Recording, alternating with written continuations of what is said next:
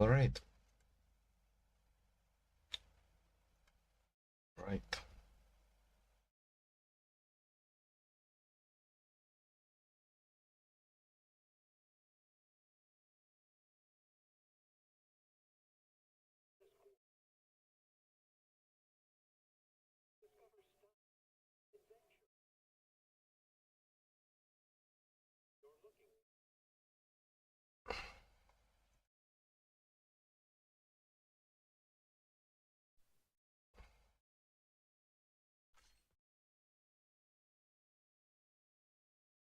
It looks different, I think,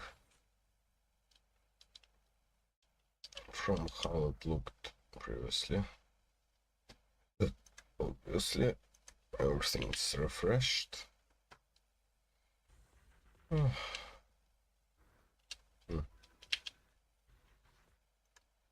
But also,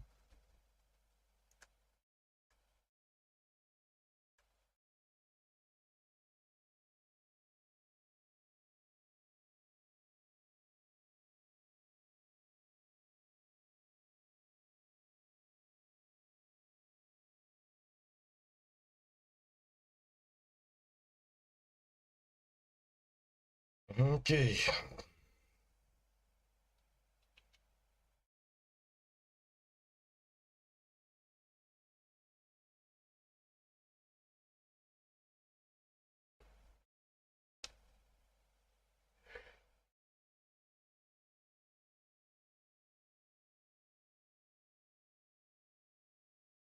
Hmm.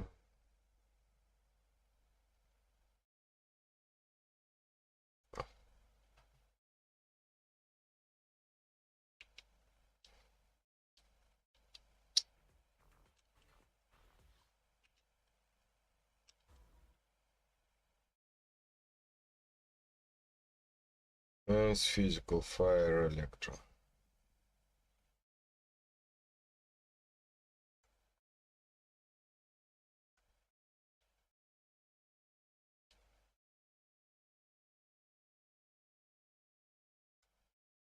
Good day, Proxy. Is the concert starting?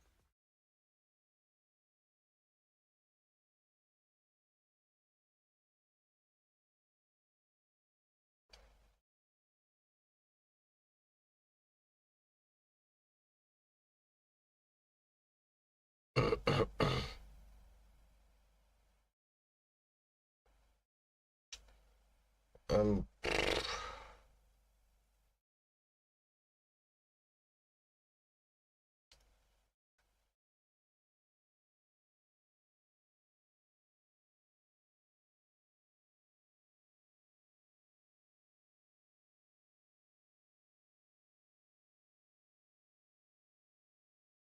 what use is there for going Grace at Rena? Fire it up! 1, 2, yes, all accounted for. Ready for combat.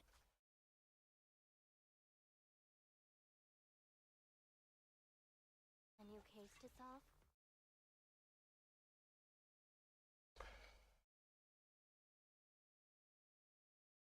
Why Sukakudo?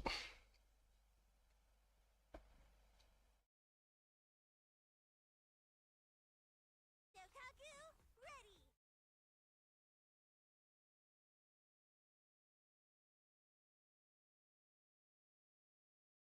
Only the brave will win. That's me!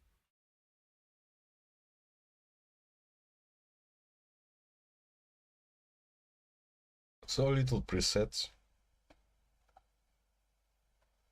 Have no clue what to use. Compare. Why this? This doesn't matter much.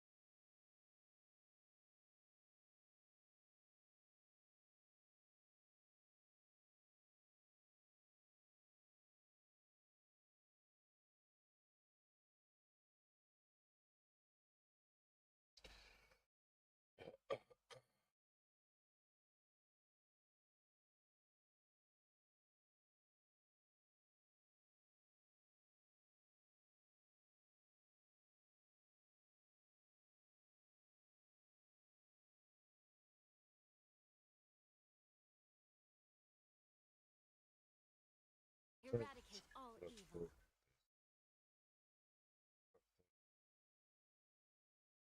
Ooh, we really Just harmonize. go ahead and do Wanna it. be my research subject? Another one is fire. Is it time to clock out?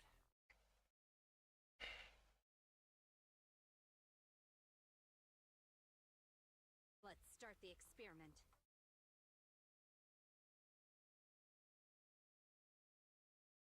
If you need help, call me anytime. Let's fire it up.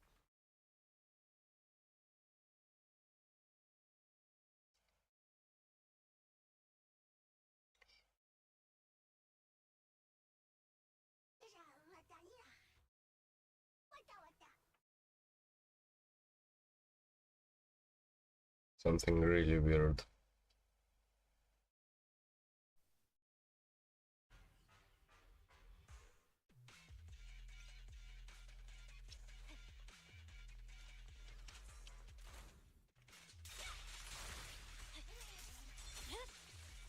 My blade is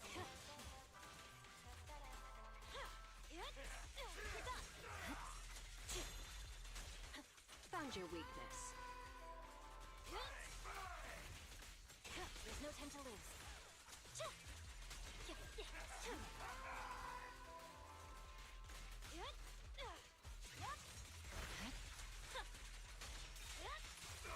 Hit him where it hurts. I see it.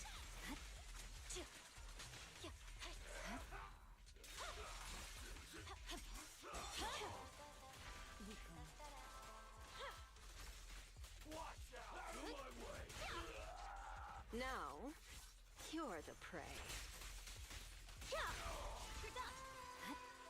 Victory, the only option. Found your weakness.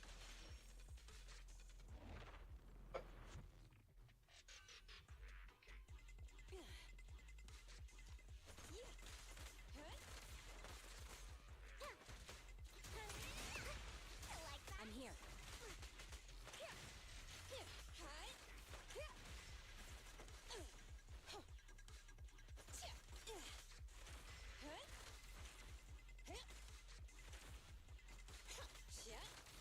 Seth, in position.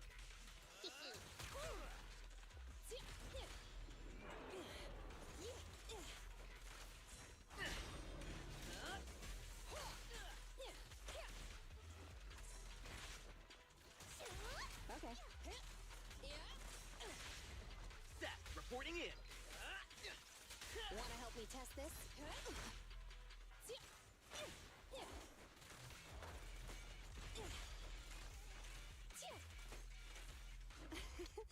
Every effort counts!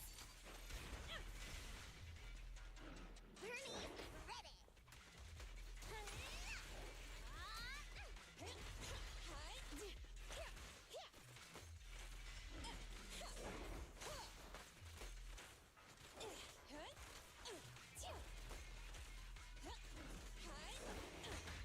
Backup's here.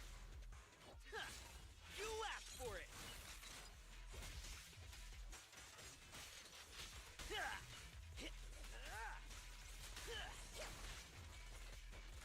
Stand still. My turn. Time to heat things up! More fire! Never count out Pubsec. Blast power test!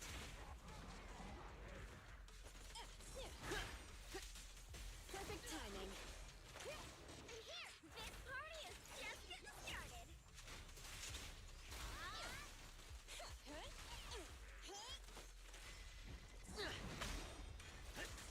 Wanna help me test this? Oh, this little one is so cute! I'll just explode!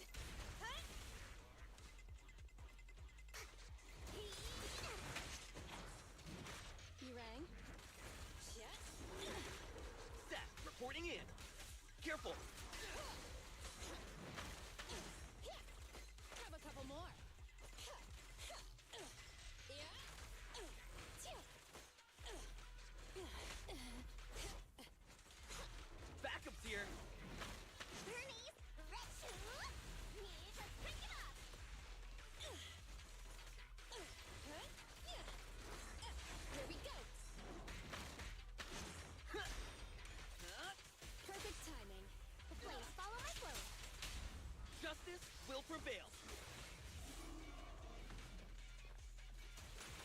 Okay.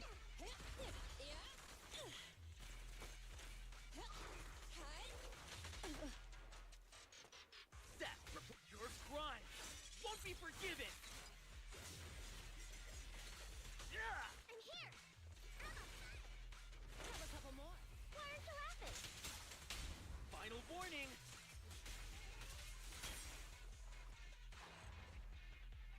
Okay, perfect.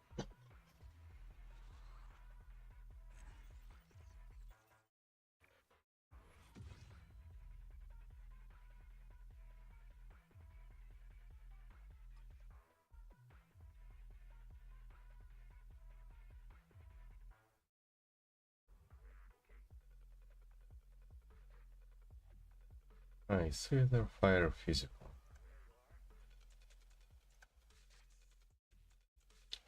Ice, either fire, physical.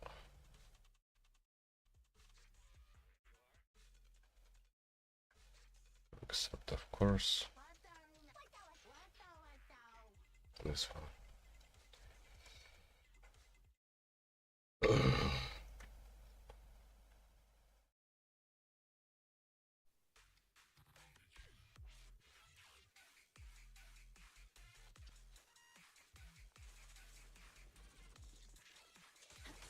You rang? Yeah. Grab a couple more. I see it. It's over. Perfect timing.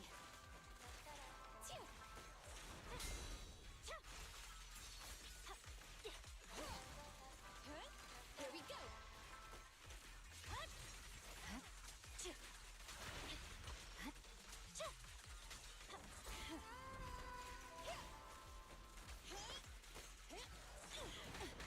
My blade strikes. Witness the magic of music. Blast power test.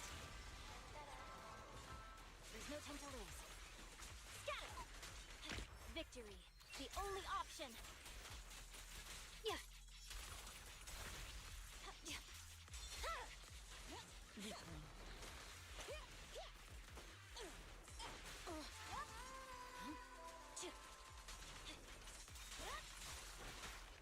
Support has arrived. Every effort counts! Grab a couple more. I see it. Scatter!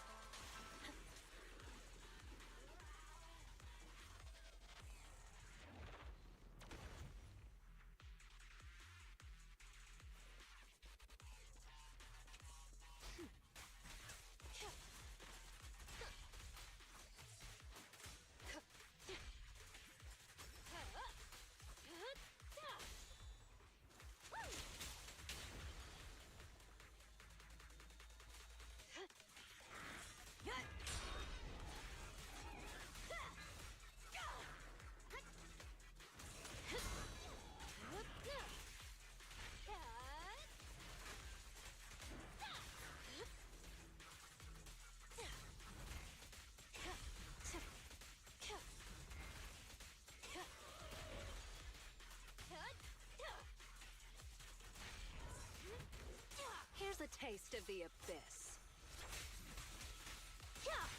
Bernice, hey! Let's have some fun! Rexicant! Hit him where it hurts.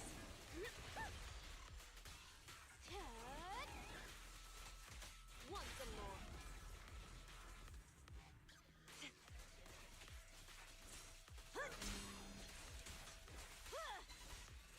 I won't budge! Even one step! Bernice! Okay.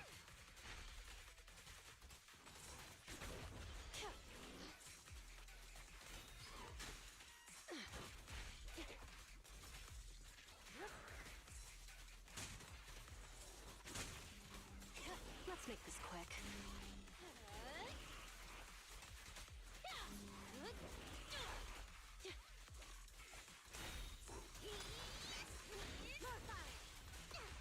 Now, you're the prey.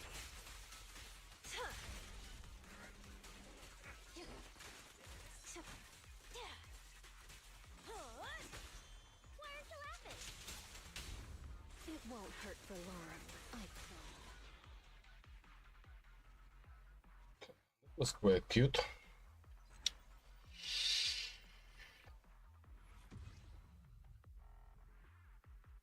Ridiculously powerful.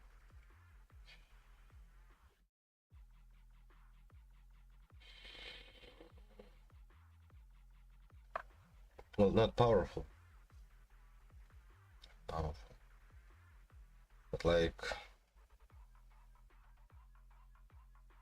Wow, I did it in 3 minutes. But that was 5th frontier, so it doesn't really matter. So, yeah, it's fine.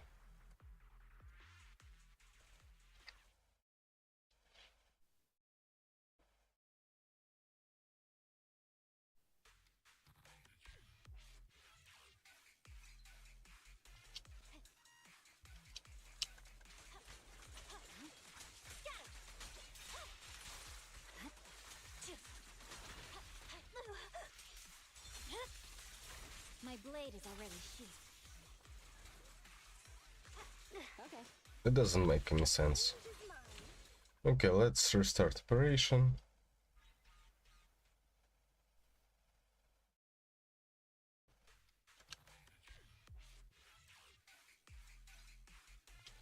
Let my song move everyone.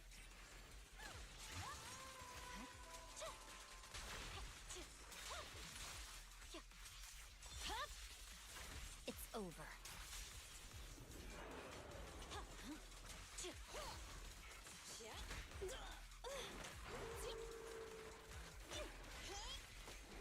There's no time to lose.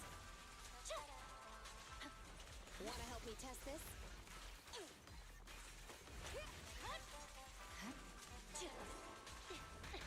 This little one's gotcha. I see it. Scatter!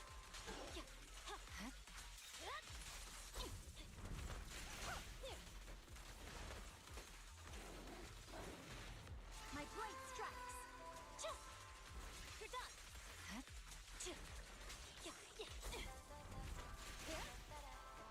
Here we go. Commence demolition.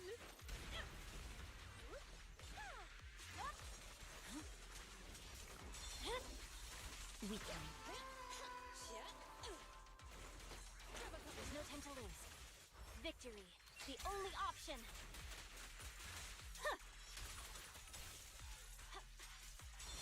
Perfect timing. It's over.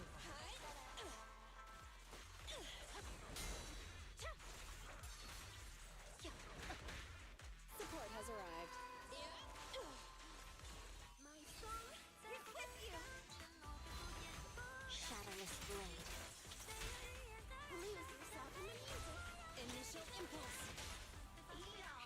No forgiveness.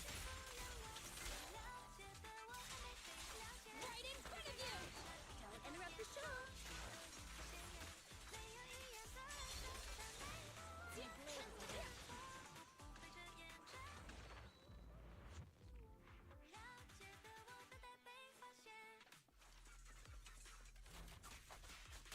Time to let me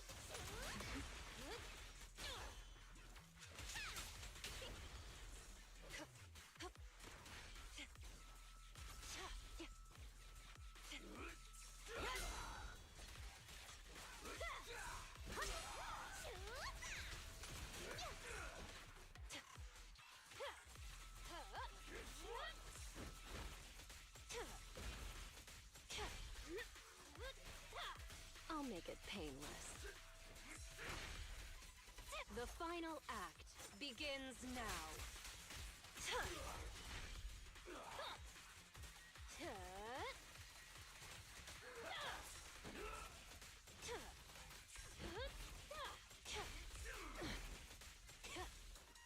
like that.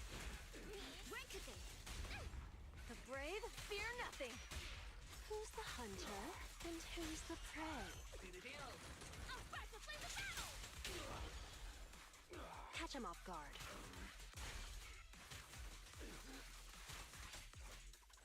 Don't get sloppy.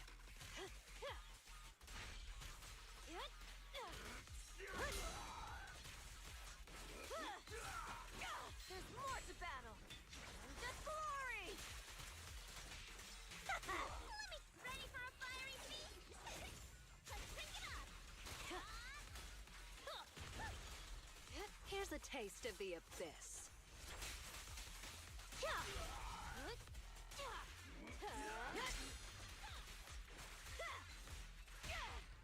Wanna know what lurks in the darkness?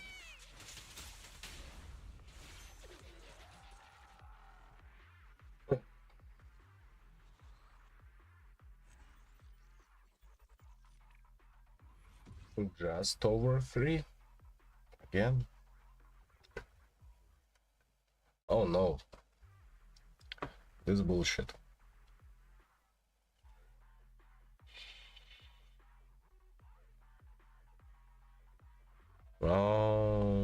Chain attack.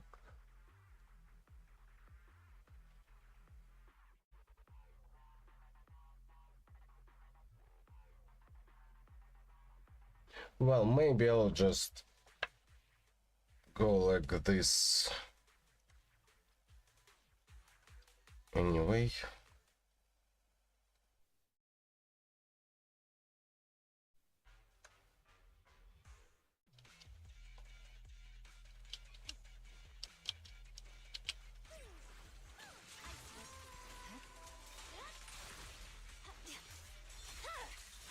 Weakling.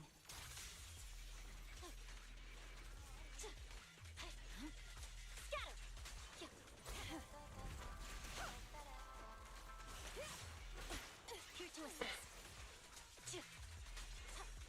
You're done.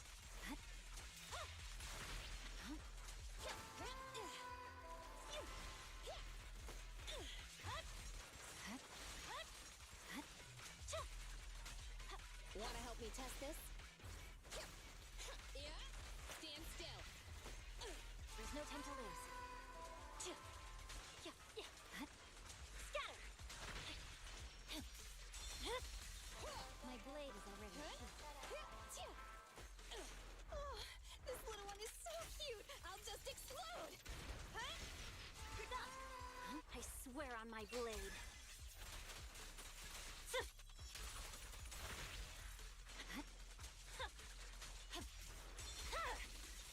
Weakling.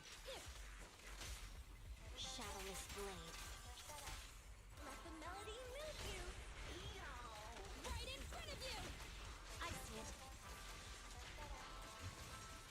My turn. This song is dedicated to the world. The cold is silent.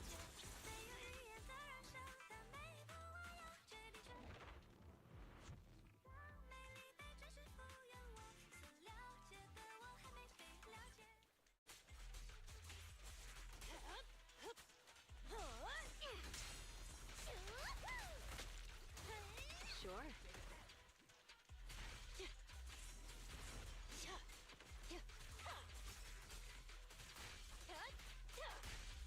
No escape.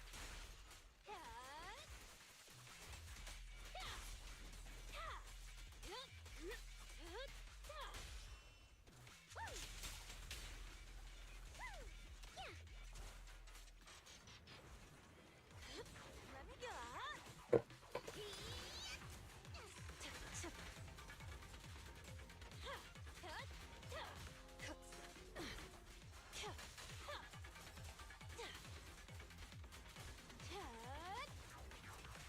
Want some more? Now, you're the prey.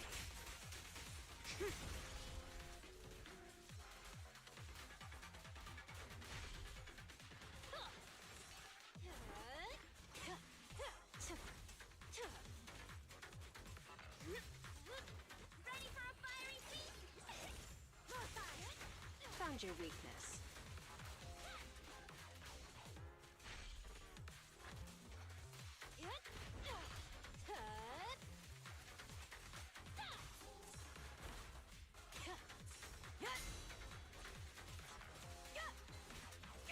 Halt! Not one step further! Let me share the load. Let's crank it up.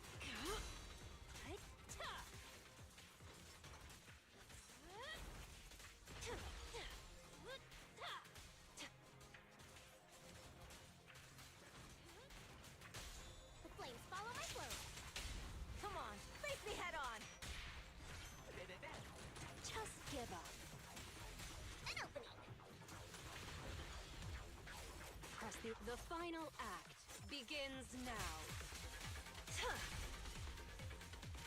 Careful. It's back.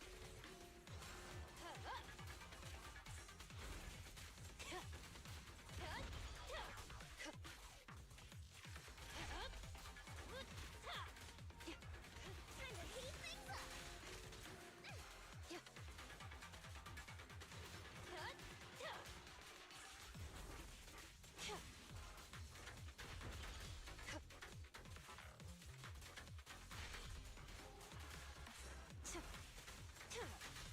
Hey, let's have some fun.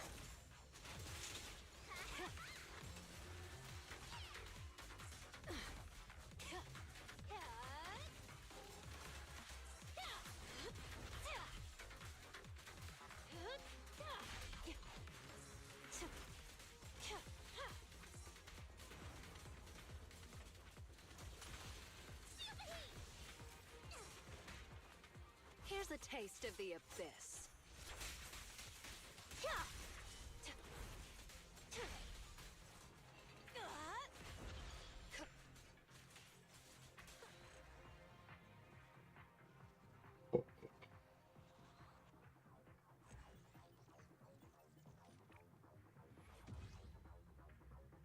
Bernie's MVP from the second team.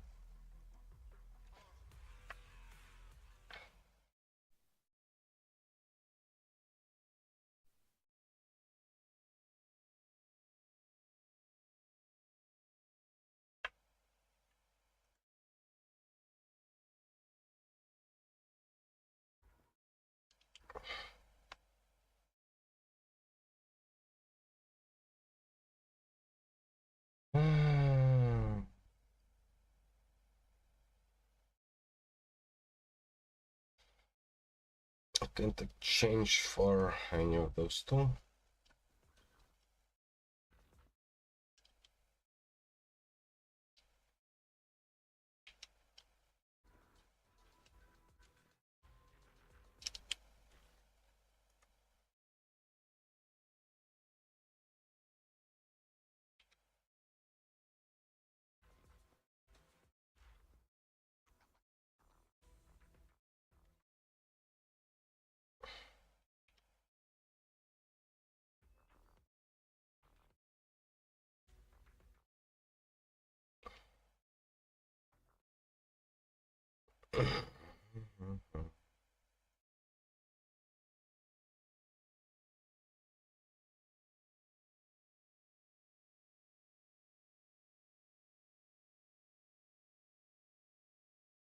Oh, Zero Clans Calamity.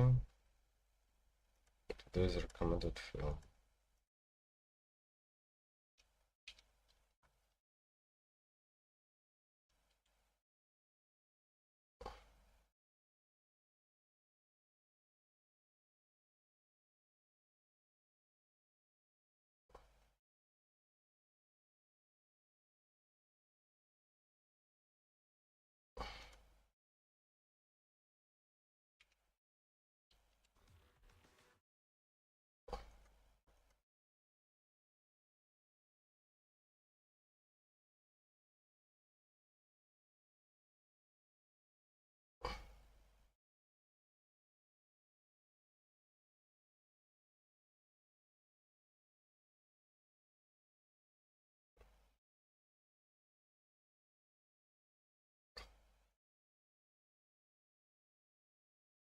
Okay, I did it.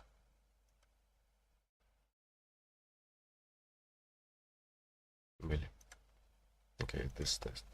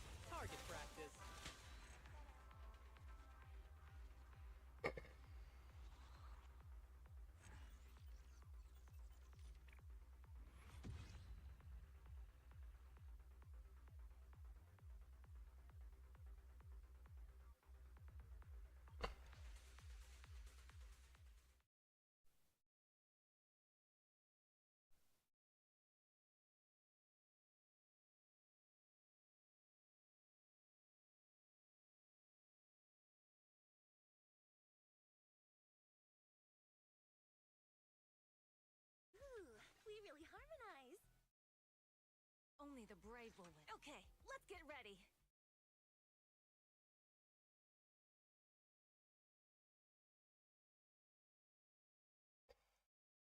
Is the concert starting? We fighting? Victory will be ours!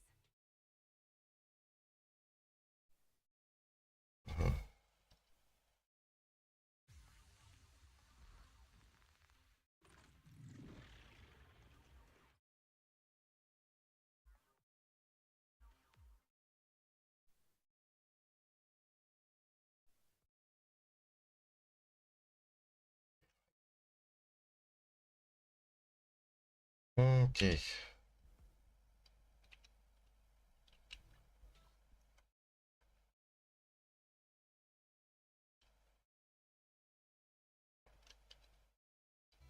Coffee to jumpstart your day.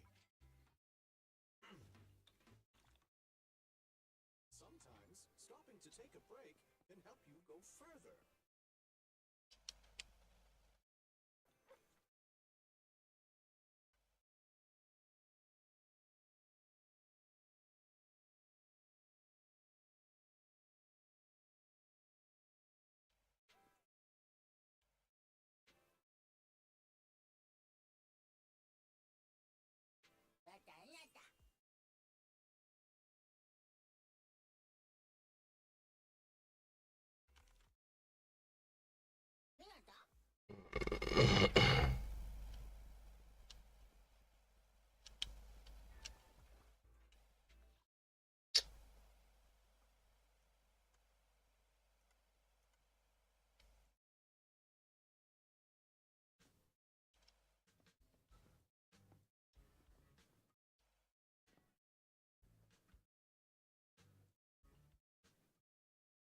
We've got new stock in today!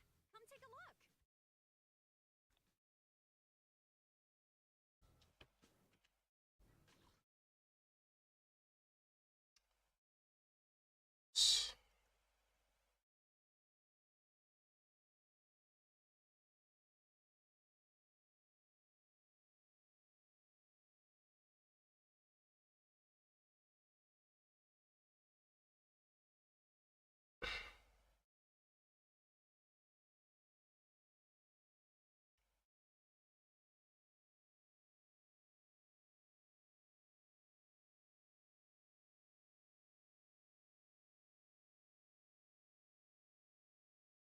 I don't really want to pull Evelyn because I'm already...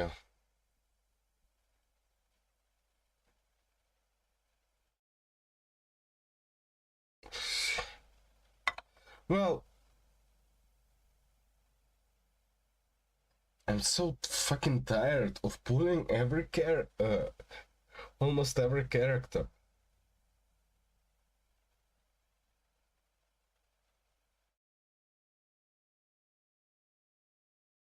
Because when I pull, I have to build.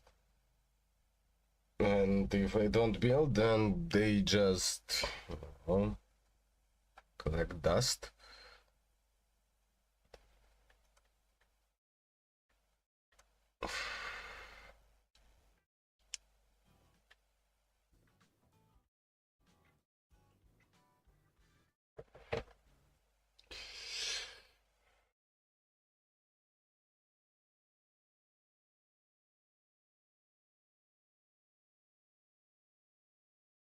Mm-hmm.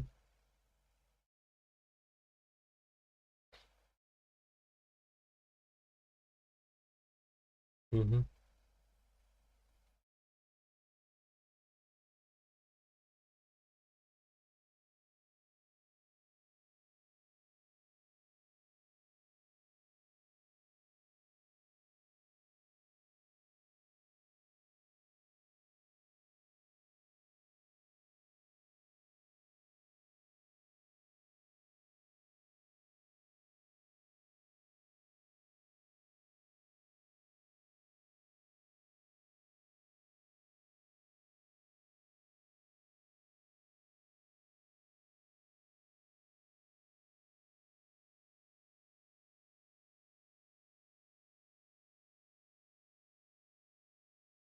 Mm-hmm.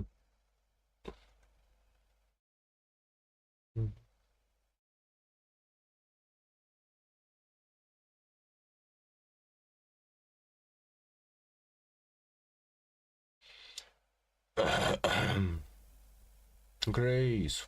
Woo. Mhm.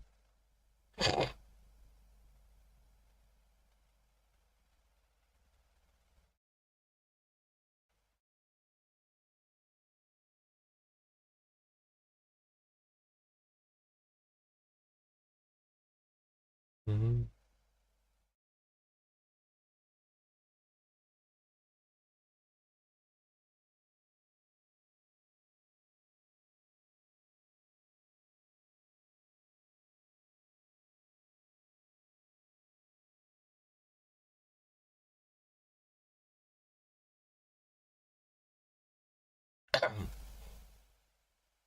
Nicole.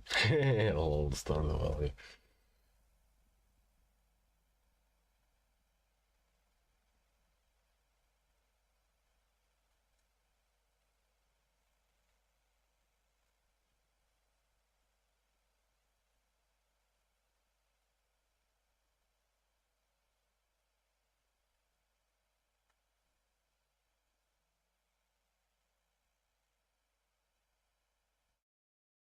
Mhm.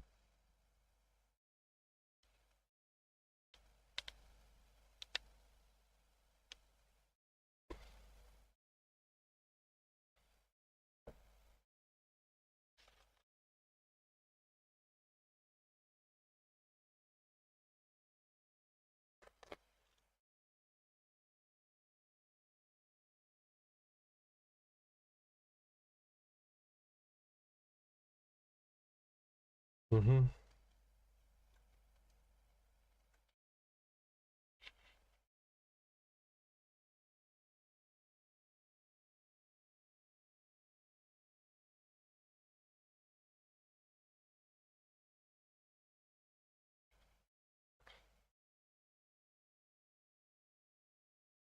Орхидеи? Вау. Орхидея.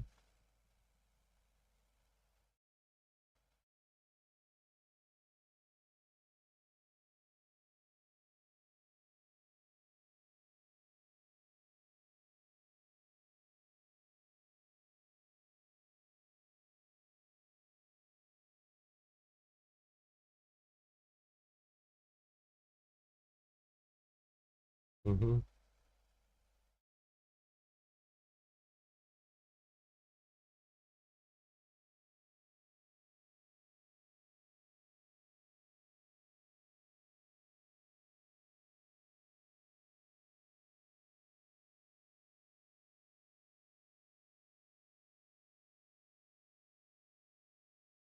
Mhm.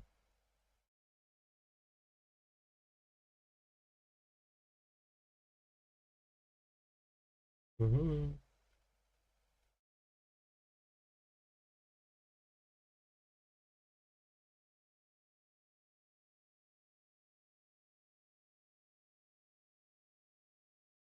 Va bene.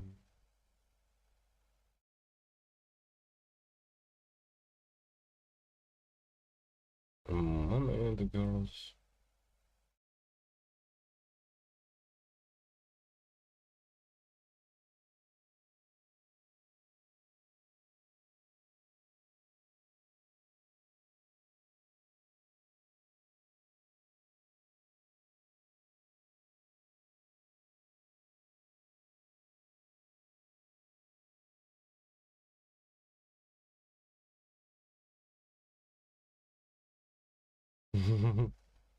Isso até ao frito. Mm, no tail touching. Someone new person. Mm-hmm.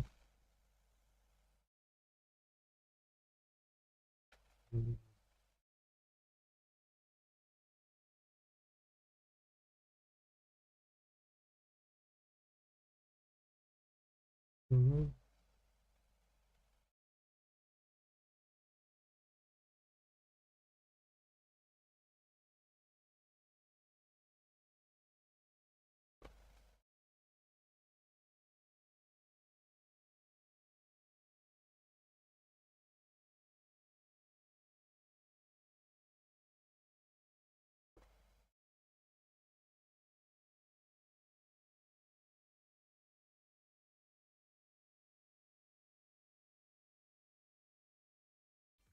You sure? Okay. Mm-hmm.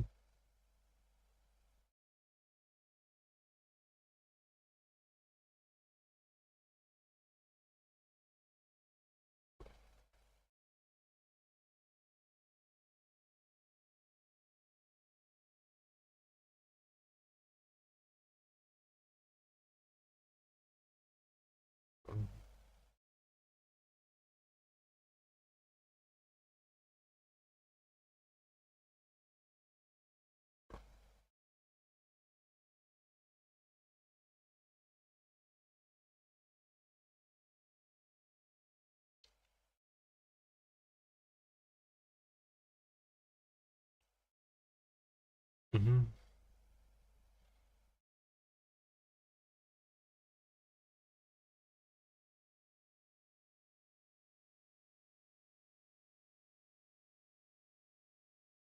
Let's see. What's gonna happen if I lose twice?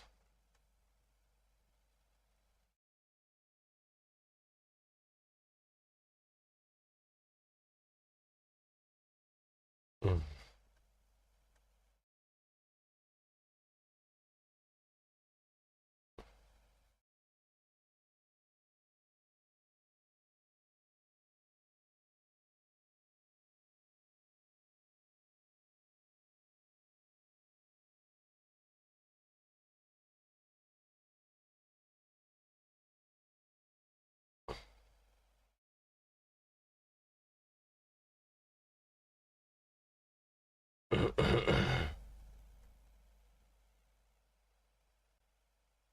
Mm-hmm.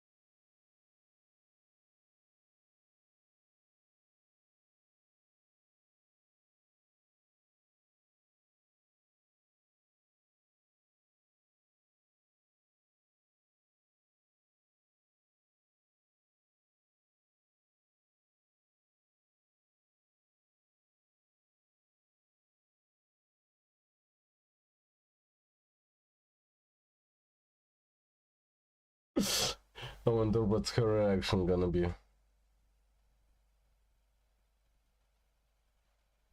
Mm-hmm.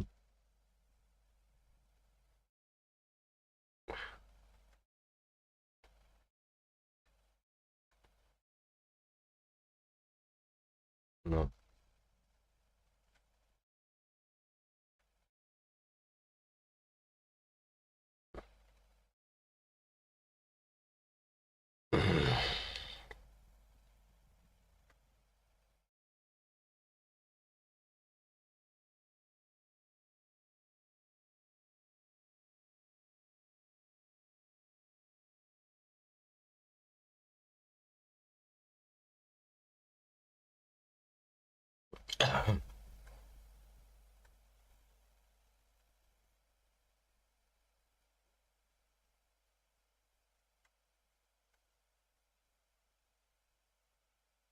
Mm-hmm.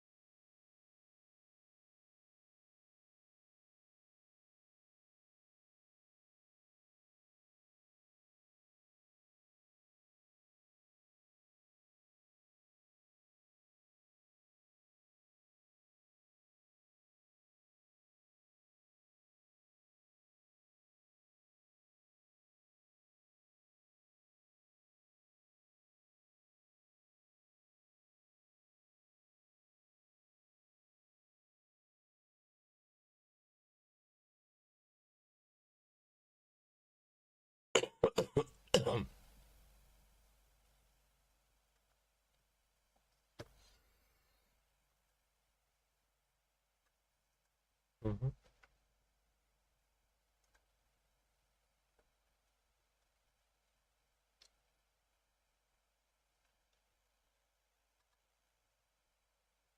Mhm.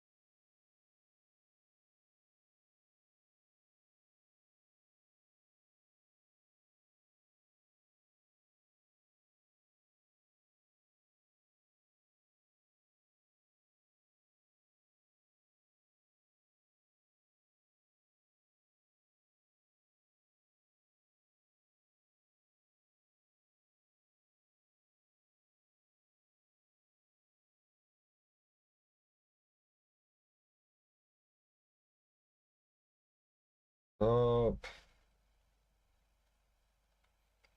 Master Proxy, I apologize for interrupting your promotional event. Albeit, I may also need to borrow a videotape from you.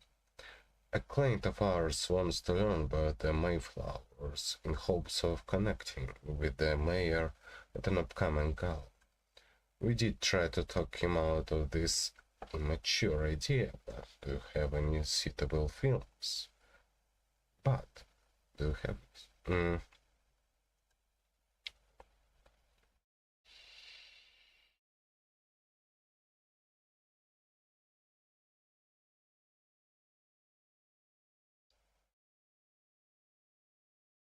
I am truly honored to have your film recommendations. It is a pity to misuse your professional and sincere advice on something like this. I do hope we can chat about other interesting films some other time.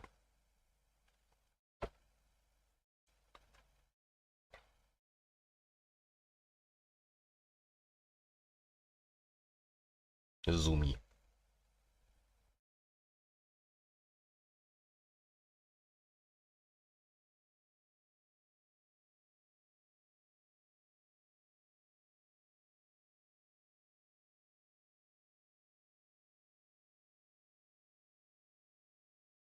Mm-hmm. Jane, a manager. Mm-hmm. Looks like you've got yourself a new spot to work at. Like a friend of mine who's been burning in it, or shutting between the same desk and conference room for days on end. So, do you have any stories about overtime overcoming everything to clock out that might inspire my friend? That's it. Brave story bar, nothing can stop you from getting off work. Stops you, let alone some incompetent bosses with ridiculous demands.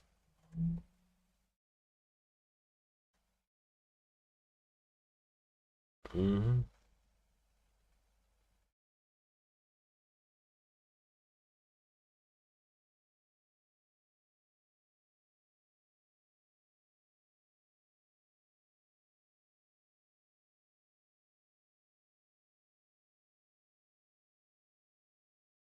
Mm-hmm.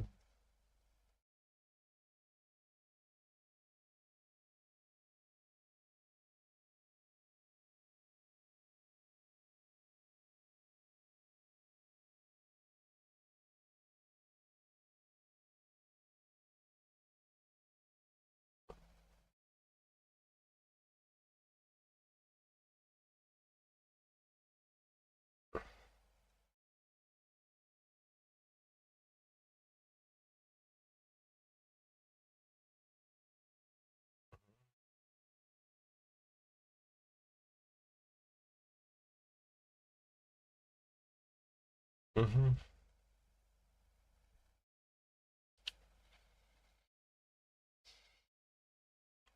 Mm-hmm.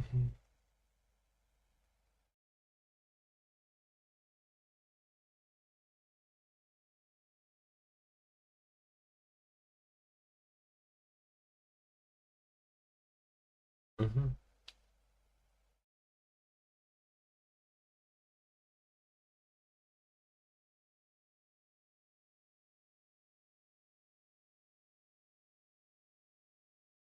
Mm-hmm.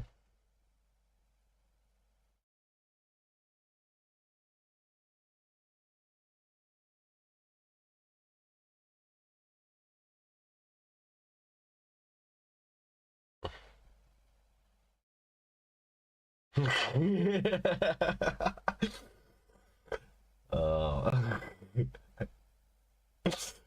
okay, first this one.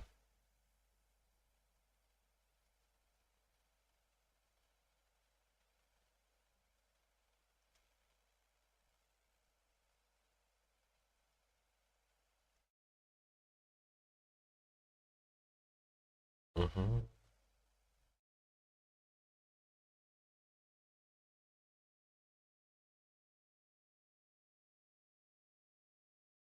Mm-hmm.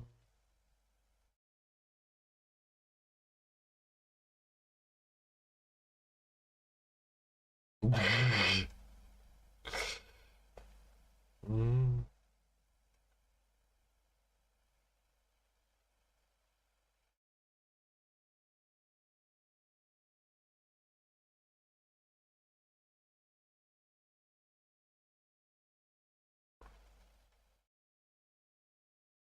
Mm-hmm.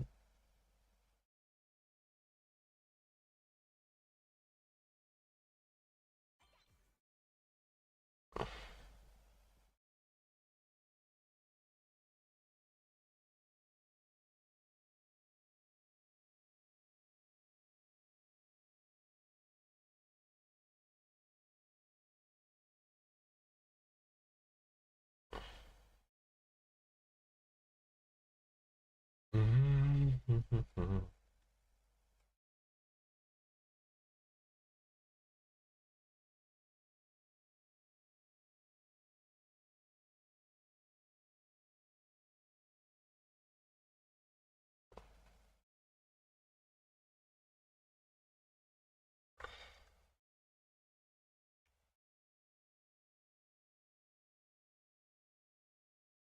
Mm-hmm.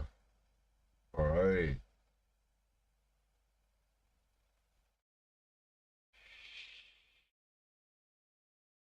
Hello, Ray. Mm-hmm.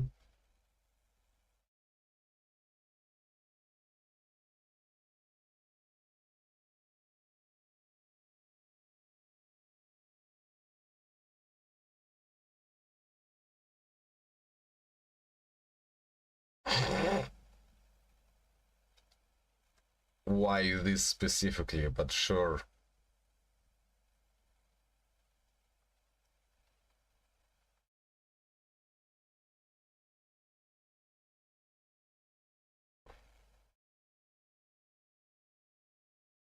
Mm, indeed. It's only this.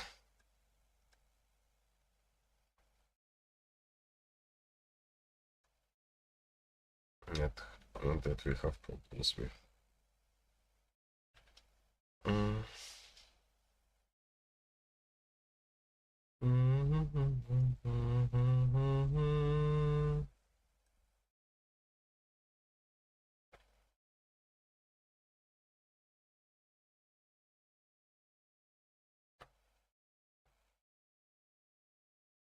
Never overtime.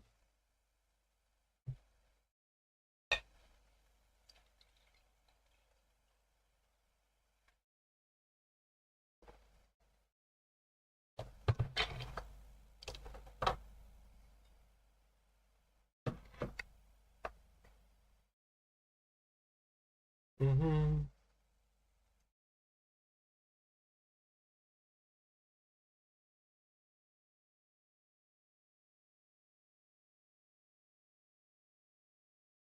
Team building goddess Athena.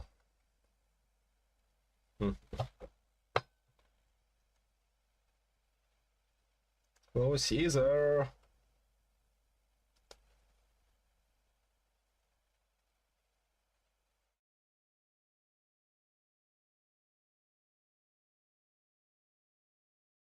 Final Punch. Really good love story.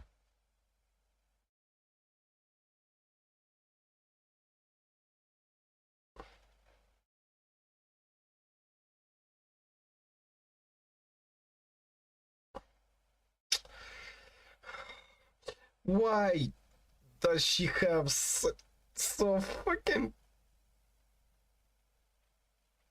stick hands?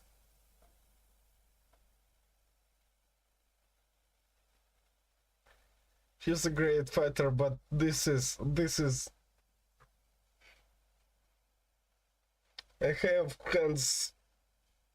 My arm is bigger than this. My wrist is bigger than this.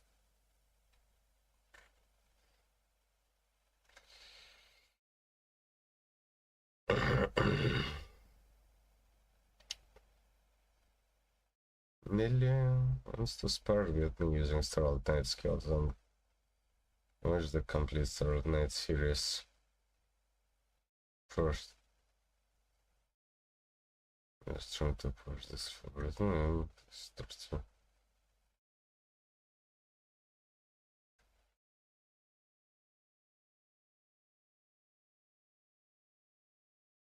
Mhm.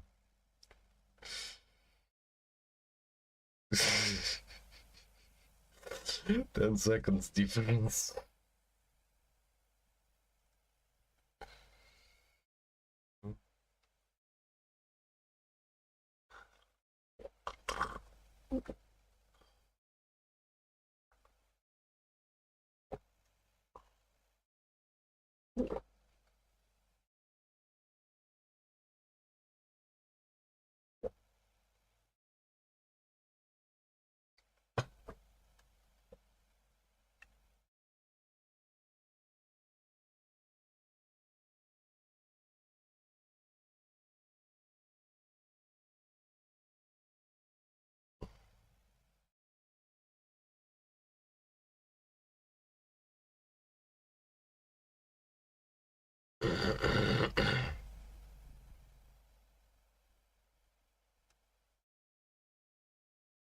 Mhm.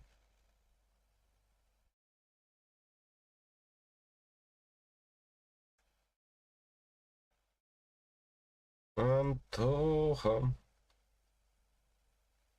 М.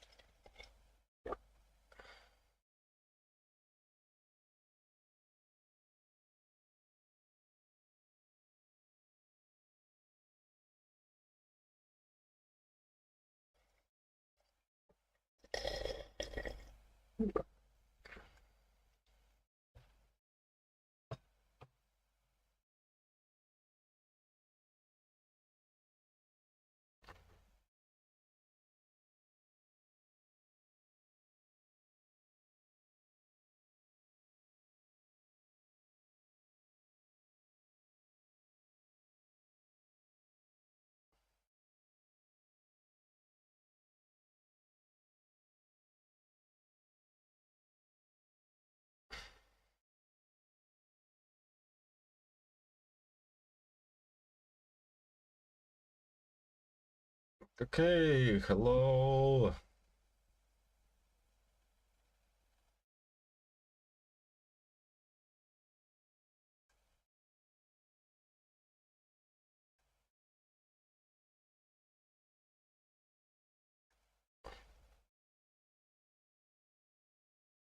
I guess this one?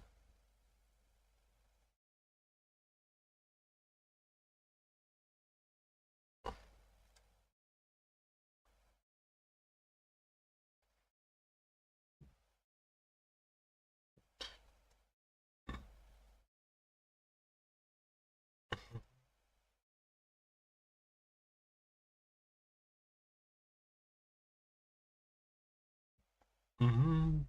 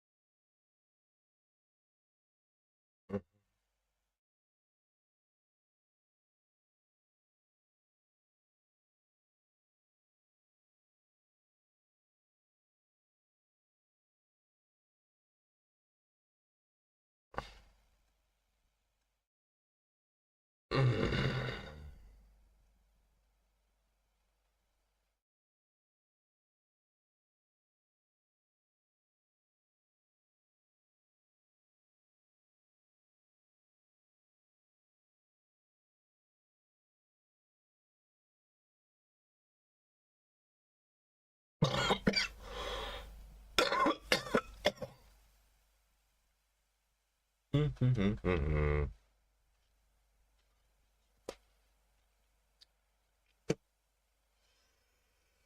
Mm.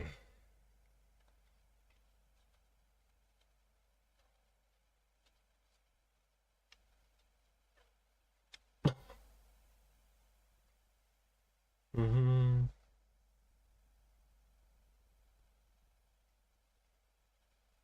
Mhm.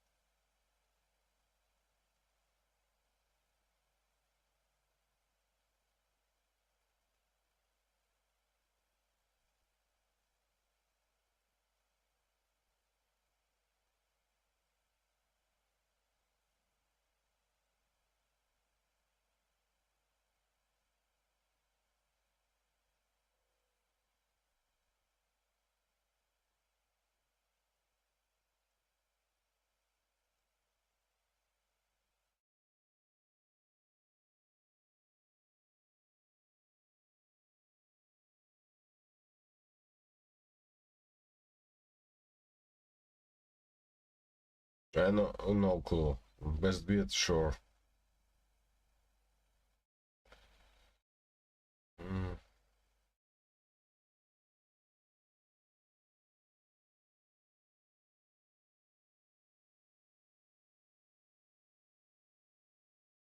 Mm.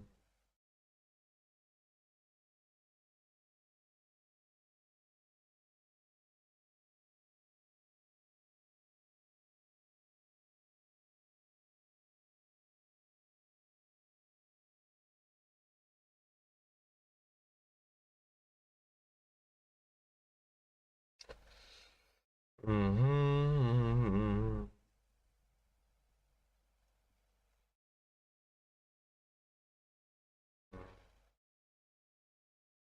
Mhm.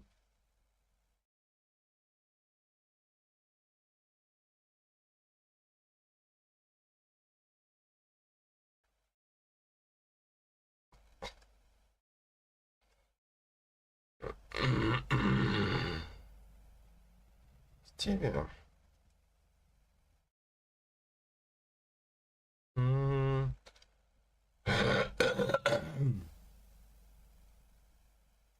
Mhm. Mhm.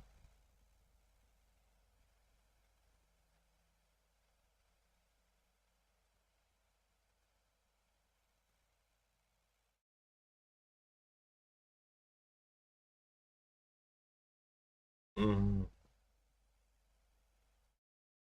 Как-то special. Or Yanagi, hello. Mhm.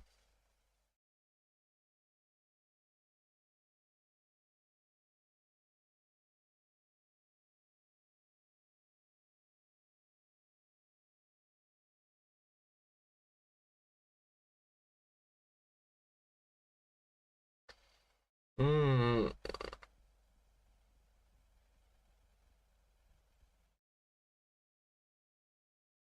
Mm.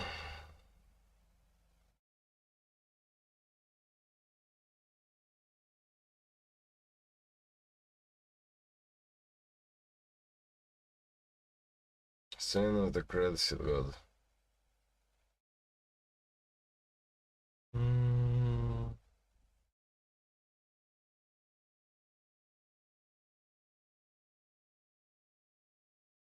Mhm. Mhm.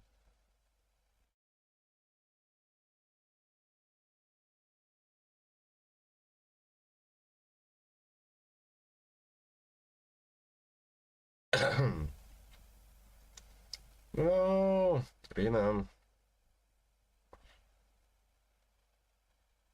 Metal's been having some issues, so yeah.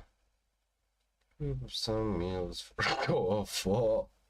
No, no, don't.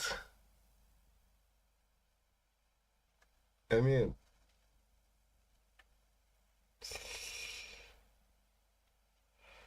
I actually need to start cooking. Like a certain someone.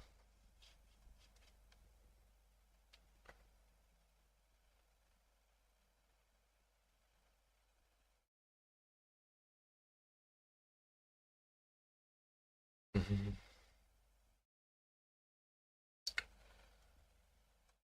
Sure.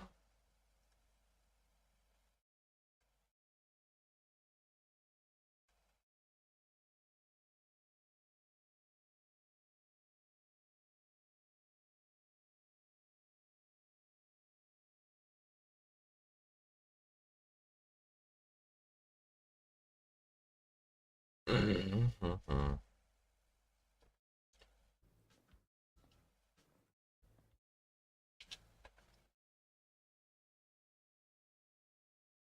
Read a weekly.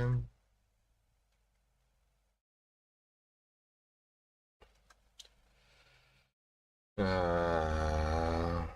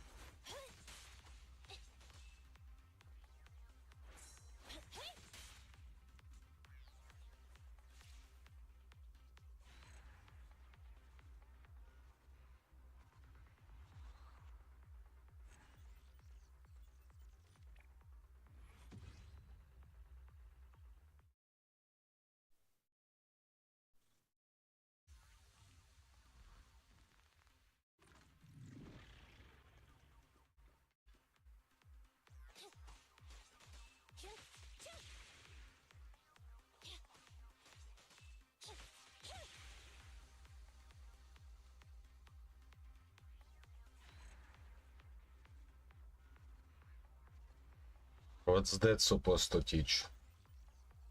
That some attacks have different types of damage?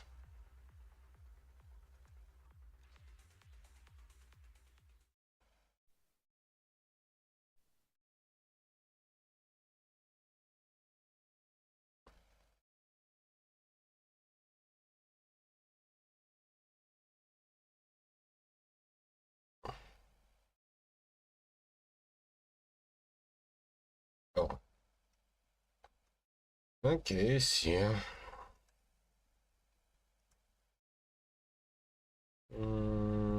don't want to...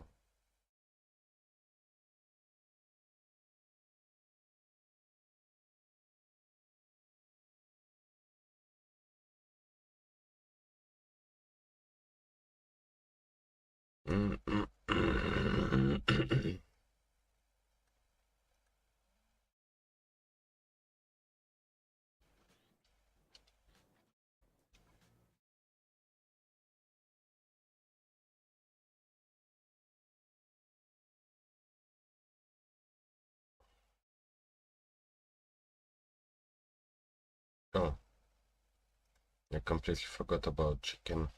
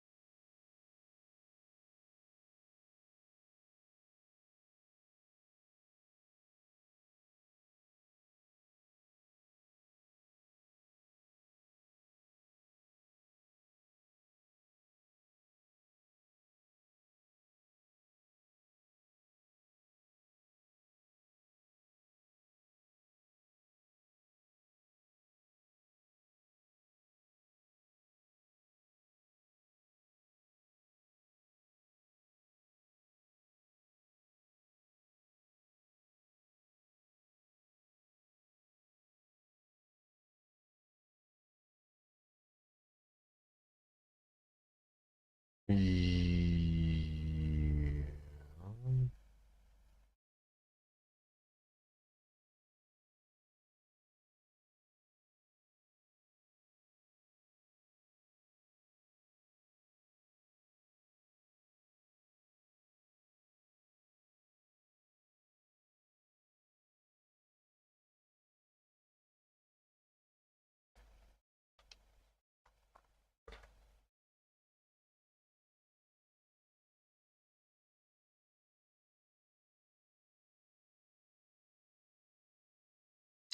I don't need that anymore. I might want to get this one, but also getting 55 of those is much more reasonable. Okay, so 60 per patch.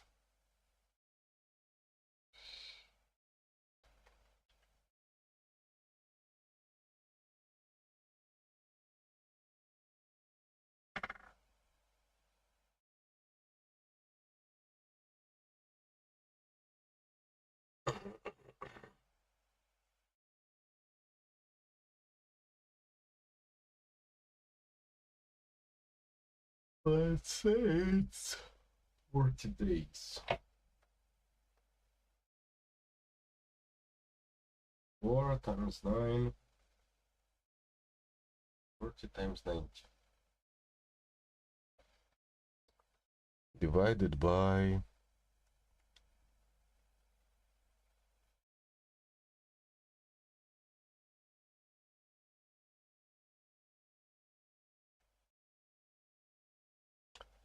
22 poles extra per patch.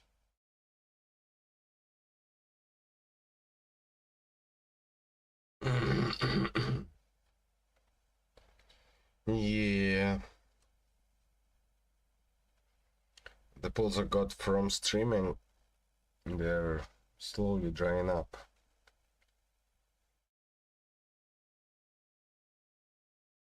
Even with my impeccable luck recently.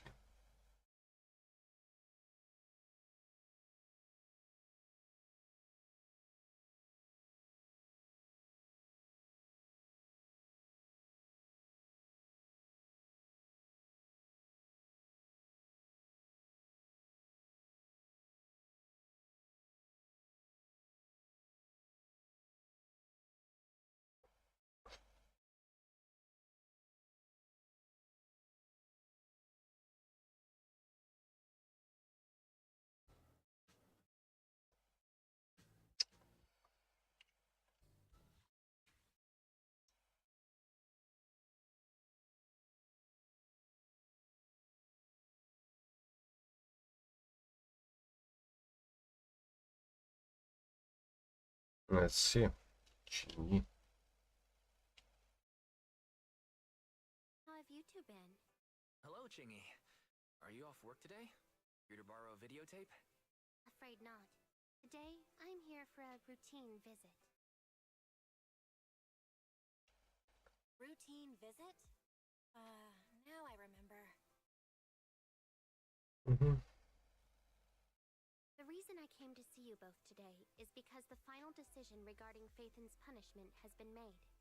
Considering that Phaethon, as a proxy, has never been involved in any harmful hollow activities, and has repeatedly risked life and limb in the pursuit of justice, no lawsuit will be filed against you.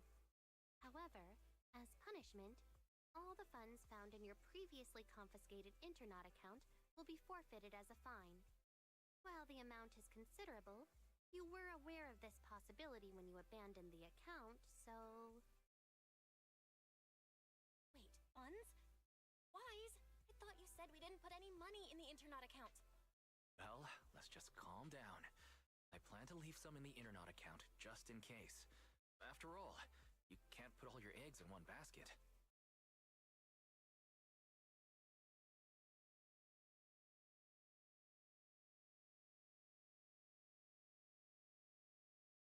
Why did it have to be this basket that tipped over?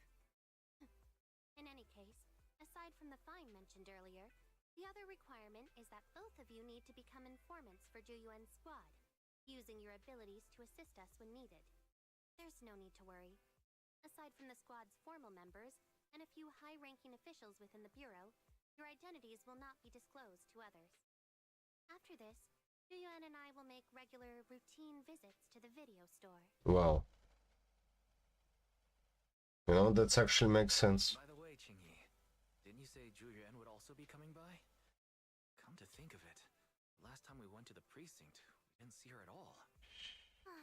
I'm not exactly sure why, but poor Juyuan has been tied up with that stolen artwork case lately. What? Stolen artwork? I heard about this on the news. It's been a super hot topic lately. A group of thieves stole over 30 artifacts from an art museum, including a very valuable lantern. The artist's identity is also quite unusual. A master of counterfeit jewelry who worked for the Mafia decades ago. However, she was caught stealing jewelry from them. The Mafia went after her. But the loot she hid was never found.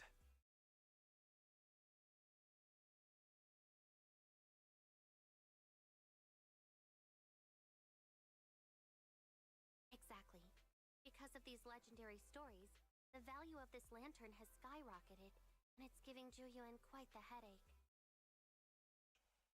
Is there anything I can do to help? Oh?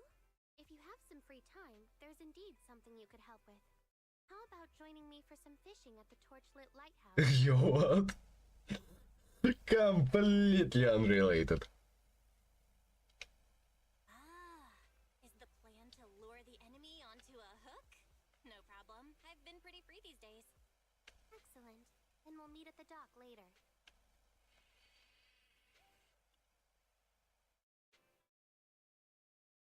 Mm-hmm.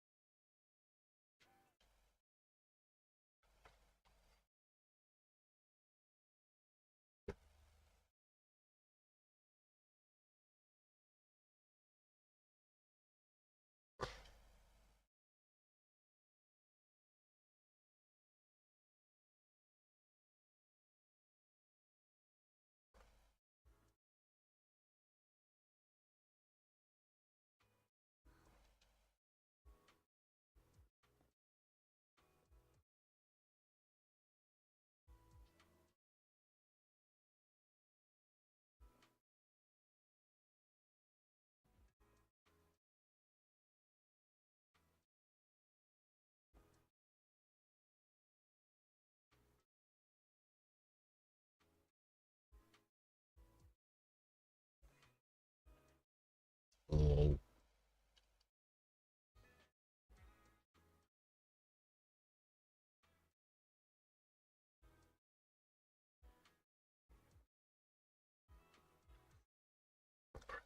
Manager, you're here already?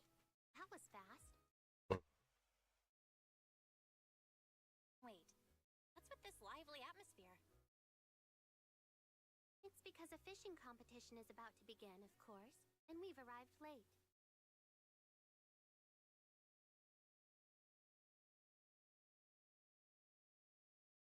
Aren't we here to lure the enemy out of hiding?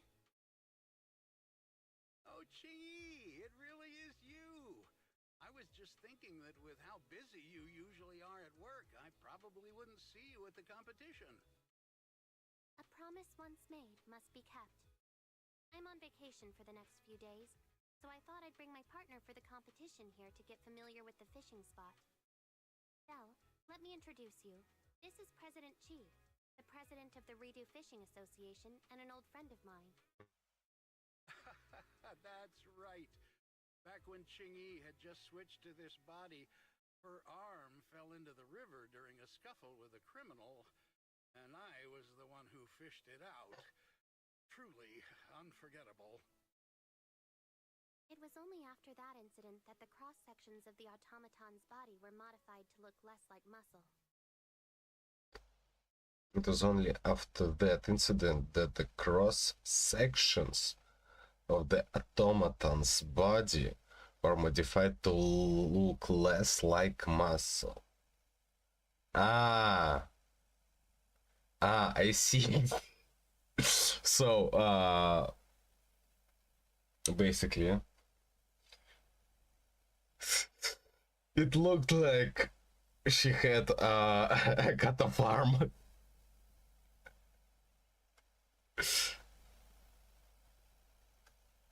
Looks like the president's mental scars from back then run deep. President, this competition is quite big. Considering what I know about the Fishing Association, are you sure the budget won't be an issue? To be honest, we've practically emptied the association's coffers for this. But you know, someone recently took photos of blue lights flickering over the sea nearby at night. From my years of experience, that's definitely bioluminescent fish. Opportunities to fish for bioluminescent fish are rare. The biggest highlight of this Elpis Ultimate Angler competition is the night fishing trip to Reef Island during the finals. It all depends on if the lighthouse is up and running.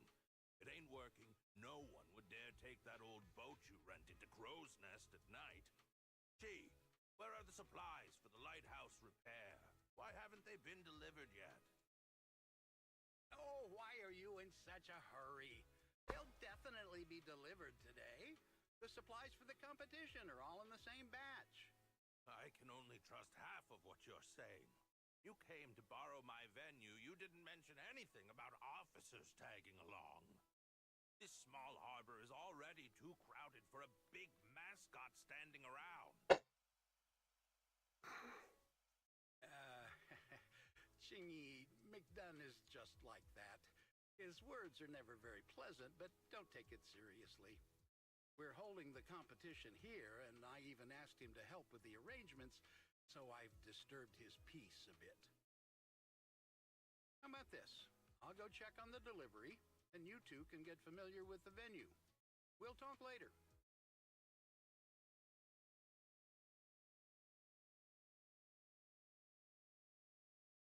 So, are we really here to fish? Yes, but not entirely. President Chi and I have been fishing buddies for many years, and most of the members of the Redo Fishing Association are good friends of mine. They've helped me gather information more than once. They invited me, so of course I came. That's the first reason.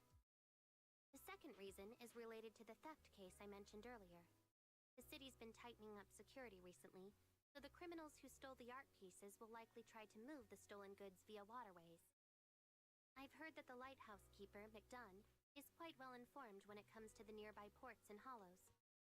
However, he claims he'll never cooperate with public security under any circumstances. I was hoping that with President Chi's introduction, it would be easier to get close to him, but it seems that plan has gone out the window. What should we do now? Since we're here, let's make the best of it. I really did take annual leave. Manager, you should just accompany me and experience the joy of fishing. You're both patient and adaptable, Manager. In my opinion, you've got the potential to become a fishing expert. Mm-hmm.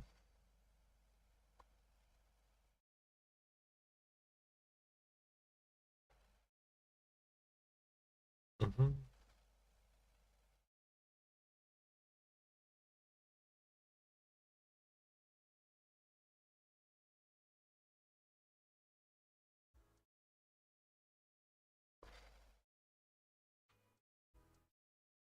Mm-hmm.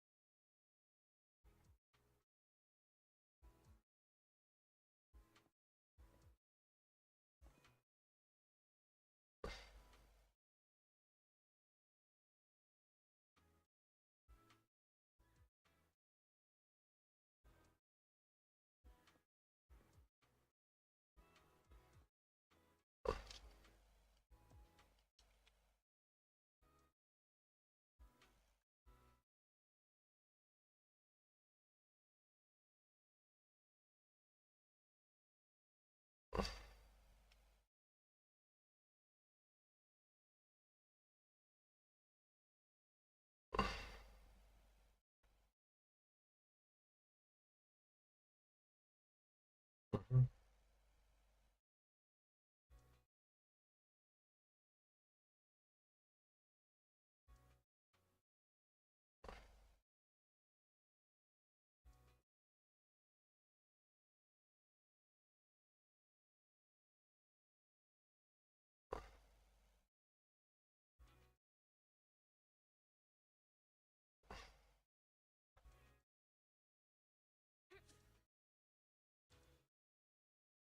Hooked it!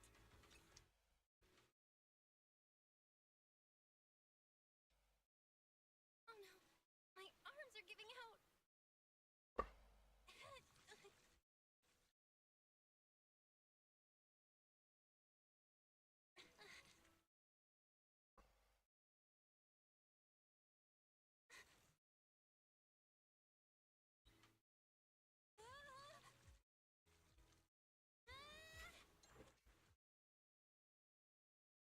Yay!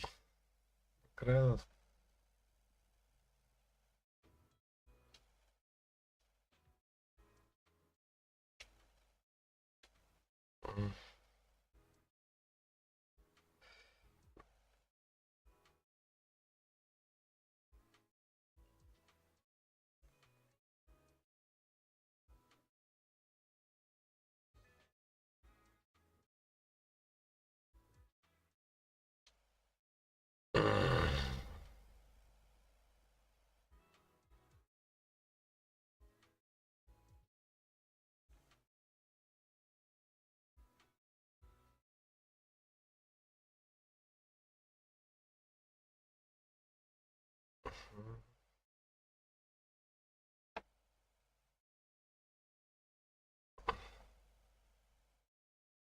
Mm-hmm.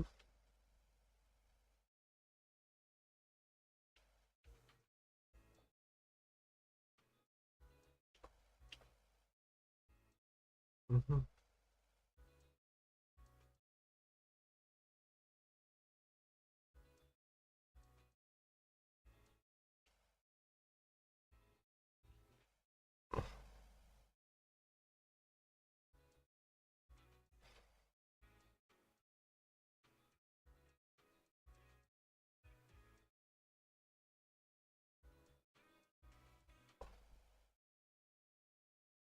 Mm-hmm.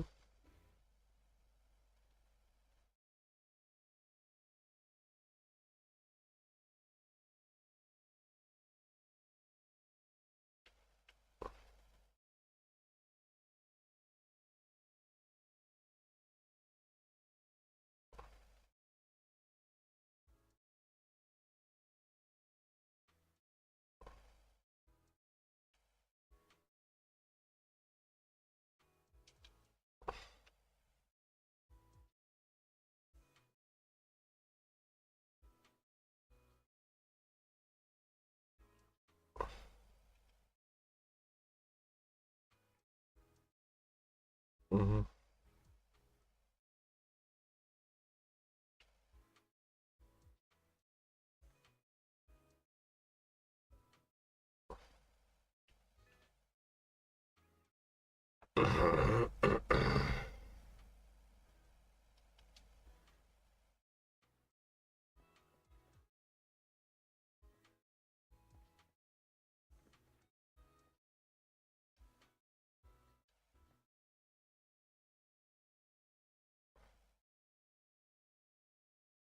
No, I haven't sunk to the bottom of the sea yet.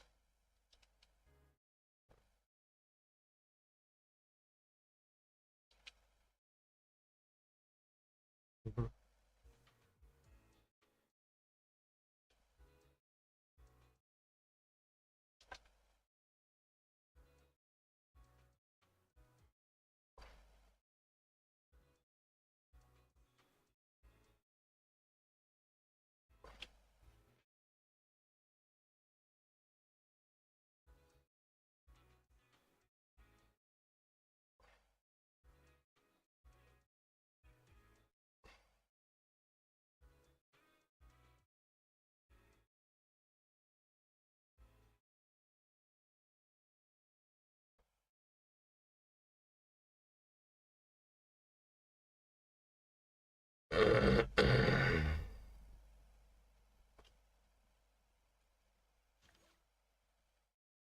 Mm-hmm.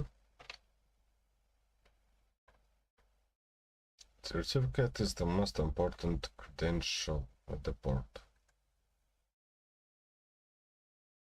Has a level certification. Okay. Upgrading level, you can gain stronger abilities and rewards. Mm-hmm.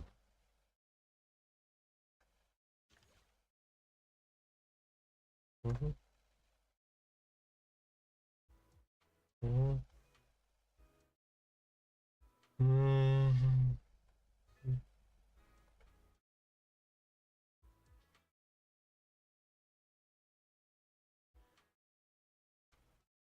Mm-hmm.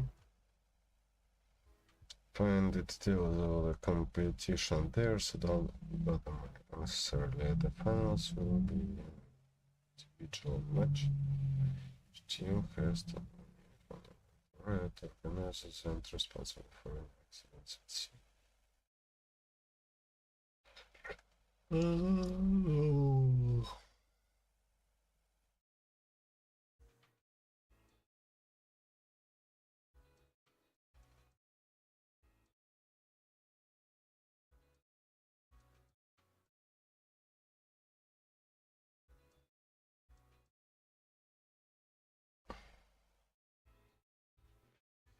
Mm-hmm.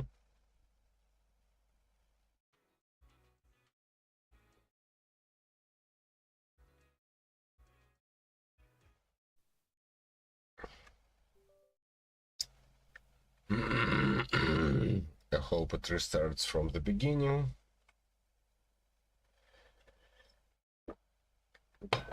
this part.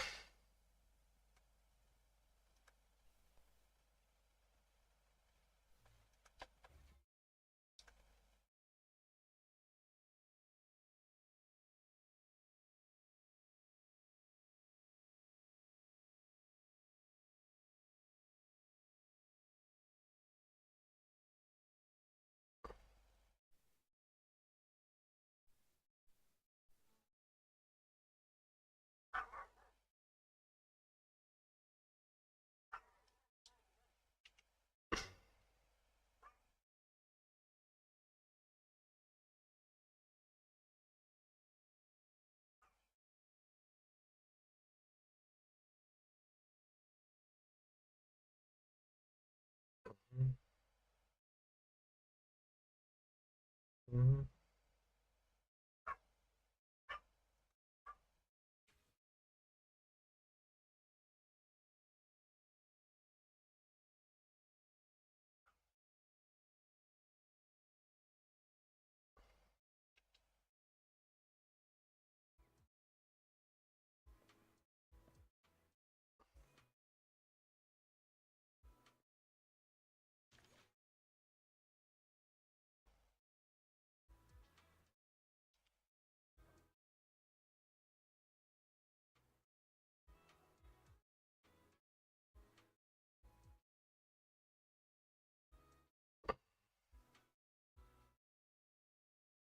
Mm.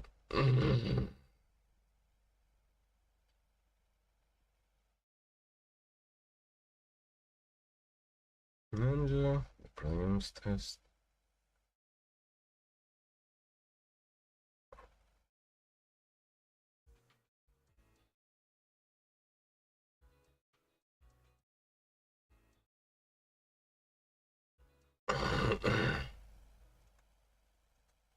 Mhm.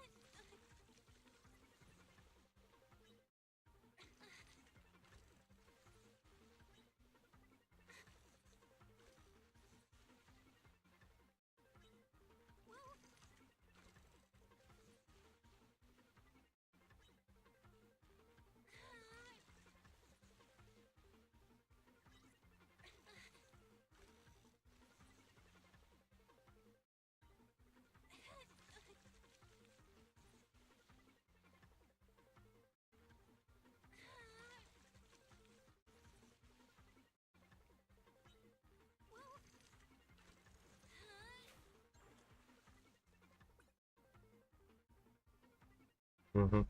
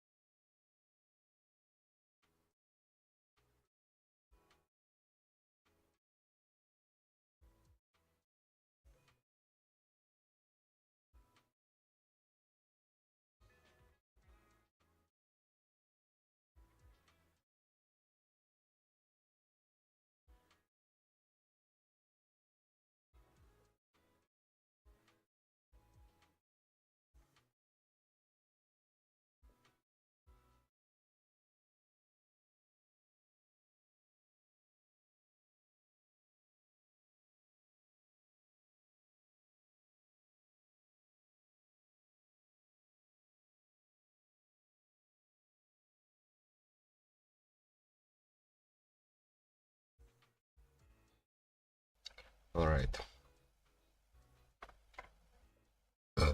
Mhm.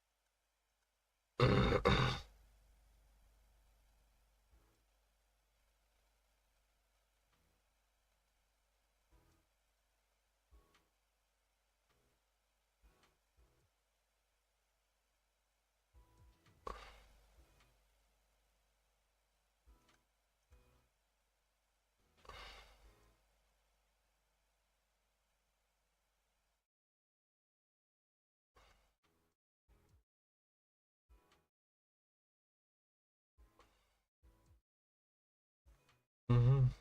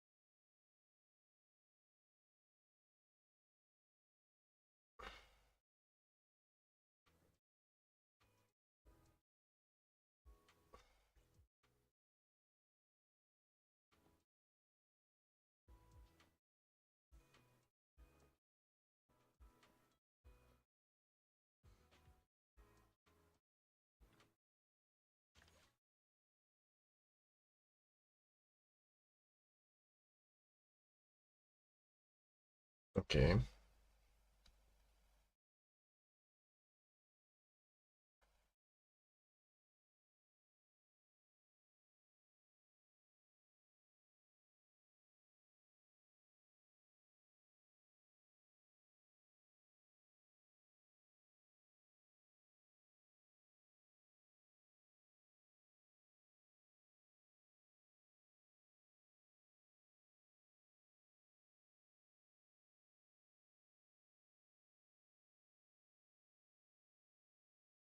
Attack. What is the attack?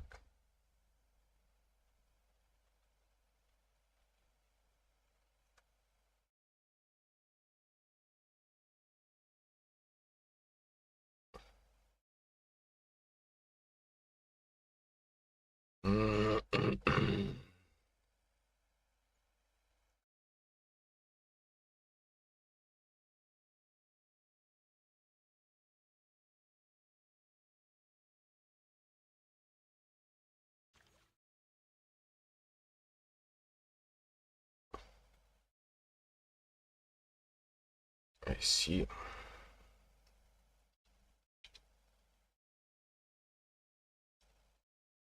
What's up?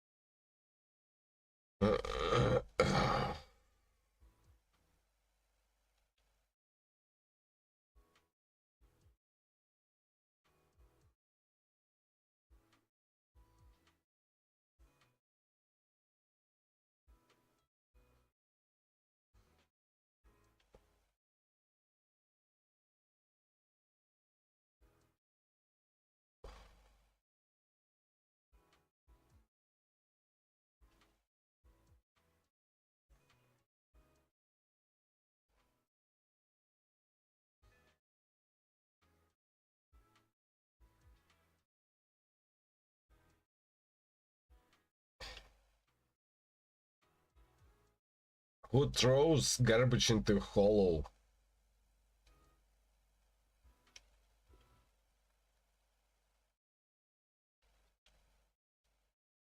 Mm.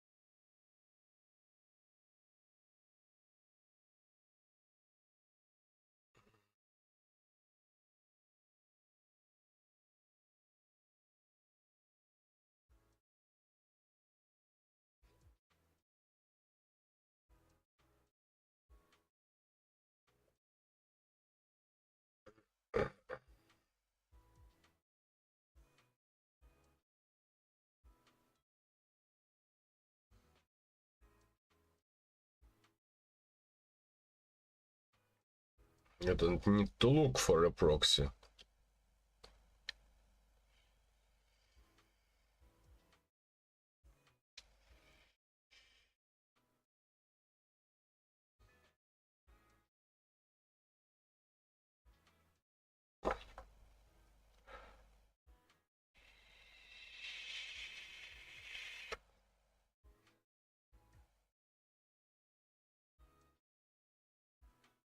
Mm.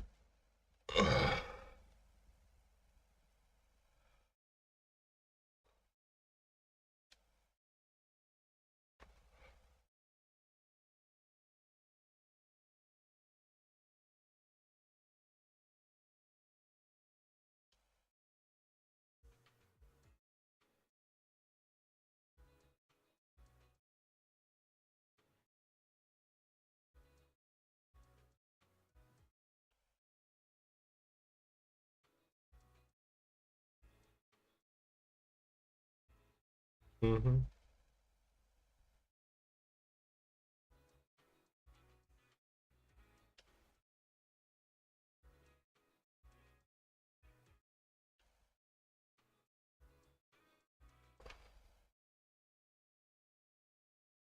Let's go do shit.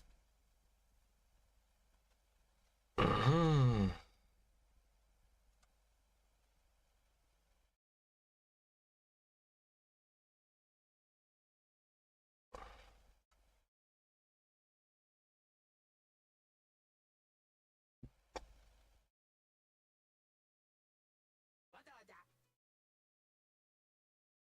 Mhm.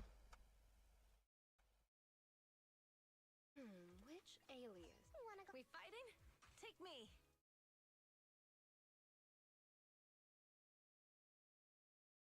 Need something? Let me finish my cup of hot water.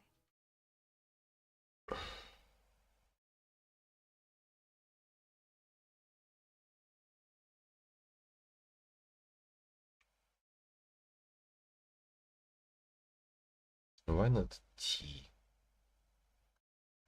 Only the brave will live. Okay, let's get ready.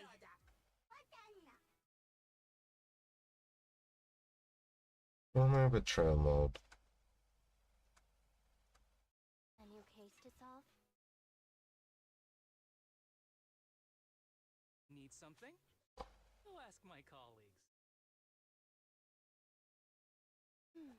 Let me finish my cup of... Is it time to clock out? We fighting? Take me. Need something? I'll ask my colleagues.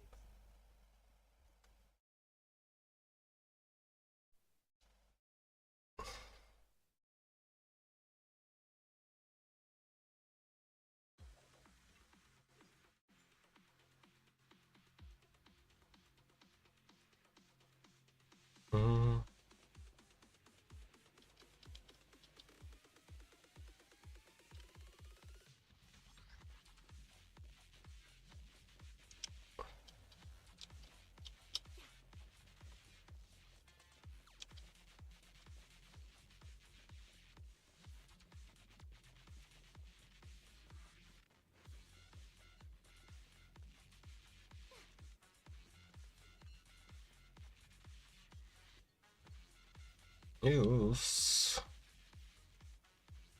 Mhm.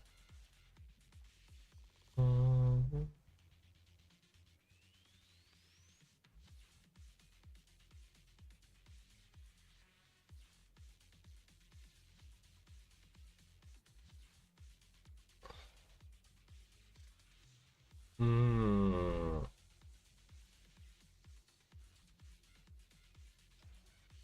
Abrupt as ever. Oh, since we have.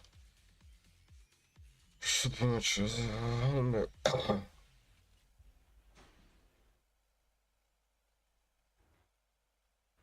as I'll ever be. Mhm.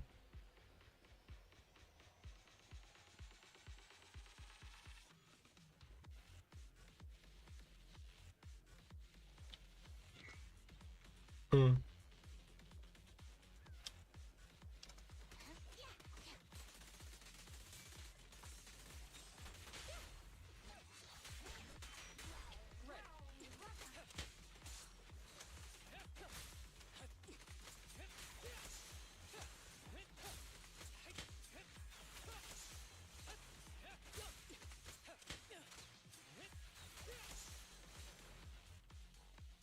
Understood. Huh?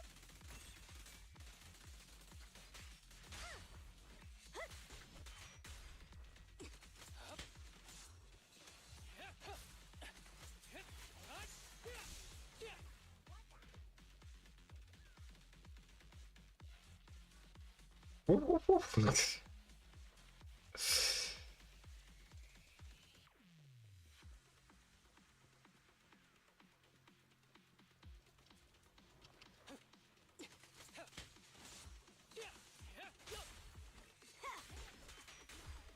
Yeah, I'm here.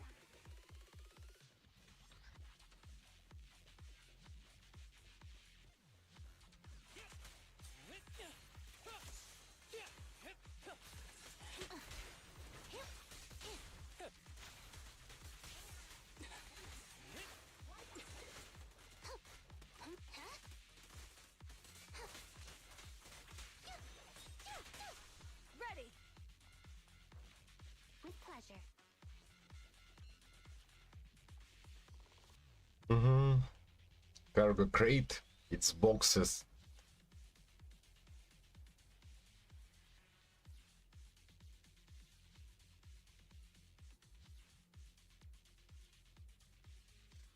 Mhm.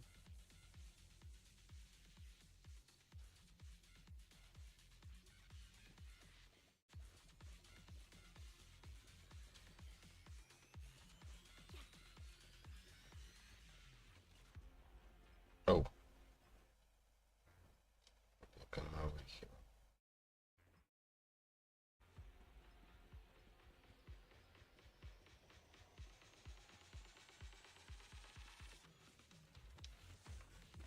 Yay! Mini cargo truck.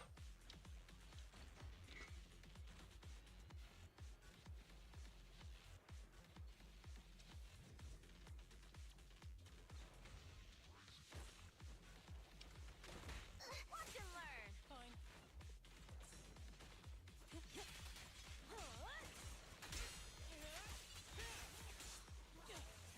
Understood.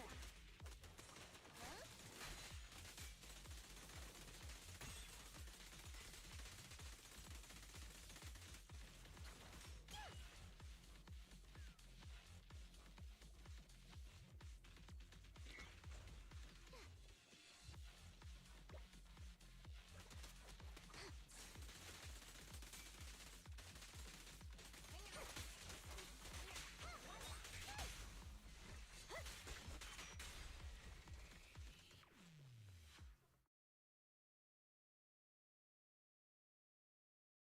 Mhm. It starts.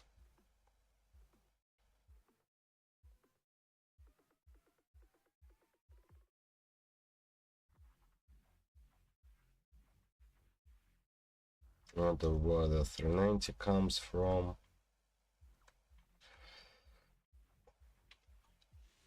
Let me at him. Yeah, I'm. Mhm. Sure.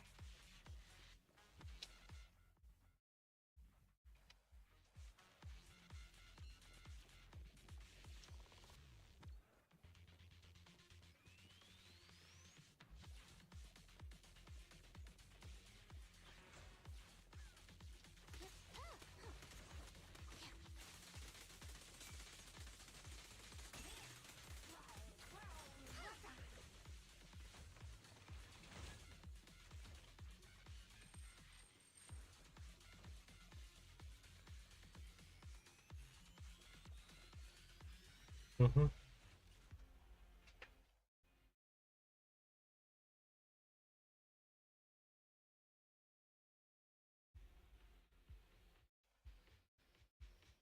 Mhm.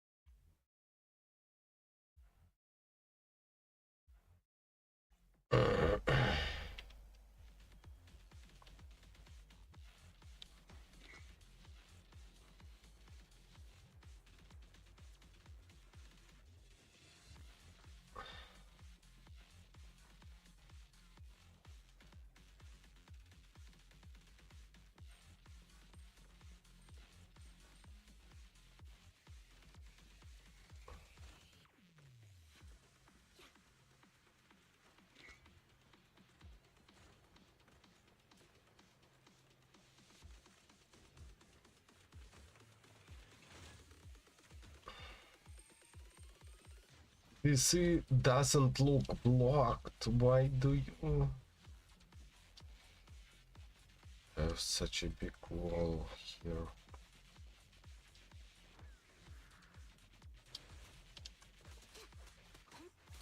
Tread carefully.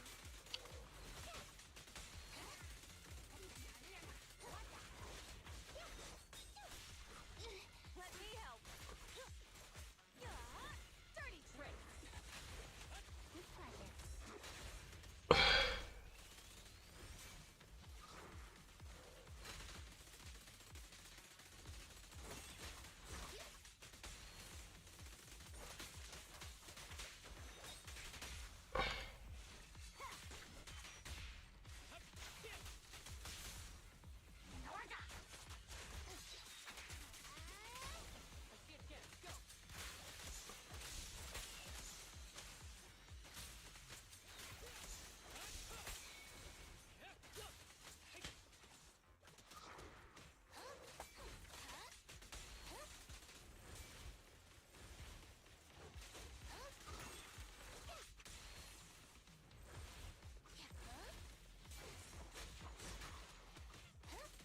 Incoming.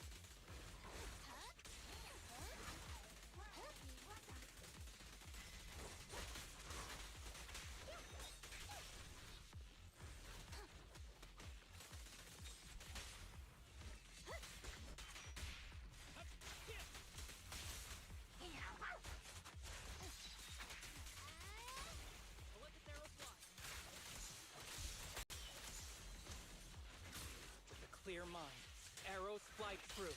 Sure.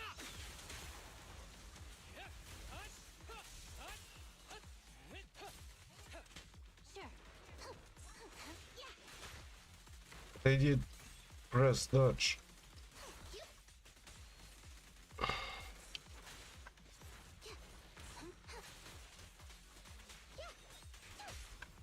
There's no retreat now.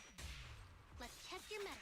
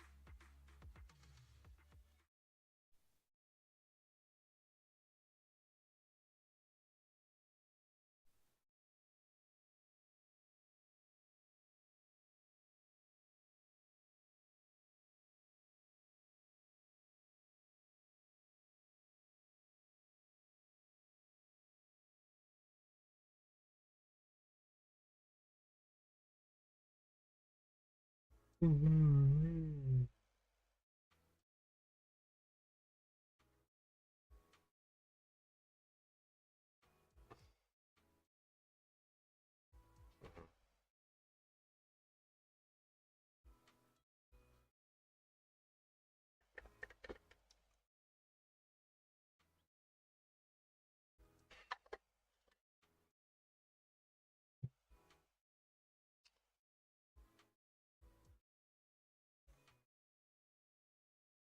Mhm.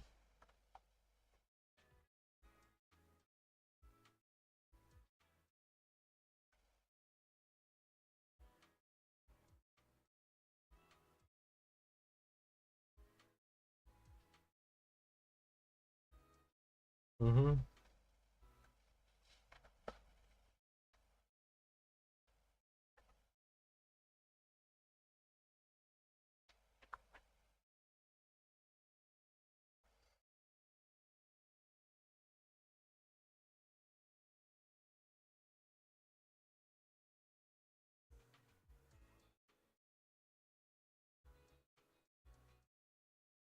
Also, this speech is lacking.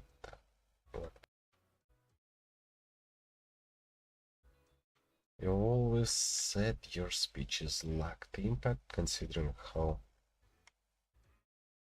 tough it was to pull off this championship. It's worth emphasizing it in the story for a change. Mm-hmm. Mm-hmm. Enjoy yourself. I need to check Magdana about and votes.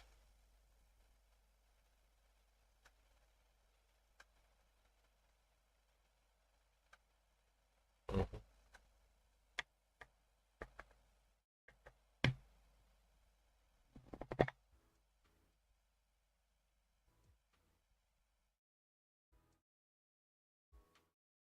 Mm-hmm. Mm-hmm.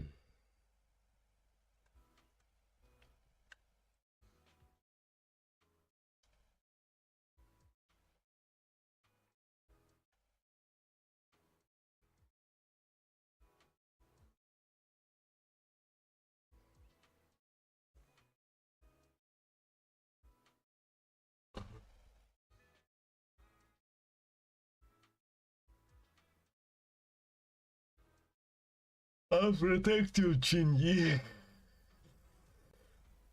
This is such a dumb stuff to say.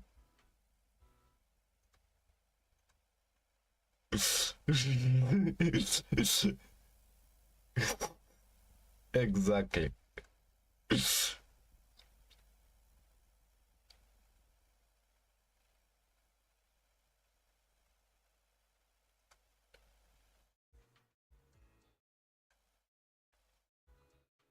Hmm.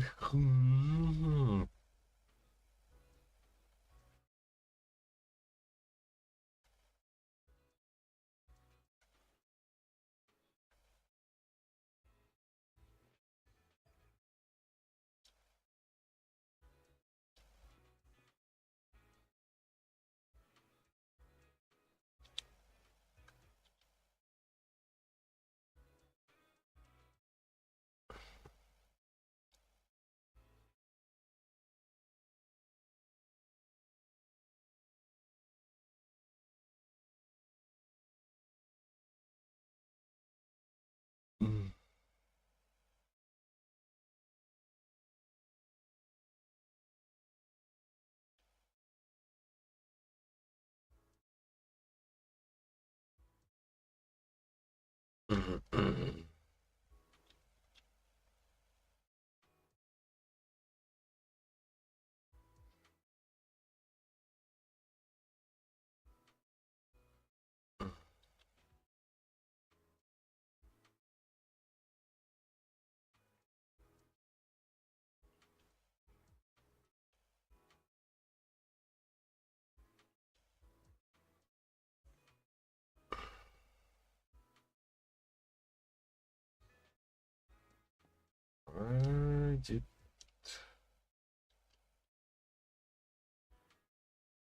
the cat go?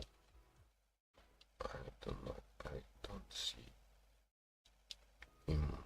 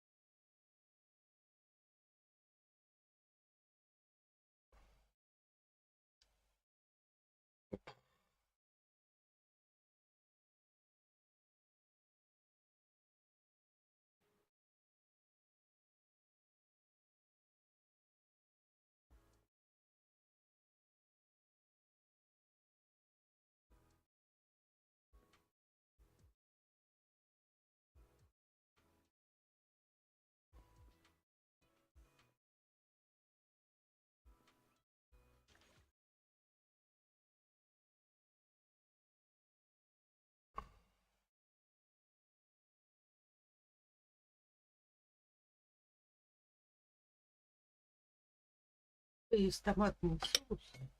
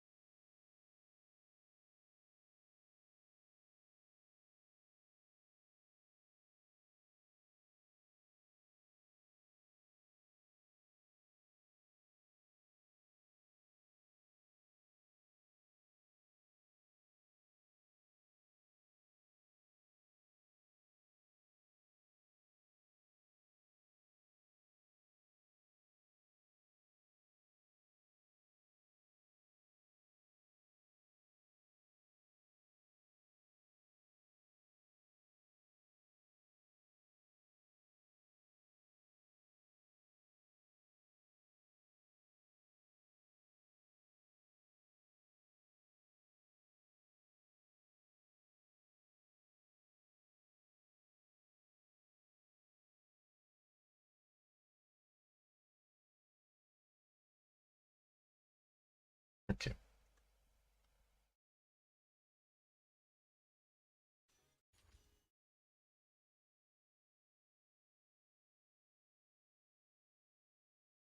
Uh-huh.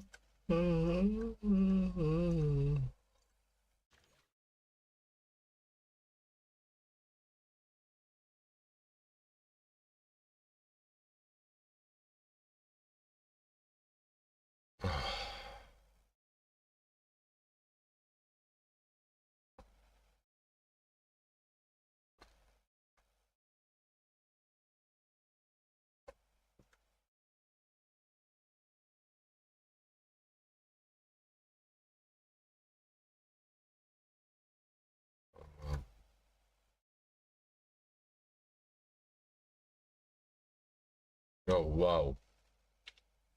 Well, there's a lot of them. Okay, pause. Want to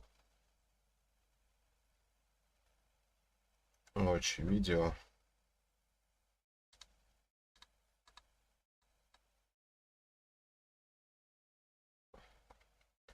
And eat a bit.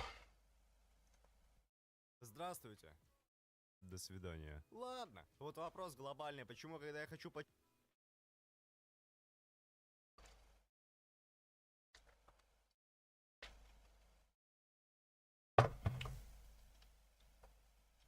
Здравствуйте. До свидания. Ладно, вот вопрос глобальный. Почему, когда я хочу почитать гадости под максимально байтерским видео, я их не нахожу? Наоборот, все белые пушистые няшки. Мяу. О, Рутуб, переходите по ссылке. Гав. О, цветочек.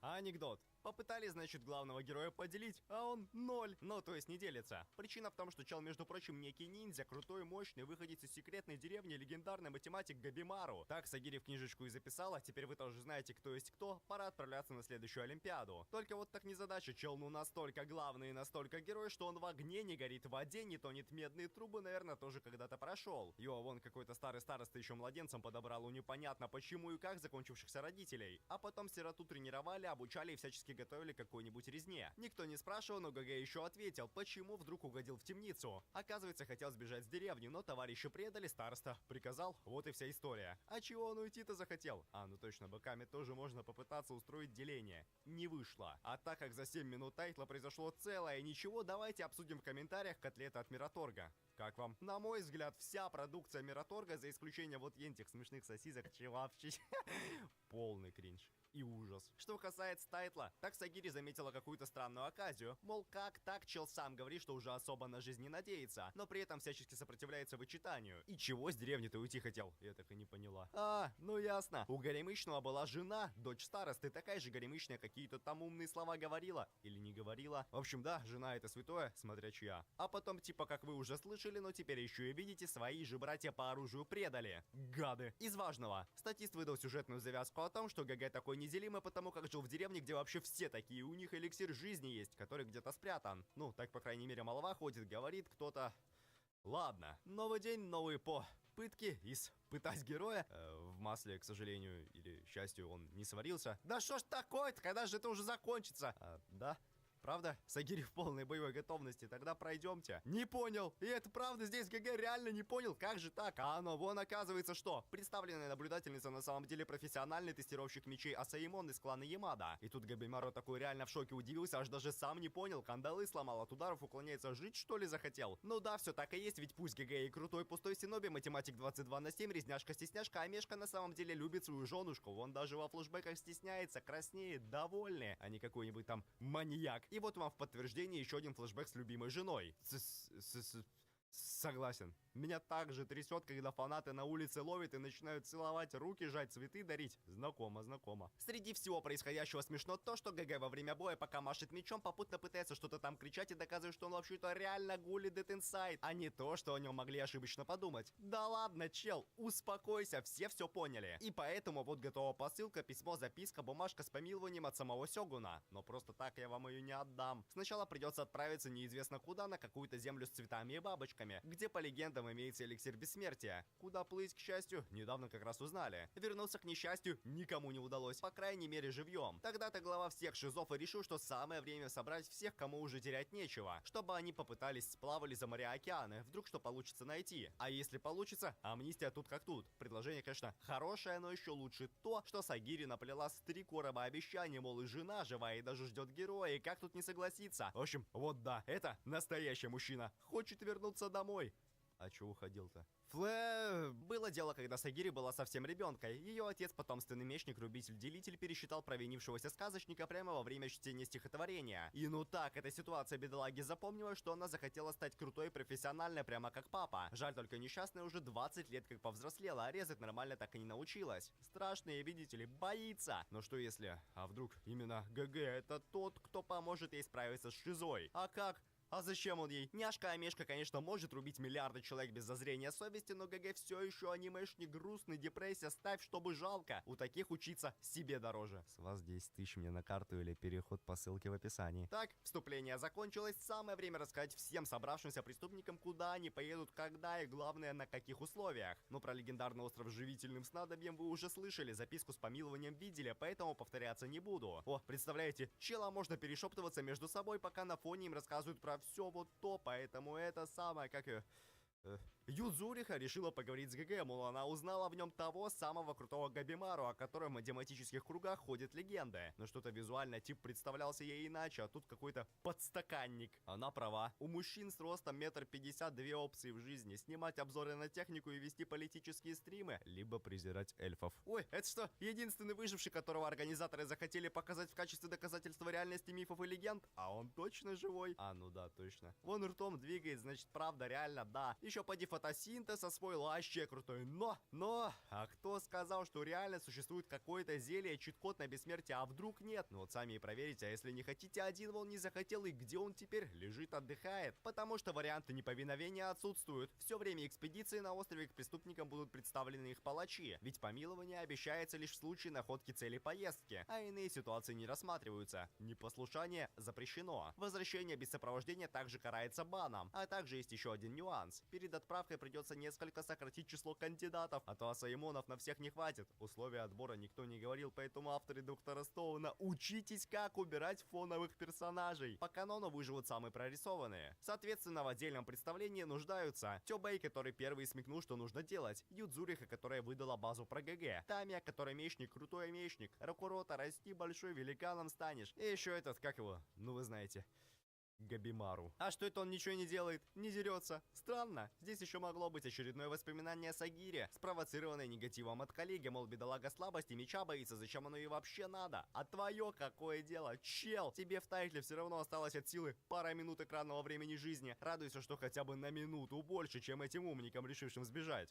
Они уже все закончились. Началась духота. ГГ вдруг захотел заявить, что не хочет делить. Тебя кто-то спрашивал? Нет, ну вот и молчи дальше, а вот вы, да-да, вы, которые плохо прорисованы, сможете победить главного героя и сразу отправитесь на судно. Не смогли. Зато авторы, представляете, смогли нарисовать пару десятков кадров резни, которые я вам, конечно же, не покажу. Мне было нужно не бесстрашие убивать, а наоборот, бесстрашие убивать. Все, пускайте титры! Из важного, выжили реально самые красивые высокобюджетные, но среди тех, кого я уже перечислял, была еще пара человек, из которых в ближайшие пару серий не скиснет разве что вот Нуруга и Санка. В общем, лишние личности в представлении не нуждаются. Пора отплывать на остров, а то и так уже 2 серии прошло, а сюжет до сих пор не случился. Из важного, по воспоминаниям ГГ, староста его деревни, жесть, вообще бессмертно протыкали 1000 раз, не помогло. А все из-за какого-то заморского целебного отвара. А зачем тогда чел приплыл, если эликсир уже в старости? Проще было бы выпить деда. Из еще более важного, Горемычный развязал руки, а вообще-то нельзя, так это не по правилам. Давай быстро, слышь, завязывай обратно. Тварь! Ай-яй-яй, это что такое вообще прилетело? И почему у него руки не связаны? Кто он вообще такой? А, ну ясно. Это только Сагири вся такая правильная и прилежная, а на практике ситуация непредвиденная. Остров отдаленный, поэтому ничто не мешает завязать все, как было на обратном пути. Ладно, справедливо. Тогда можно просто постоять и подождать, ничего не делая, а типы пусть пока подерутся. А Саимоны все равно представлены наблюдателями, и если преступники сами друг друга поделят, то и пусть. Получается, придется Горемычному победить, и все ради жены, чтобы вернуться к ней живым. Чел. Спойлер, ее не существует. Меня, кстати, тоже. И вас. И канала. Я все придумал. Легенда. Вымышленный персонаж. Такой ютубер есть. А вот такого кринжа, который хотел поскорее ГГ победить и пойти искать зелья, больше нет. Поминок не будет. А что касается представленного к почившему палача, так он голову забрал. И все, возвращается домой в добром здравии. Потому что больше не за кем наблюдать. А вы тут и дальше сами думаете, что делать, ведь тип сейчас уедет, а остальным здесь придется продолжать резню. Помните типа, который что-то там негатил в сторону Сагири? Забудьте. Что касается остальных, так ту половину из них, которых я не представил, уже тоже постигла непозитивная участь. Как говорится, с кем не бывает. Жесть, королевская битва, Fortnite, побожи, 2 лайка, и случается стрим-марафон по Fortnite 24 минуты. Это что? ГГ напал на свою сопровождающую? Да как он смеет такое вытворять? Флэшбэк? Помните, что Горемычный не помнил, как закончились его родители, а оказывается, помнил. Их староста деревни победил, потому что супруги вдруг решили, что им можно жить счастливую жизнь. А так нельзя, потому что если можно, то нужно, чтобы в наличии были все силы и возможности защитить близких. Короче говоря, кабы не было жены в аниме и манге, никогда б не знали мы кринж флэшбэков ранга. Ути-пути, такой няшечка, главный герой Дед Инсайдик, самый крутой, скрывает силу, сначала неудачник, а потом показывает скрытые способности. Вау! Благо, в ходе резни Сагири никто не проткнул, Габимару сожалеет о случившемся, и на этом можно забыть о казусе. Мир, дружба, жвачка. Покажи, сможет ли убийца заслужить право на новую жизнь. А лево? Это что такое? Бабочка с лицом? Нужно срочно отделить руку, пока цветы не зацвели. Фу! Успел. А то реально жесть, вообще что за насекомые неведомые на острове, откуда взялись подобные формы жизни? А это еще что такое? Кенто 2,5D рыбка из клинка. Вы что, не понимаете? Из сюжета. Тамия, который крутой мечник, прям вообще оттачивал навыки, всю жизнь был приговорен к делению. Потому что как-то раз случайно поломал арку с драконом в имении какого-то чинуши. Нет, ну а что он? Сам виноват. Сказал, мол, бородач называется драконьим мечником, а дракона порубить не сможет. Получается, смог. И эликсир обязательно сможет найти. А поможет или не поможет, ему в этом Фути, который тоже не простой Асаимон, а еще и патологоанатом. Доктор, врач, ищет лекарства, фармацевт, молодец, пара мечей ему как раз для этого. Все. С этими героями поближе познакомились, про опасность в виде королевской битвы и потенциальных новых участников вспомнили, пора продолжать резню. А как продолжать-то? Вообще, видели? Это кто такие? Что за противники? Они живые или да? Как с ними драться, если непонятно? Реально непонятно. Ясно только то, что местным монстрам ох как нравится давить пришлых тараканов. Вон они даже улыбаются, смеются и... Ура, существа и прям настоящие. Их даже можно зажарить повышенной температурой. Денатурация белка происходит при 60 градусах по Цельсию. Повезло. Извините, не повезло. На звуки резни пришли люди, пара асаимонов. Почему два, а не один? И Юдзуриха, спасибо за помощь в математике, но вот этот лишний флирт, он лишний. Этого не нужно. Ай, больно. Юмор. Ладно, а что насчет двух надзирателей? Как так? Ну, значит, Гензи вообще был представлен к другому преступнику, но тот неудачно вступил в сговор с Юдзурихой, которая спустя 0 минут поделила чела. Тут-то Гензи и понял, что на такую обольстительницу одного палача не хватит, а изначально к даме представлен Сента, 5 глаз, 2 щеки. Познакомились, можно и обняться. Нет, нельзя. Юмор, ха-ха-ха-ха-ха. Так, а что все-таки насчет сотрудничества? Ну, обмен простой. Юдзурихе нужна сильная сила Габимару, а взамен она готова предоставить важную информацию о местной флоре и фауне. Самое главное, бояться нужно не великанов, а мелких насекомых. Они опасный капец. Но многоножки едят только мертвечину. Падальщики. И еще что касается местных пейзажей, так визуально все выглядит как смесь множества культур и учений разных направлений, религии не только. Только это уже не важно, потому что пожалейте бедную, несчастную, у нее младшая сестра болеет, деньги на лечение, нужны реквизиты, записывайте номер счета 1, 2, 3, 4. Да забудьте, это наглая ложь. По правде, несчастная просто хочет весело жить, смеяться, развлекаться, ей всего лишь 25, старость, молодости не помеха. А что тогда, если честно, не секрет, она сделала с тем типом, которого... Да лучше не знать, зачем оно надо. Ну нет, так нет, ну что поделать, предложение о сотрудничестве придется принять. Жаль, обнимашки в сделку не входили. Ха-ха-ха, юмора, ха-ха-ха. Ой, Сагири, что-то поплохело. Самое время познакомиться с еще парой высадившихся на остров делителей. Тома вот за всего лишь считанный месяц поднялся по карьерной лестнице и стал Асаимоном. Однако сам он вообще не самурайских кровей, и в ряды математиков затесался лишь чтобы вытащить из темницы угодившего туда брата. Того самого, который Тёбэй. Весь остальной флешбэк этих братьев я с радостью скипнул. Было и было. Феодал, которому служил отец, оказался гнилью, клан с позором распустили. Детишки остались без крыши над головой, мамы не стало, папа нет, попались бандитам. А дальше и сами стали таковыми. Но когда несчастных чуть не поймали, старший такой молодец сдался, а младший бежал, чтобы потом, вы поняли, все спасены. Мораль сей басни. Выживает не самый сильный, а тот, кто смог приспособиться в сложившихся обстоятельствах. Я всегда и во всем прав! А лев кто?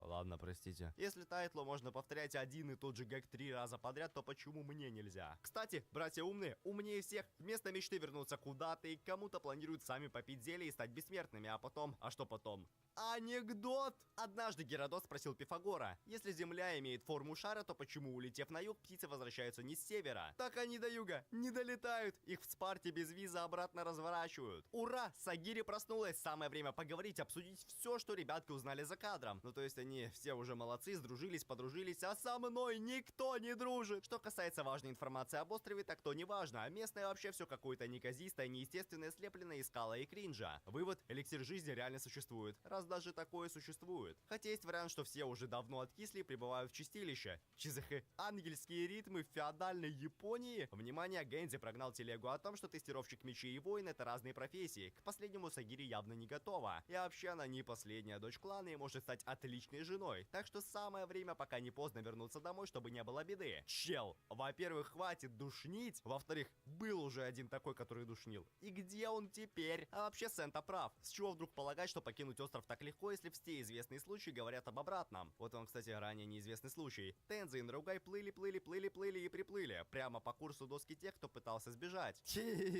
Улыбка. Я тоже улыбаюсь в своем телеграм-канале. А как так? А Сеймон пытался бежать вместе с преступником? Ну, значит, Наругай вообще сама доброта, милота и невинность, разве что родом из народа в горах, который не подчинился Сёгуну. Вот однажды и получилось, что вместо помощи с ночлегом заблудившимся мечникам случилась резня. И это все Тензи знает, понимает, но не понимает, за что делить ни в чем невиновную ребенку. Вот. О, это тот повесть, который уплыть собирался самый умный, самый первый, пока у остальных Фортинайт Пуп не доплыл. И тут такая беда, проблема, дилемма. Наругай не понимает, хочет жить или не жить, или это Всевышняя кара за вину перед народом, или что делать. Короче, происходит аниме Сёнэн. Хочешь жить, вот тебе меч, превозмогай, мотивируйся, слезы вытри и вперед. Точнее, назад. Обратно на остров. Остальные пути перекрыты чудищами. Из важного, Наругай и Тензи могли бы пожениться после того, как выберутся со злополучной земли. Но им не суждено быть вместе. Кто-то обязан скиснуть. Внимание! Между Габимару и Сагири произошел диалог уровня аниме, в честь которого на утро случились флешбеки о тяжком детстве и окончательное понимание, что никуда никто не поедет. Несчастная обязана остаться на острове. Вопрос жизни и понимания бытия, познания вселенной. Единственное, что из этого реально имело значение — утро. То есть прибытие на остров прошли всего лишь сутки. А еще чел зря попытался повторно пояснить за права и обязанности самураев. Один такой уже был. Да, вы знаете, уже не был. Теперь и второй туда же. И это был самый смешной скетч за весь тайтл. Флэш, кто, что, бэк. Ракурота много ел и вырос. Как говорится, большой шкаф громко падает, а встает еще громче. Одним словом, резня. Другими словами, происходит ничего, и лучше бы ничего не заканчивалось. В иное от белого шума время происходит аниме прямо как сейчас. И в прошлой серии, и в позапрошлой, и вообще лучше аниме не смотреть. Воронины по СТС 18:00. Из важного. Гэнзи скиснул, напоследок верил Сагири свой клинок, чтобы меч не оставался без хозяина. За подарок спасибо! Мораль предсмертного монолога в том, что несчастная такая вся из себя баланс, золотая средина и сочетает в себе лучшие качества сильных и слабых сторон. Ясно? Теперь против великана дерутся сразу двое. Должно быть проще победить. Или не должно? Блин, флешбеков с дохлыми товарищами для Сагири недостаточно. Колено порубить не получилось. Что делать-то? Ой, что делать? А, как грустно великан плачет. Я тоже плачу. Грустно очень. Ведь Габимару теперь не сможет плакать. Возможно, он больше вообще ничего не сможет. Но ничего, не стоит печалиться раньше времени. Сейчас Сагири волну успокоит, гармонию самой собой найдет, личностный рост прямо посреди битвы произойдет. И все. Кстати, превозмогание почти без флешбеков. Но Рокурота по-прежнему в добром здравии и без проблем стоит на ногах. Что вы на это скажете? Ну, значит, есть вариант. Угарный газ. Вот шкаф и упал, и голова упала. Кстати, флешбэк. Ребенок с самого детства просто хотел играть и есть. 0 негатива. Прямо как в клинке. Реально жалко. Класс поставил. Кадр с огнем. Очень плохо. Тем временем Сагири с Габимару догнали далеко ушедших вперед Юдзуриху и Сенту. А там, что вы думали? Деревня! Кстати, помните братьев? Ну, тех, которые младше Асеймон, старше Крутой, ест кровь монстров. Так вот, в глубине леса они нашли ЧЗХ Труська и Чулка. А вы знали, что видео по ентому тупому мультику от Триггера есть на Рутубе? Ссылка в описании. Блин, жесть, Чулка превратилась в шлепу. А это кто в капюшоне за деревом стесняется? А реально кто? Надо догнать, разузнать. Чизыха, ходячее дерево! Как Юдзуриха его победила, я вам не покажу, потому что она никому не хочет показывать свои секретные техники. Ладно. А с капюшоном-то что? Бедную девочку связали, она теперь плачет, рыдает, грустно, жесть. Успокойте, пожалейте меня тоже. Из важного, дерево еще и говорящее. Девочка говорит, верните и идите в баню. Ну, то есть, в смысле, в деревне есть баня, там можно искупаться, а заодно узнать все важные сюжетные составляющие. Догадайтесь, кто рад такому развитию событий.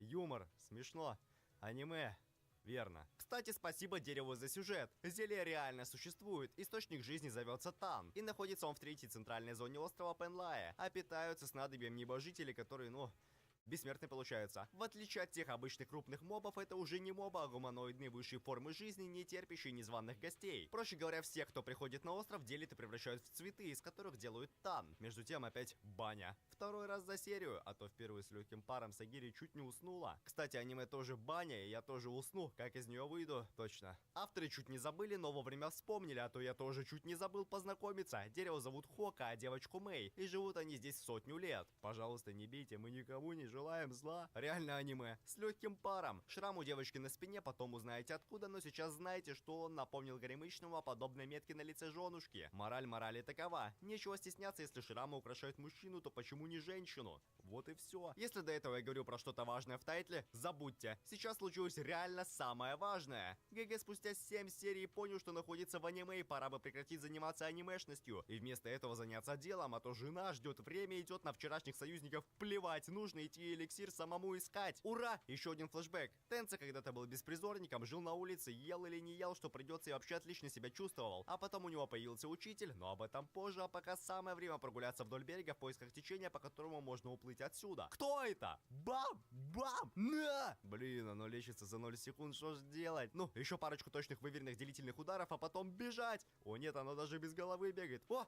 наставник метко метнул клинок, спасибо! А кто этот наставник? А, это же тот самый Сион из флешбека, который как-то заходит в бар с собакой. Но что он здесь делает, если, судя по отсутствию преступника рядом, уже успел лишиться своей цели и мог спокойно уплыть? А, он так и хотел, просто тоже не нашел подходящее попутное течение. Ну ясно. А что насчет преступника Тензы? Почему Наругай в добром здравии? Вот Сион свою женщину уже поделил, а то куртизанка-людоедка хотела оформить обет. Зря хотела. Ясно. Драма такова, что ученик прошел по стопам учителя, и раз учитель когда-то спас заблудшего ученика, то и ученик теперь сможет стать учителем и спасти ученицу. Спойлер, не сможет. Потому что, внимание, оно опять вернулось. Бам! Помянем флешбеком. В общем, никак, ну никак Тенза не хотел тренироваться. Зачем оно ему надо? Он чисто дитя улиц, ребенок джунглей. Какие мечи, какие самураи. А потом ему рассказали, как у Сиона был другой ученик, учащийся студент-товарищ, ступивший на скользкую дорожку. И пришлось этого самого поделить. Хотя на прощание извинился. И то ладно. Ладно. Мотивация сработала, обучение началось, флешбэк закончился. Ну и Тенза окончательно закончился. К счастью, напоследок выдавил ровно 0 слов, дав понять, что единственный вариант — бежать. Ну а сам он остался, до финального вздоха сражался, задержать чудище всеми силами пытался. И все. Нет слов, реально классно и жалко. Заслуженные 8 баллов. Я тут составил формулу идеального хайпового тайтла. Главная героиня обязательно трапик, которому 16 лет, и она беременна двойней. Ко всему прочему, блогер или айдол, участвующий в боях насмерть, где противники такие же люди, как и ГГшка, которых тоже жалко убивать, и после победы над противник вся такая великодушная герой. Жалеют побежденного, ведь у него там и семья, и дети, и собака, и бабака. Чтобы все вышеописанное работало, у сериала должна быть дорогая, сочная, цветастая картинка, но при этом полное отсутствие анимации. Еще можно денег в саундтрек влить, но это опционально. Не благодарите.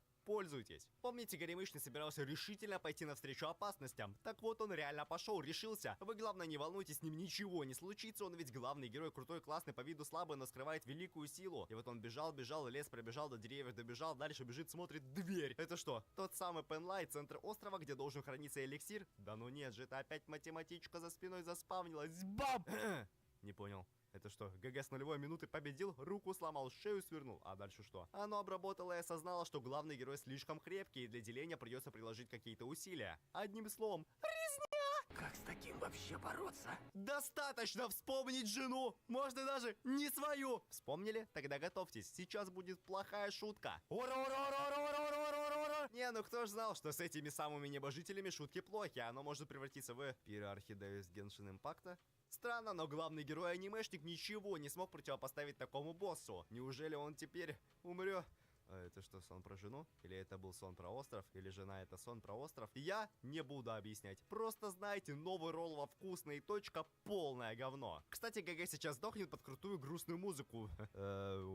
Нет. Простите, кроме жены еще можно вспомнить деда, который учил биться в предсмертной агонии до самого последнего. И не позволять противнику остаться в живых. Если уж проигрывать, то в ничью, чтобы размен. И тут Горемычному даже думать не пришлось, как делать бить. Все сработало тупо на рефлексах. Собака. Как повезло, что Мэй вовремя пришла на помощь. Спасибо за щит. Пожалуйста, не бейте. Сента не виноват, он случайно уснул. Где Габимару? Не знает. Простите. Да уже поздно, ничего не попишешь, прошлого не воротишь. Что есть, то есть. Придется идти за ним. Причем реально придется. придется, даже несмотря на нежелание Юдзурихи. Даже Хока пойдет, потому что Мэй-то где? Девочки нигде не видно, а это значит, она ушла за ГГ, и все пойдут за ними. Пойдемте. А дерево по дороге как раз расскажет продолжение сюжета про особенности острова. Значит, в Пенлае живут 7 лордов Тенцен. Чай пьют, разговоры беседуют, вон даже сейчас что-то обсуждают. Если конкретно осуждают Чудзиня за то, что она упустила всех людев, а надо было их раньше прихлопнуть и обратить в тан. Это они еще не знают, что, во-первых, Габимару никто не добил, во-вторых, братцы живы-здоровы выбрались из ямы, и в-третьих, где-то остались Сион с Наругай. И вот да, а что касается продолжения Хока, так все вот эти 7 на самом деле когда-то были одним единым целым владыкой острова, разделившимся на несколько начал. Правда, это легенда и далеко не факт. А что точно, так это давным-давно деревья тоже были человеками, но однажды превратились в растения. Если будете много сидеть за компьютером, тоже деревом станете. Я уже дуб, хотя все ровесники максимум сосны. Кстати,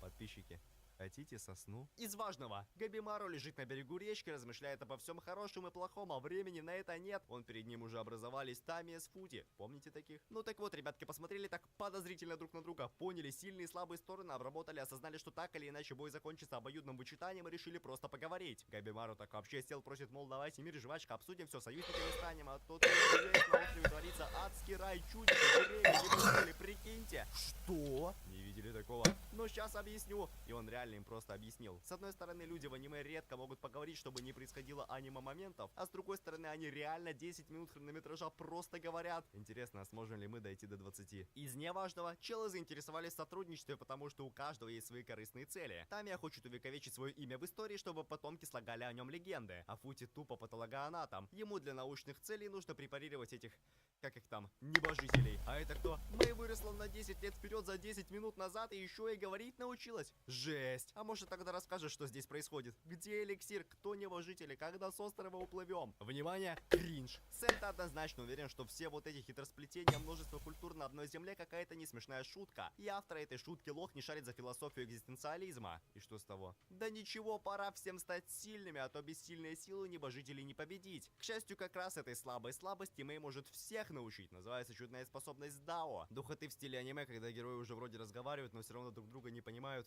не будет. Прикол навыка в том, чтобы, постигнув свои инь и янь, сильные и слабые стороны, достичь золотой середины и почувствовать эту платину в окружающих объектах. Ясно? Но блин, монстры мешают духоте, я уже во вкус вошел, минуты считал. Итого 15. По правде ничего я не считал, ента все комплюктер, вон в плеере написано 15. Жестко я вас надул. Век живи, век учись. Братьев, помните? Так вот, Тёбэя прервали прямо посреди трапезы. Кто это? Жук с человеческим телом? Као! На переговоры пришел, хочешь, чтобы бедолаги обратно в яму залезли? Много хочешь? На!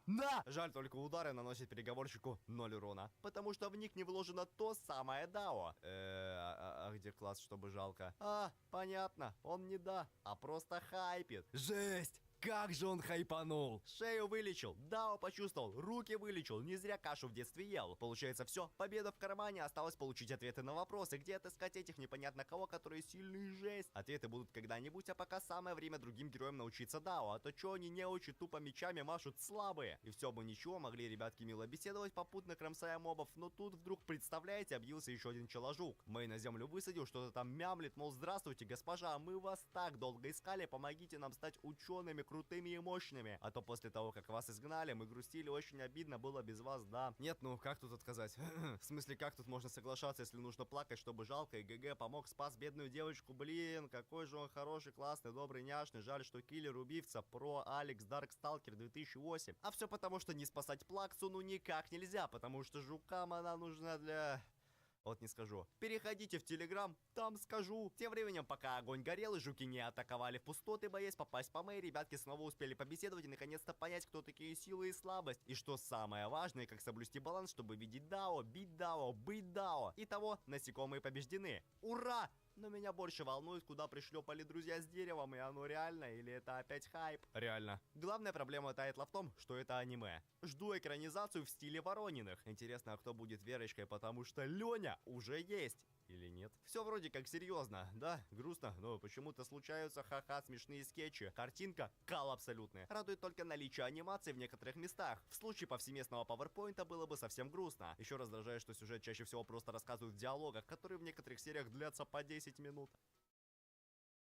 Hey guy, a couple weeks ago I was at an Airbnb trying to figure out what the $200 cleaning fee is supposed to cover if they're just gonna make me do a bunch of chores anyway, when we realized that episode 4 of Severance had just come out. And what great timing. This place had one of those beautiful 85-inch frame TVs that make it look like an art piece on the wall. They had surround sound, they had a telescope pointed at the TV. I couldn't imagine a more perfect place to watch what would turn out to be a slightly confusing episode of television. So we turn it on and instantly we're like, why does this look like shit? I know that this TV costs thousands of dollars, and yet the moment anything moves on screen, it turns into this jumbled, blurry mess. But of course, because this kind of thing has been happening for years, we knew it was because of True Motion, or Motion Plus, or whatever this TV calls that feature, where it smooths out every frame and makes everything you watch look like it was shot on an iPhone. The best thing about this feature is that it's always on by default, and nobody I've ever met likes it. It's also named something different by every manufacturer, which makes searching the menus for it a little adventure every time. Now, I know I'm not even close to being the first person to complain about this feature. It seems like everybody hates it. But that's also why it's so confusing to me. If so many people hate this, why, after over a decade, are TV manufacturers still forcing this down everyone's throats? How do they benefit from making their product look worse? I remember ecstatically buying this Samsung in 2019 and almost returning it because the default settings made it look so bad I thought it was defective. I just kind of sat there in denial about it for almost a week before being like, this can't be right. There has to be a setting I can change. Tragically though, a lot of people don't know about this setting. They don't realize their TV is actively sabotaging their viewing experience. And if this doesn't describe you, it probably describes someone you know.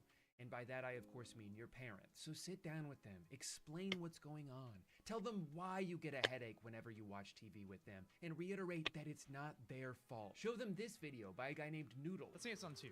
The AI doesn't smooth anything between the first and second frames of a single drawing because there's nothing to smooth. They're the same picture. This means that what was originally a perfectly fine 12 FPS animation is now a janky mess. Or if they'd prefer to hear it from someone they know, have Tom Cruise explain it. Video interpolation or motion smoothing is a digital effect on most high-definition television. I'm Tom Cruise. Just make sure they never find out about the whole Scientology thing. You cannot ruin Top Gun for your dad. That movie's very important to him. Now, I will admit, I was a little surprised reading some of the comments on this video, seeing so many people disagree. I didn't know people liked it when the $100 million movie they're watching looks like a soap opera. Now, I understand, of course, from a gaming perspective, people preferring higher frame rates, but I don't think that logic applies to movies. Games are interactive, so generally the smoother something is, the more responsive it feels. But you're not interacting with the movie, you're just watching. It doesn't need to be perfectly smooth. In fact, I think part of what makes a movie look like a movie is the sort of ethereal nature it has. It doesn't look exactly like the way the world around you does through your own eyes, and I don't think it should. I saw someone say they like it because it shows the flaws in movies you couldn't see at 24 FPS, and it's like, no, the interpolation is creating those flaws. It's not reverting a film back to its original settings. It's not a director's cut your TV's giving you private access to. It's just generating new frames based on what it thinks should go in between the existing ones. That's where the errors come from. You're not watching a more authentic version of a movie because Sony Motion Flow added a bunch of blurry auras around every fast-moving object. The most authentic version of a movie is watching it the way it was filmed. You shouldn't have to change anything. And I think more than anything else, that's what really aggravates me about this feature, is the hubris of it. There are so many deliberate choices that go into making a movie look a certain way. There's so many people involved in those decisions that know way more about cinematography than I do, so I trust their vision. Why can't TV manufacturers do the same? Why do they look at a beautifully shot television show like it has a problem that they need to fix? Anyway, this experience got me thinking about new technology in a more general sense and how my excitement towards it has waned over time. Sometimes it seems like we kind of already figured everything out. You can communicate with anyone in the world instantaneously. You have immediate access to every piece of music ever made. You can pay some guy to deliver a cold burrito straight to your door and it only costs $70.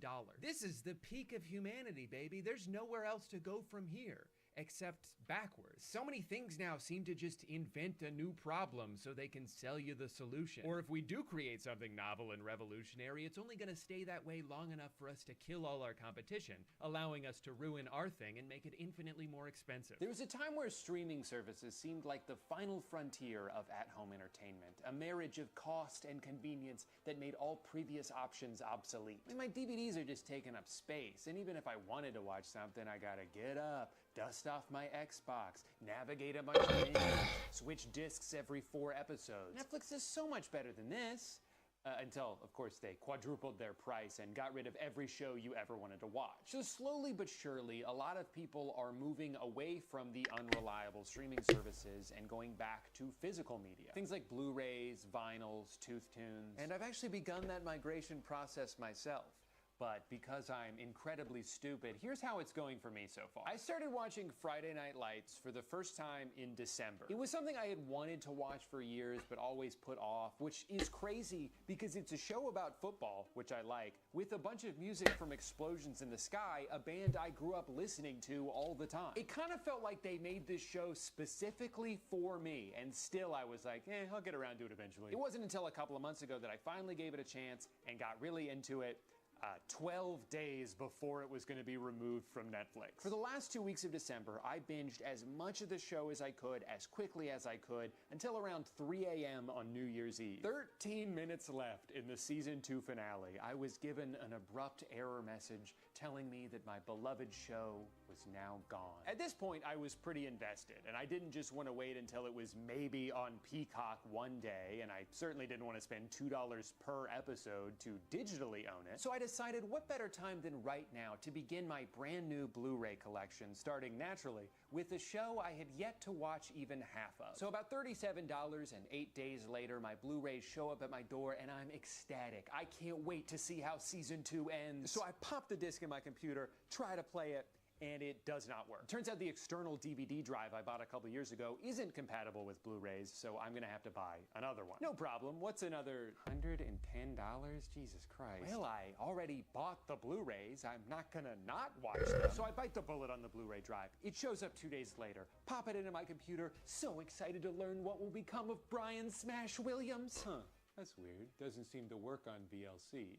Or the Any DVD app. I guess I could spend $20 on Blu-ray Player, play Blu-ray, but that one says in its description that it doesn't play Blu-rays. At this point, I'm a little frustrated, but even more than that, I'm confused. So I go where I always turn to in times of crisis, a Google search with the word Reddit thrown onto the end. And believe it or not, even on Reddit, home of some of the most dedicated people on the planet, every single answer I see is, nah man, Power DVD 23 Essential is your only option. There is one way to watch Blu-rays on your computer, and it is with this app.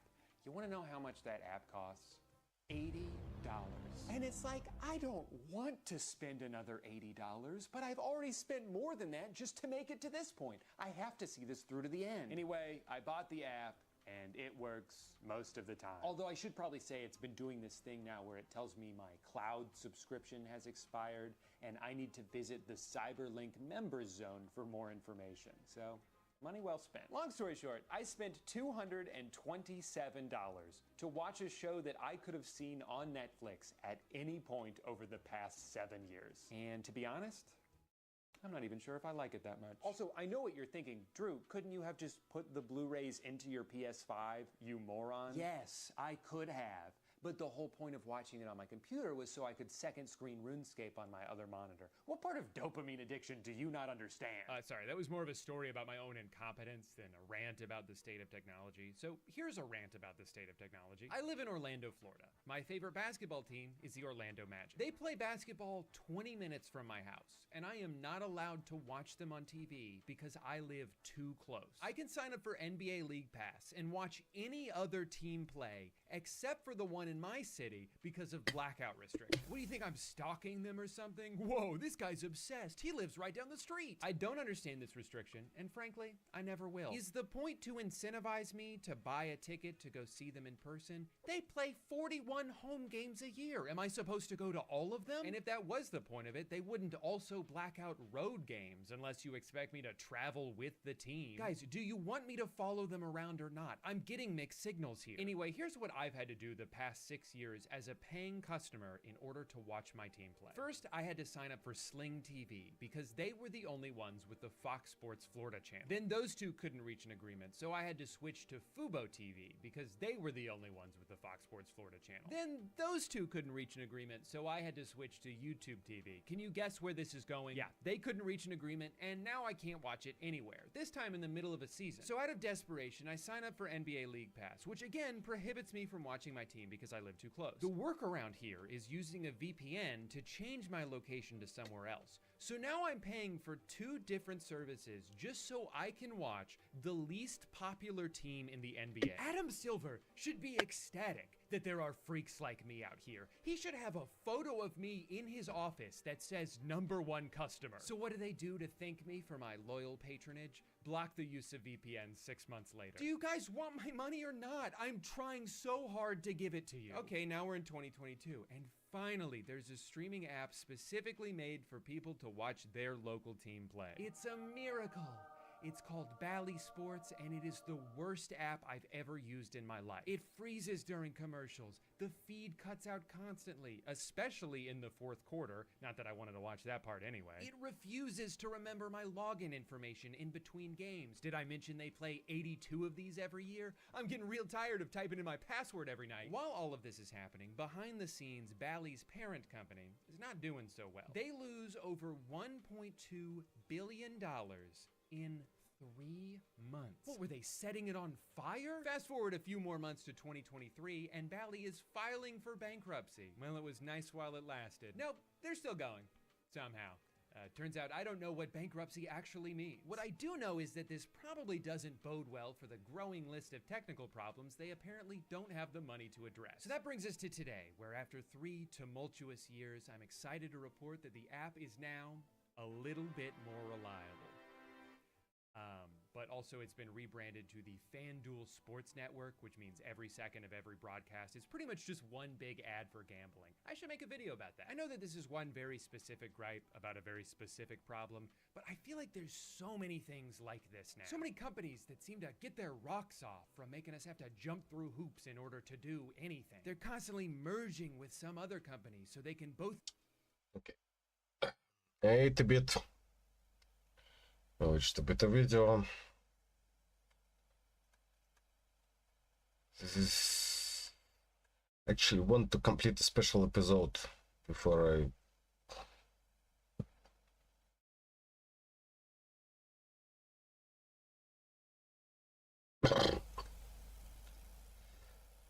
I do everything else.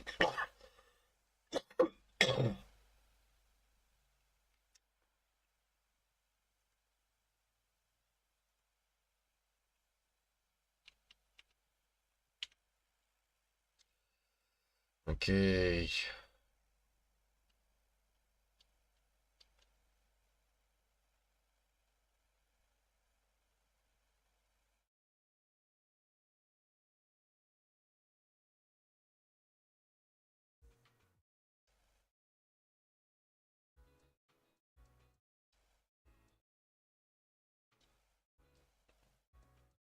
Is it like a bamboo specific car or...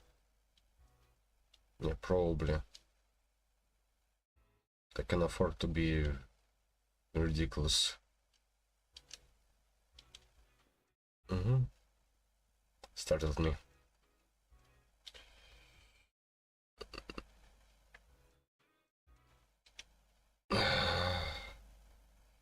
You fish, play. And a million on my way home, and a million sad people who were fishing here. And again, place I так два. That's what to see you. Are amazing, beautiful. It is. I just found this car. I've seen it in car commercials before. It's made for Bangbu. We need to upgrade plugins to learn how to drive, but Bangbu cars are very expensive. Bangbu who can drive one must have a very rich master.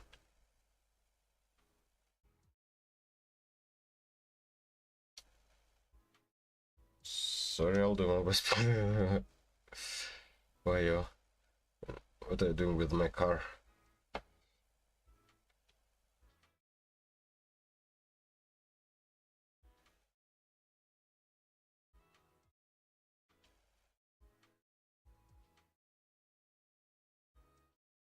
Better don't bully my Bangbu.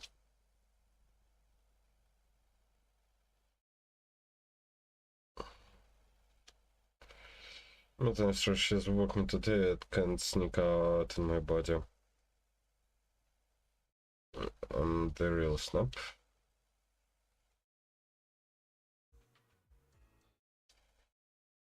Because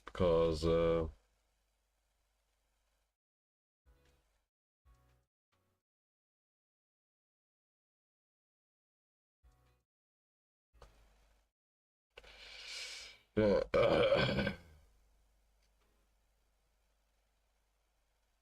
luminary.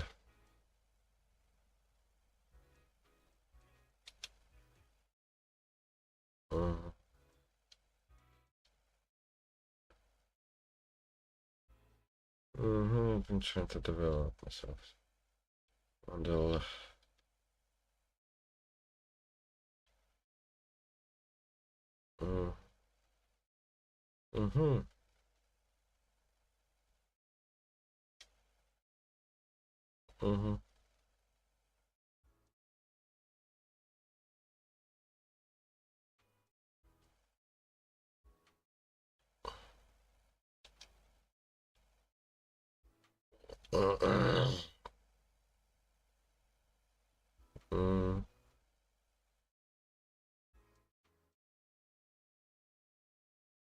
that would be nice.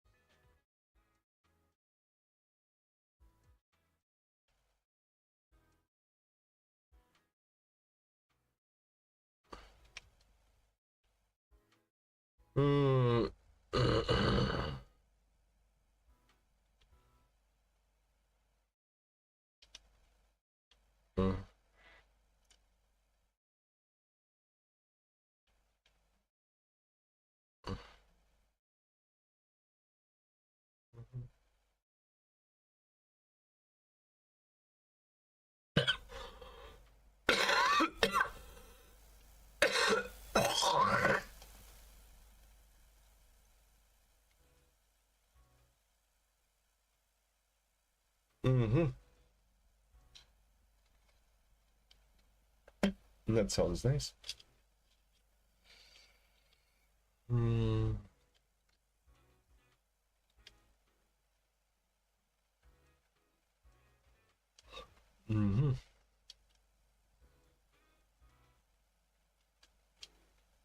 What's up, you dudes?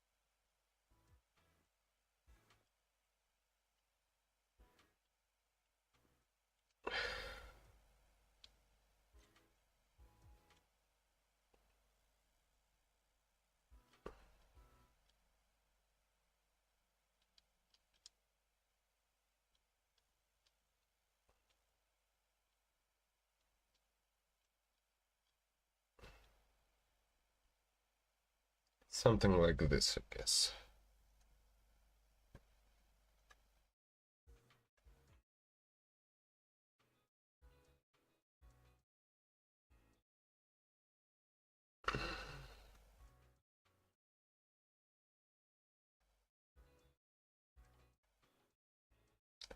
Everything desaturates this. I want this to still be visible.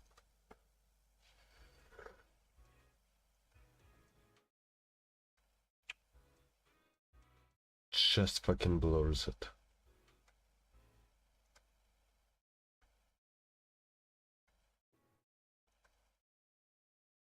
It does give more contrast, but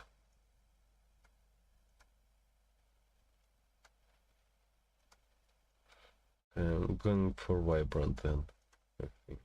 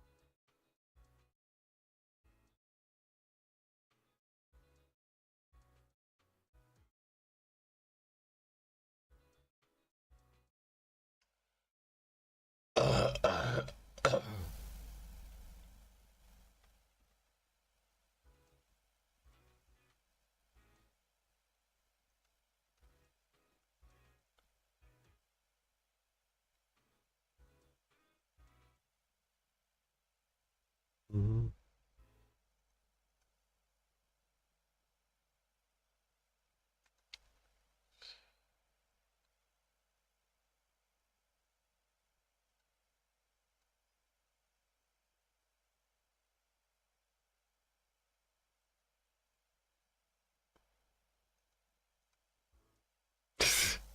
Neat.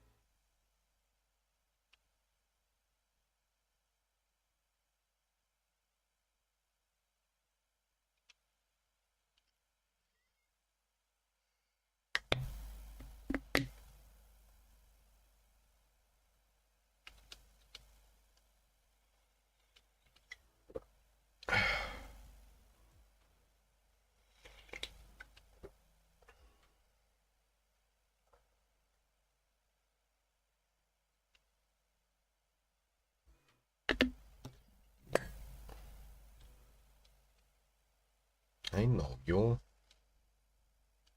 You're from the outer ring, aren't you?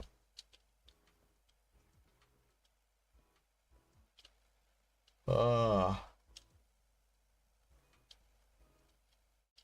Hmm.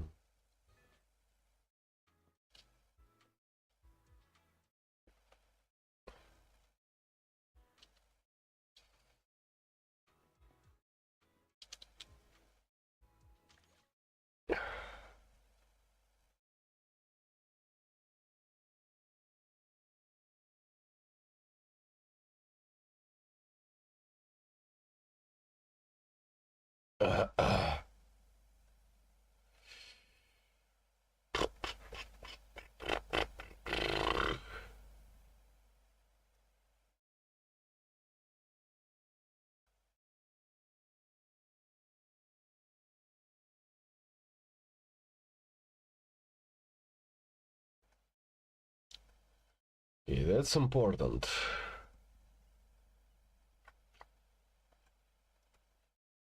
Oh, that's completed.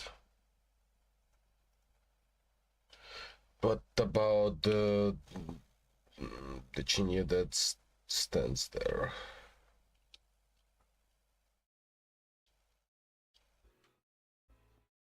Is it continuation? Isn't it?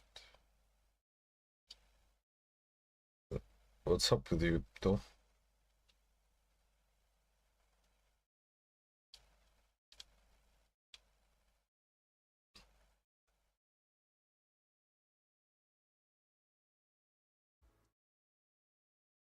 Yes.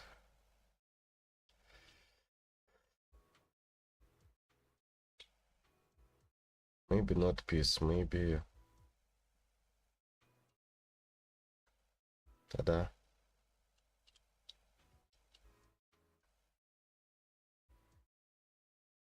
I have the two of them.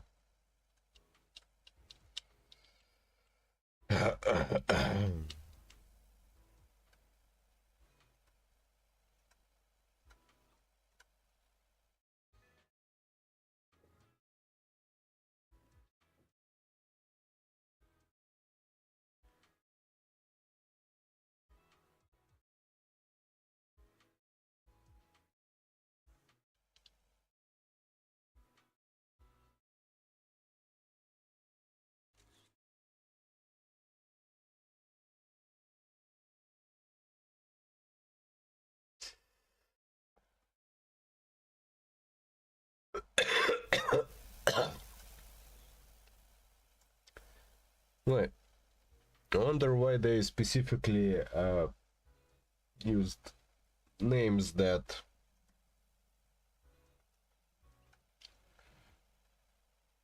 well, aside from black and white, that are not the same as the usual one. Like, it's sepia, apparently, from what I understand. Sepia.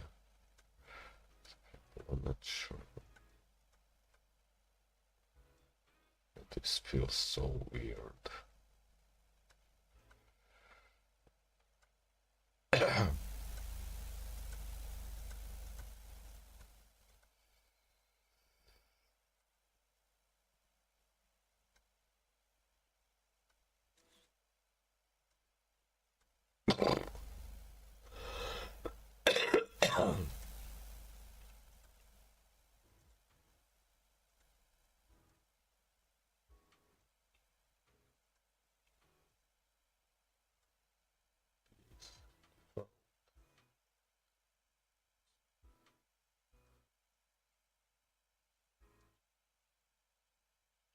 Seriously, what are you doing here?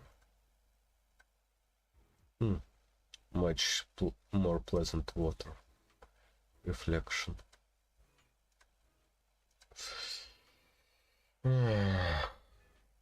Artistic expression of photography.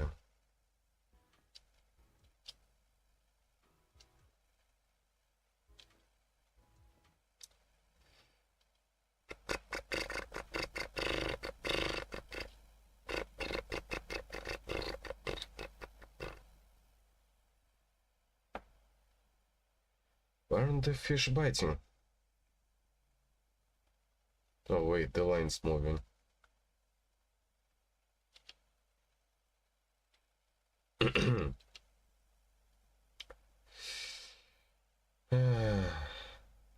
Mute.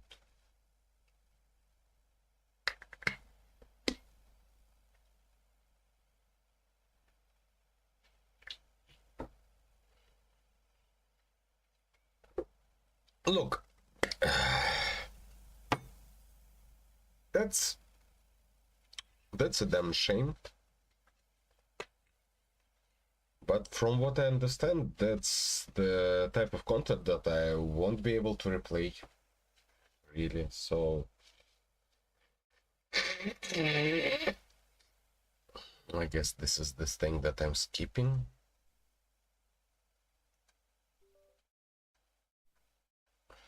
Be sold to a third company. Content bounces around from streaming service to streaming service like a hot potato. We tried to streamline everything and only made it more complicated. I can't keep up. I'm just a lowly consumer. Everything's so confusing now. I need a break. An ad break. Let's hear a word from today's sponsor. Hi, I'm the youngest I'll ever be, and I'm here to tell you about today's sponsor, SoFi. I know you've all heard me talk about SoFi before, the all-in-one finance app helping you bank, borrow, and invest, but you've never heard me say these words, SoFi Plus. SoFi Plus is a brand new financial membership that unlocks a break a screen up response to today's video if you wanted to, but part of the feeling I'm about to describe is just because of my diminished sense of wonder as I've aged. But I feel like there used to be a time when technology was a lot more exciting to me. I mean, what could be more fun than a gadget? Well, besides a gizmo, of course. But it seemed like most things that came out had a genuine purpose, that there was more of a collective desire to push humanity forward, to provide solutions to actual problems. And I know that this is all still happening, but it seems like so many innovations now are just new ways to manipulate people, or spy on people, or replace people altogether. I'm not excited about what might be created in the future as much as I'm fearful of it. I'm fearful of what AI is threatening to do to every job on Earth. I'm fearful of all these humanoid robots that keep popping up. What if one of them tries to kill me? Or worse, what if we fall in love? How am I supposed to explain that to people? For every OLED Steam Deck and surprisingly powerful tiny Mac computer, there seem to be 10 wearable AI companions, or a TV that's free because it never stops showing you ads, or what if you could wear your phone on your head so it could never stop showing showing you ads. I remember when touchscreen smartphones came out, and I practically started drooling at the idea. This device, which I hate more than anything in the world, is incredible. It's truly amazing what this thing is capable of, but now the question is, where do you go from here? The jumps in phone technology have become pretty unnoticeable, despite how hard they're trying to get us to notice them. When we went from landlines to cell phones, that was crazy. When they added a full keyboard so you didn't have to spend 30 seconds typing one word, that was crazy. And then they added email and a really good camera and a touch screen and a GPS and the internet and a compass and now you can pay for parking on here, and you can download apps that stop you from spending too much time on other apps. Oh man, that line's really starting to slow down, huh? And this phone costs 4 times as much as this one did? No, that makes sense. If you Google, has technology peaked, their AI overview will tell you, no, of course not. I'm getting stronger every day. And consider this your second strike, Drew. That's awfully ominous. And what was my first? No, of course technology hasn't peaked, but that's awfully ominous. Every day.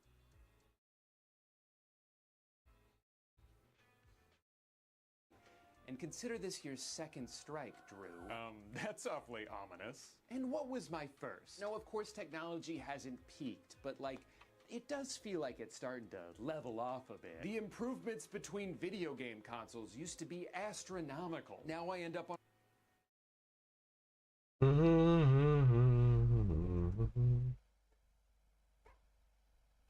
Technology has advanced a lot.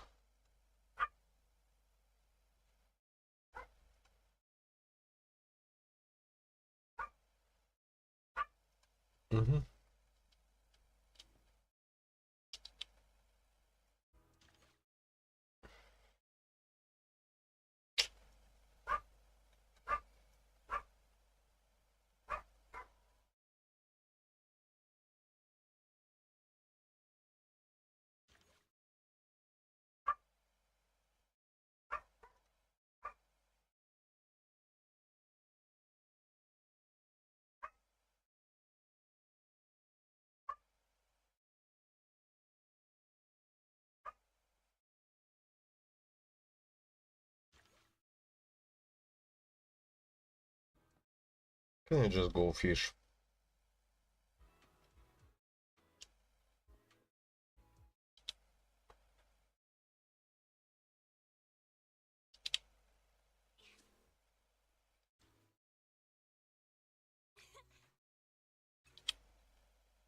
Feels heavy. Must be a big one. This feels like a big one. Whoa.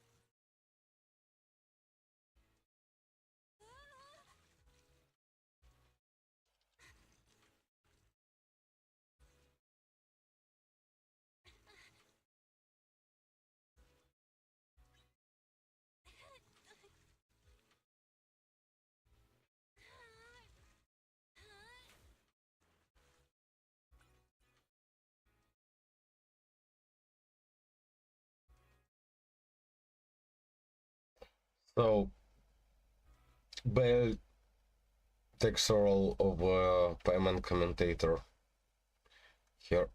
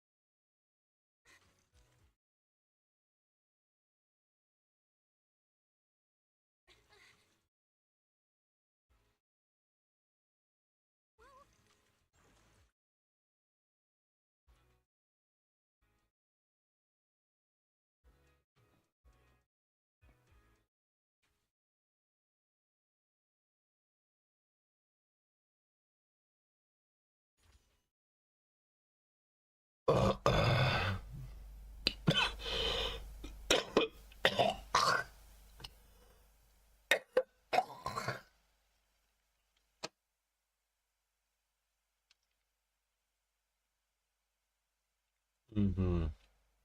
Mm-hmm.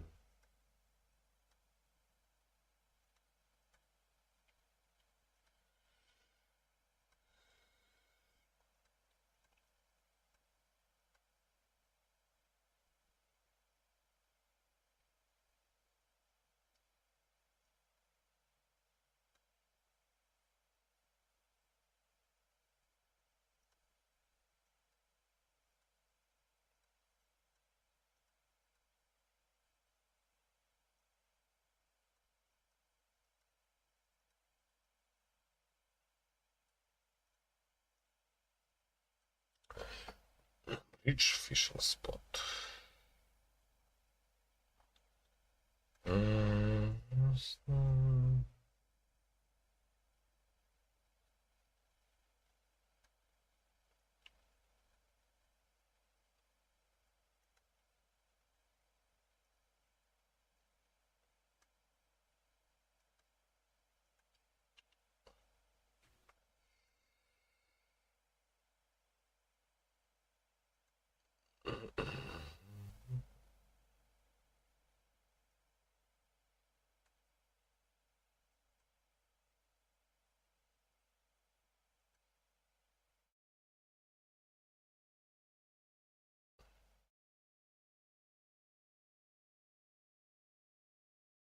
Okay, 12, 15, not necessarily.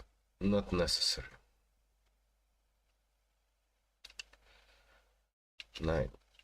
Anecdotes total.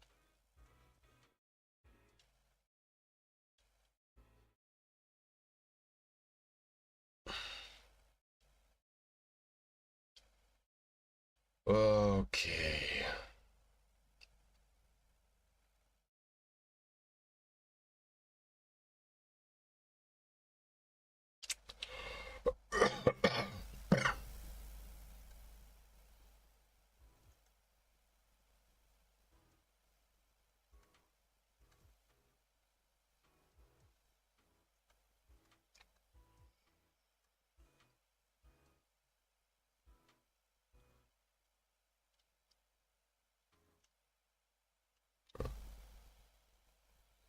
Certainly there's a lot of people around it.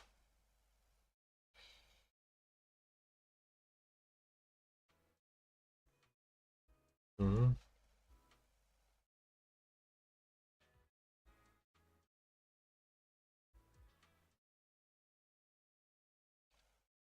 Okay.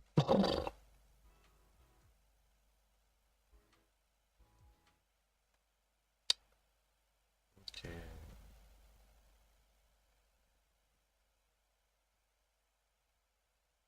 Mm-hmm. Mm-hmm.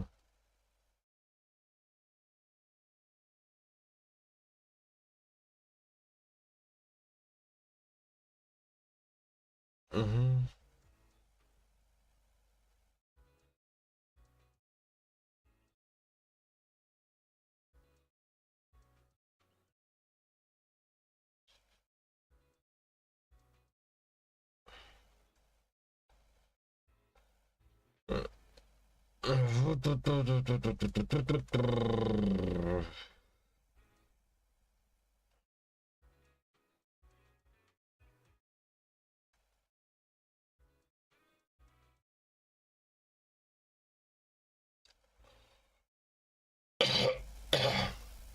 All right, Ben.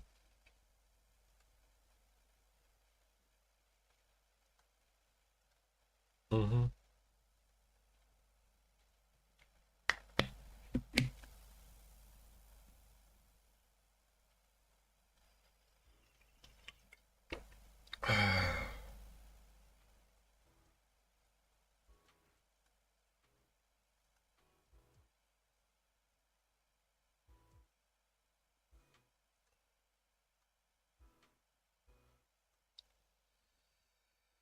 Mm-hmm.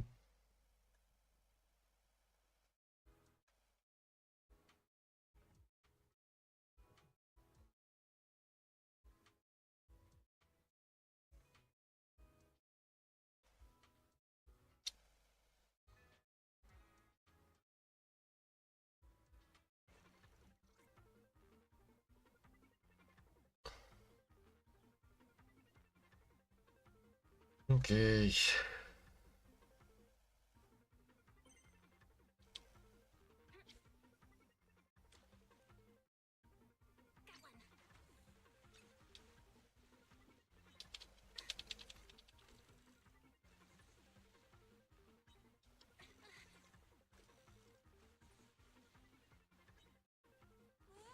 Watch me pull this in.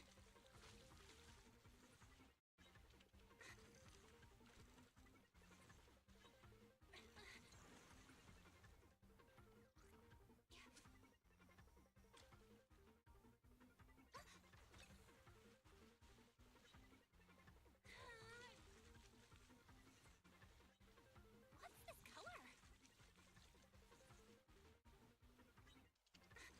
Pull harder.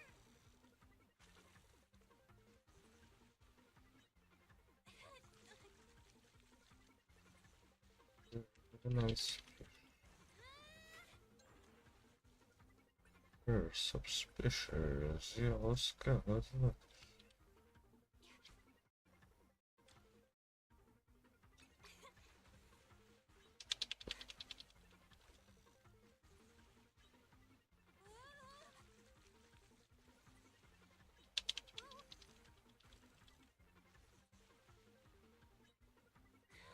me pull this in.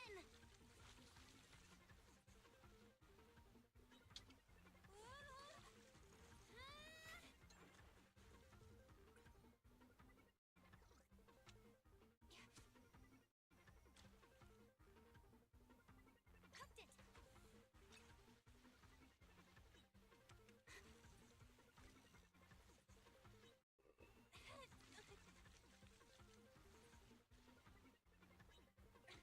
Pull harder.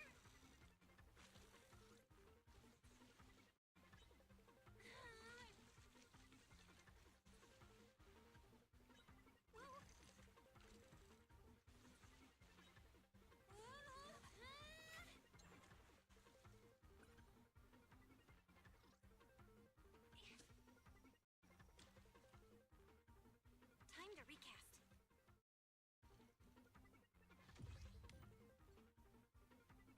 Hey. Left the runnels in the dust.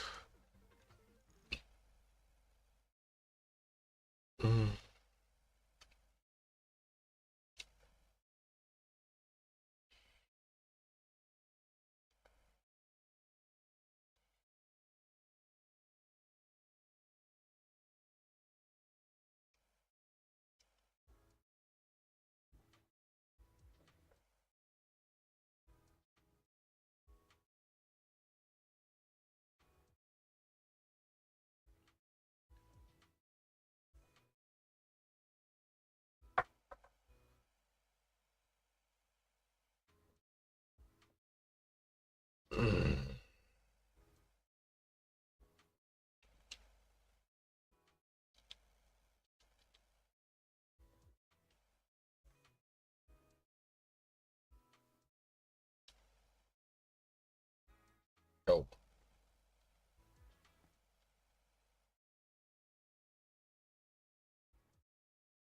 Here's deep water fishing.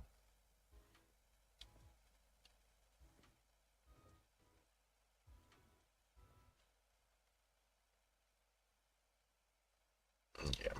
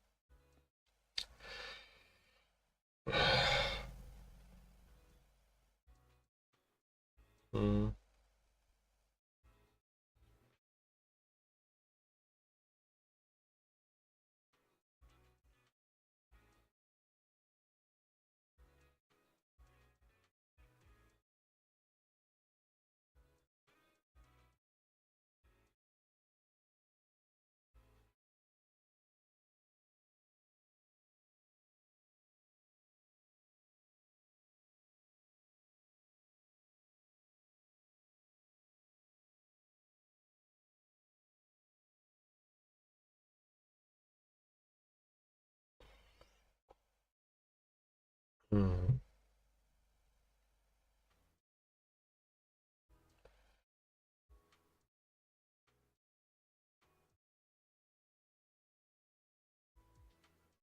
Uh-oh, we're in trouble.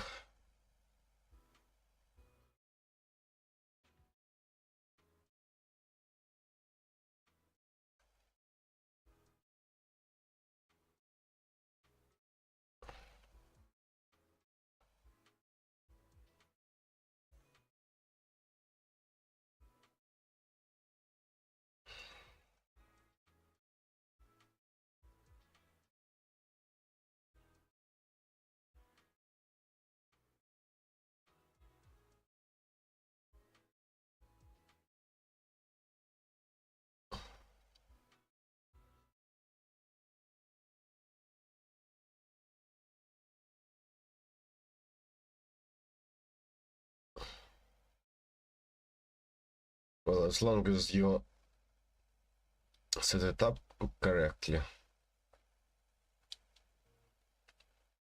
it indeed might be even better. Hmm.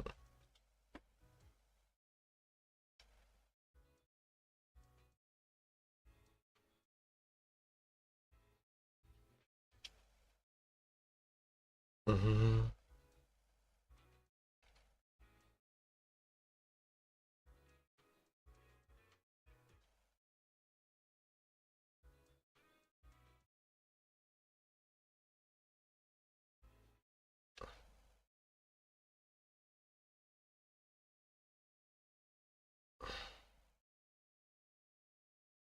Mm.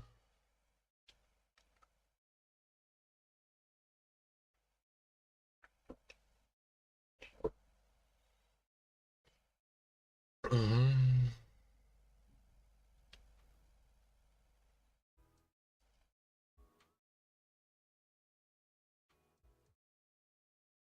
Mm-hmm. Mm.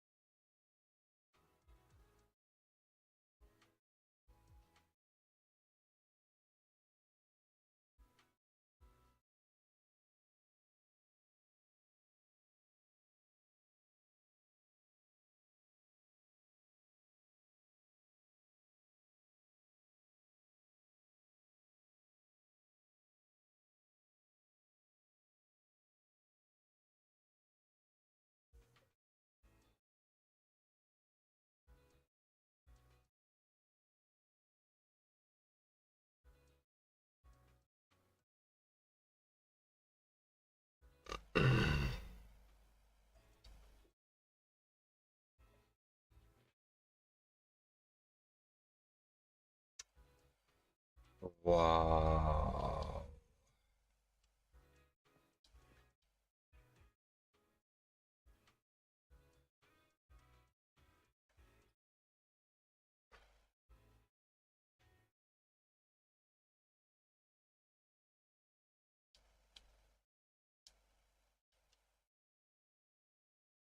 Come on.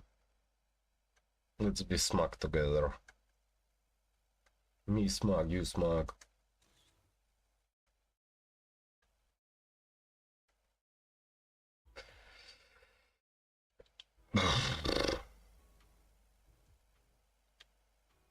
Mm-hmm.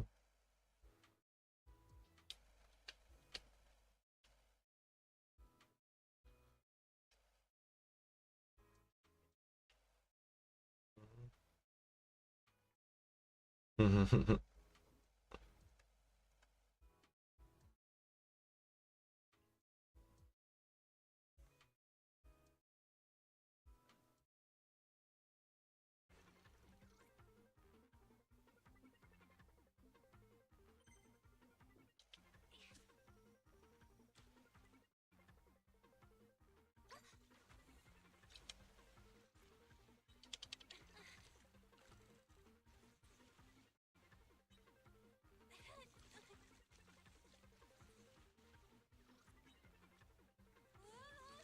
me pull this in. Got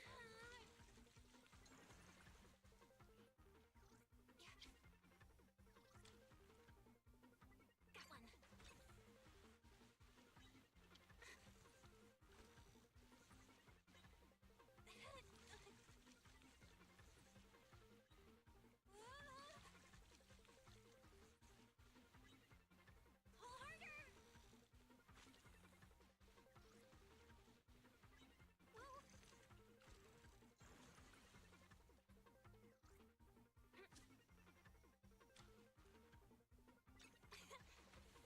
Whoa, a new color.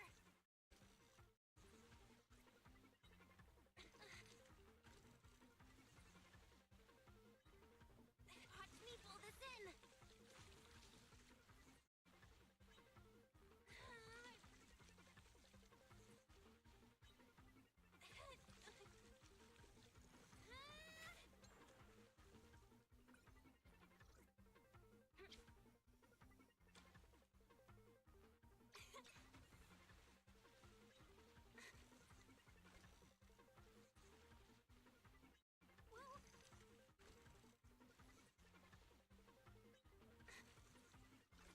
Watch me pull this in.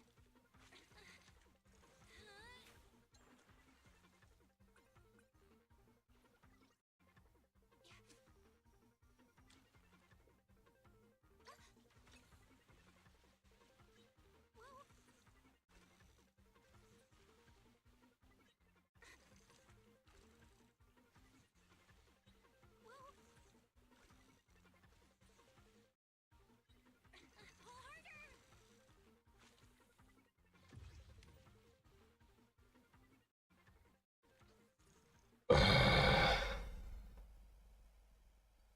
Mhm.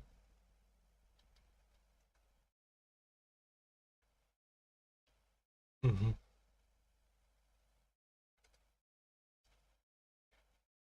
Mhm.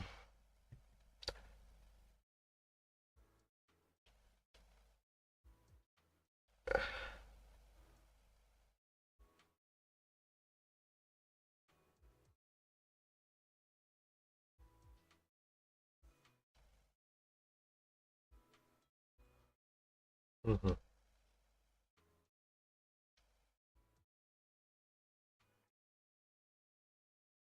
Well, I think they're the saboteurs.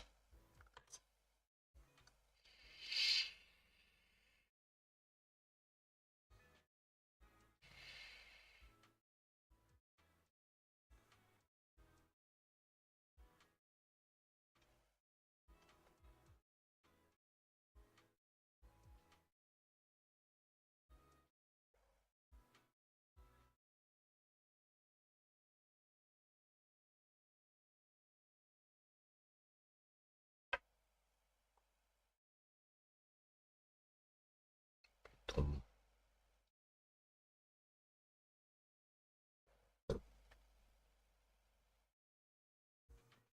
Oh, yeah.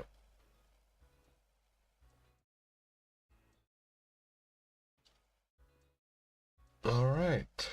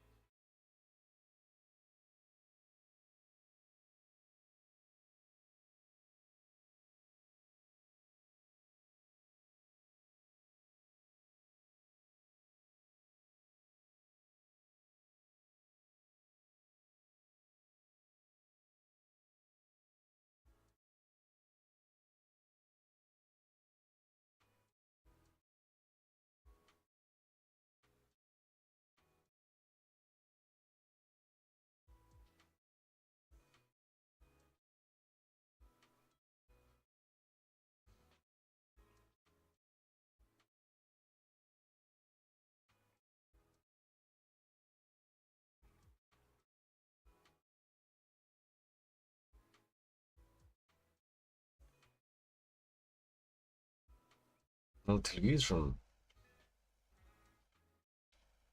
Mm-hmm.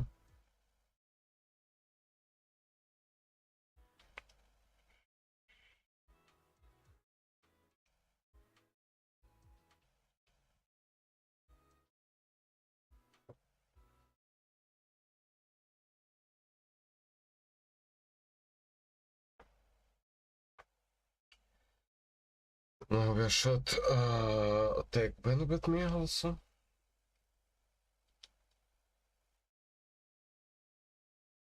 Mm-hmm.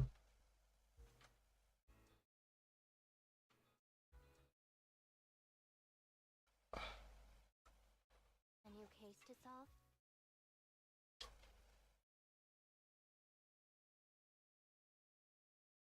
What? This?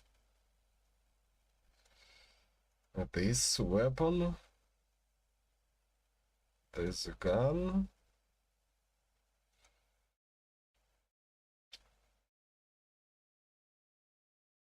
Crit impact.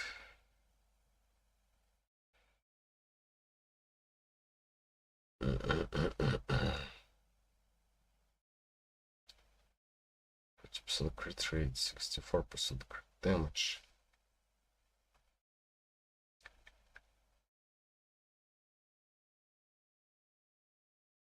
Look.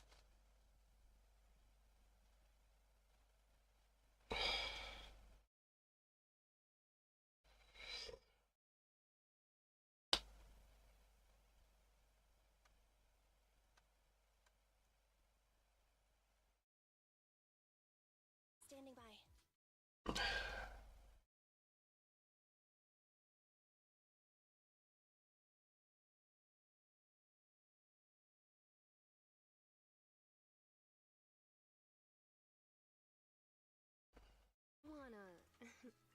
We fighting?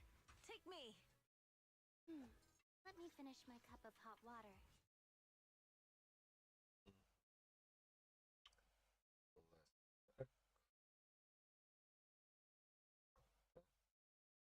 Much more up. Much more crit damage. And kind of.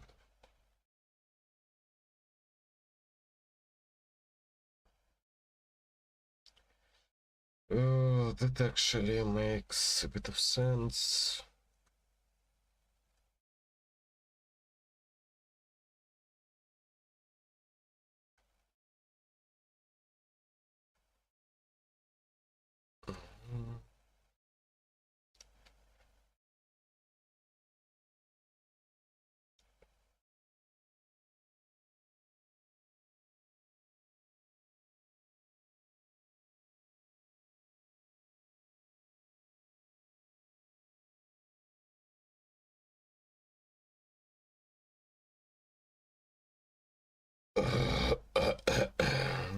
Так, electric.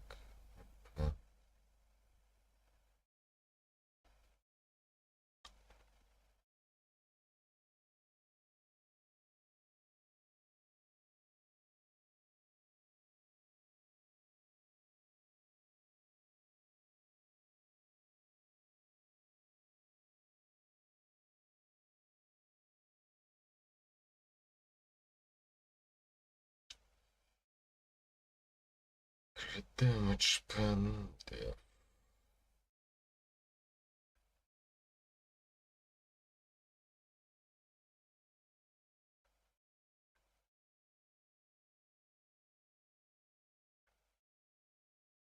A new case to solve?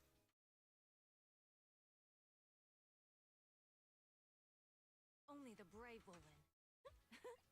Is it time to Oh, me? Sure, I guess.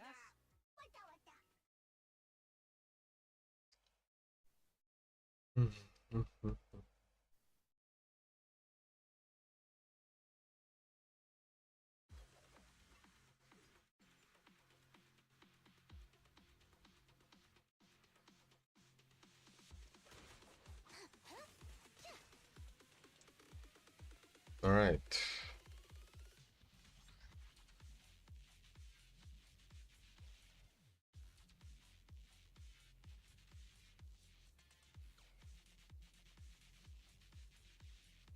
Mm-hmm.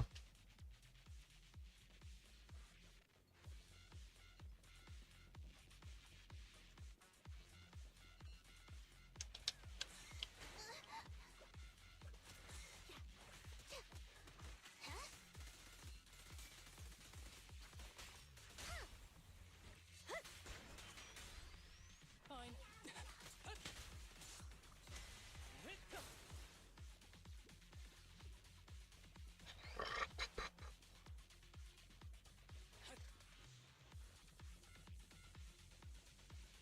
With pleasure.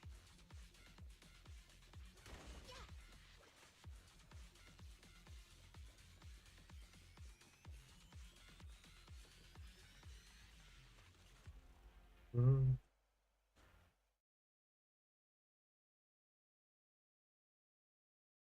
Mm-hmm.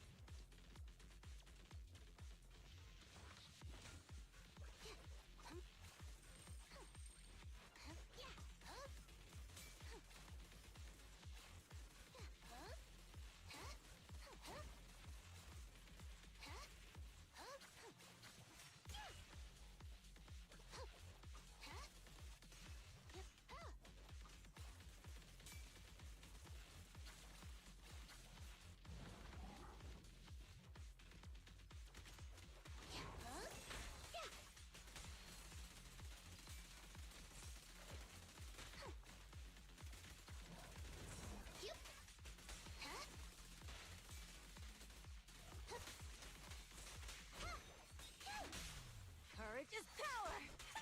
Knowledge That is was 1 in 100, I guess.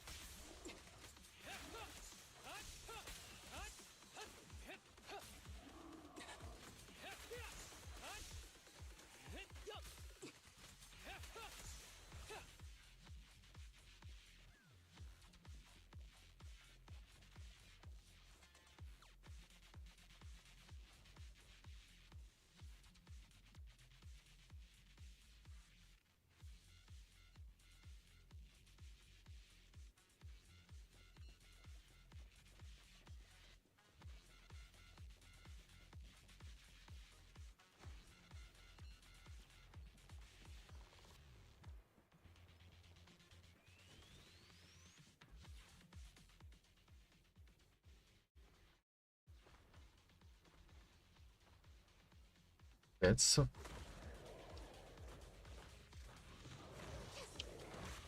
Let me help. Sure.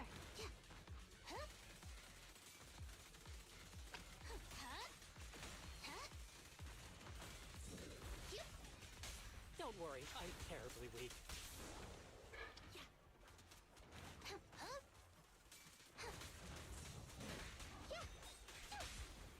There's no retreat now. That was 1 in 100, I guess.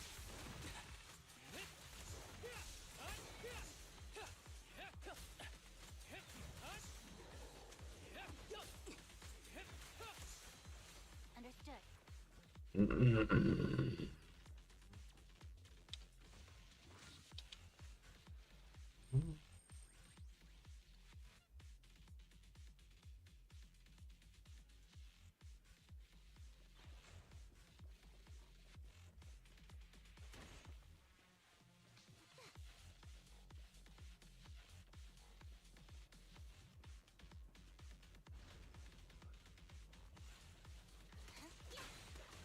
Stay vigilant.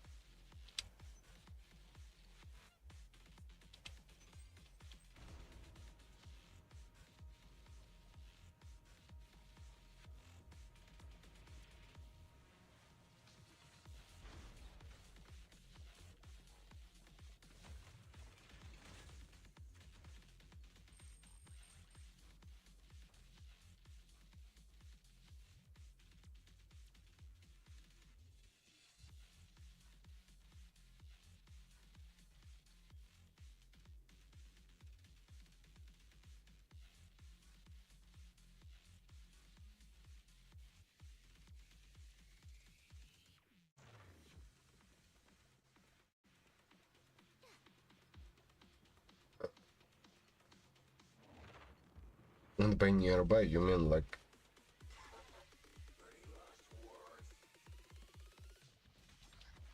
a couple of something like that.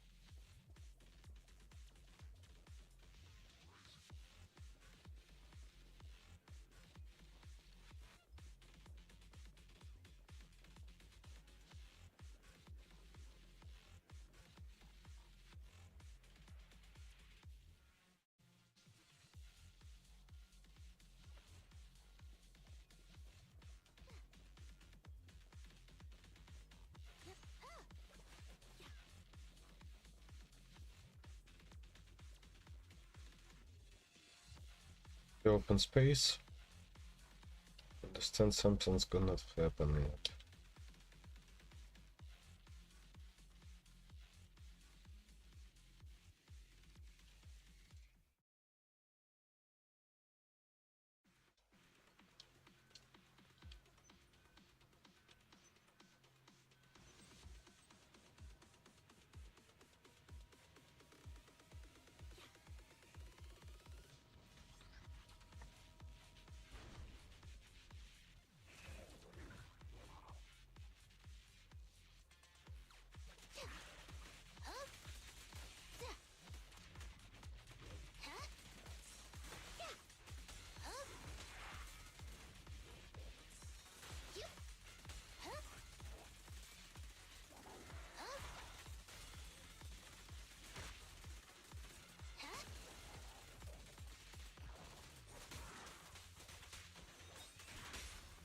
Courage is power!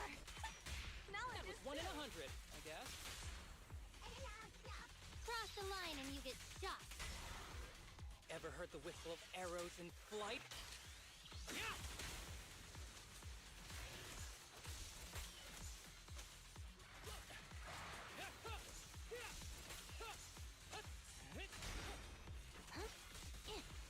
Justice is served.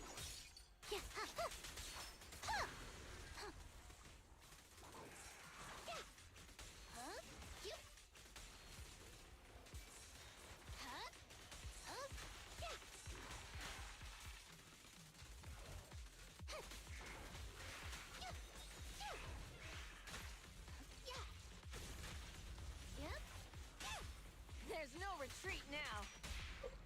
That was 1 in 100, I guess.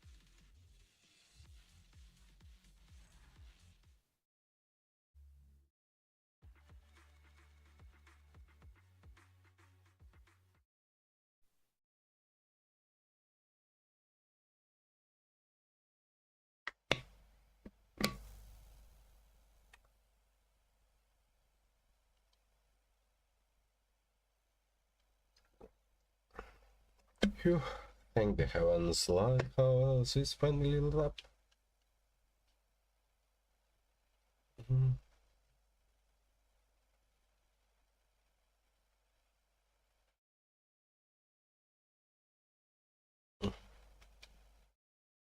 Not a thing. Jeez.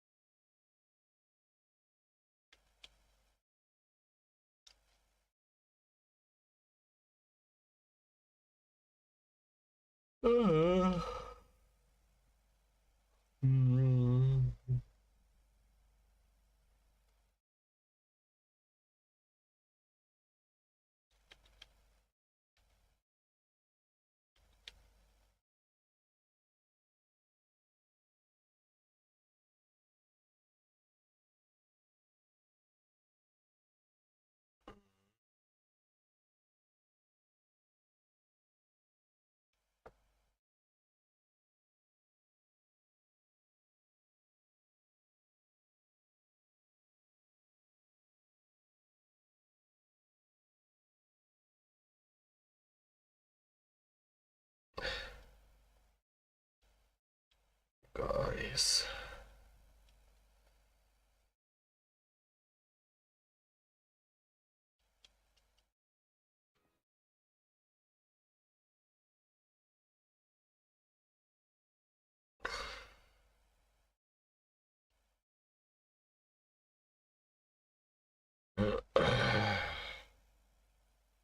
Manager. It seems you have a lot to say. It's nice and quiet here, so let's continue our conversation. Jingyi, be honest, I think you've been acting a little weird these past few days. Oh, really? How so? First, the competition and lighthouse repair supplies were thrown into the hollow, mistaken for garbage. Then, there was an incident where the motor for adjusting the light was damaged. When we went to investigate, we found some unusual things. But after you returned to the harbor, you didn't mention any of it to McDunn and the president. You even deliberately said things like accident and unexpected event to cover up the situation. Based on what has been happening at the harbor these past few days, what do you think is going on, Manager? Someone is deliberately sabotaging the Ultimate Angler competition. But I want to figure out the motive behind it. Exactly. Peaceful, cash-strapped fishing association. Who could they possibly upset? However, the fact that they targeted the lighthouse again after we recovered the supplies shows that their aim isn't just the competition itself, but rather the idea that repairing the lighthouse would allow for sailing at night.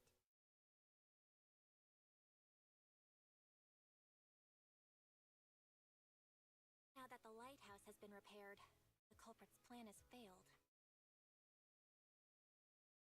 Wait, the culprit still has a chance. Not bad, not bad. I knew you'd catch on. Now that the lighthouse is fixed, we still need a boat to head out to sea, right? I'm gonna relaunch it again because I want to make a picture of Shinji standing there at night because she looks amazing.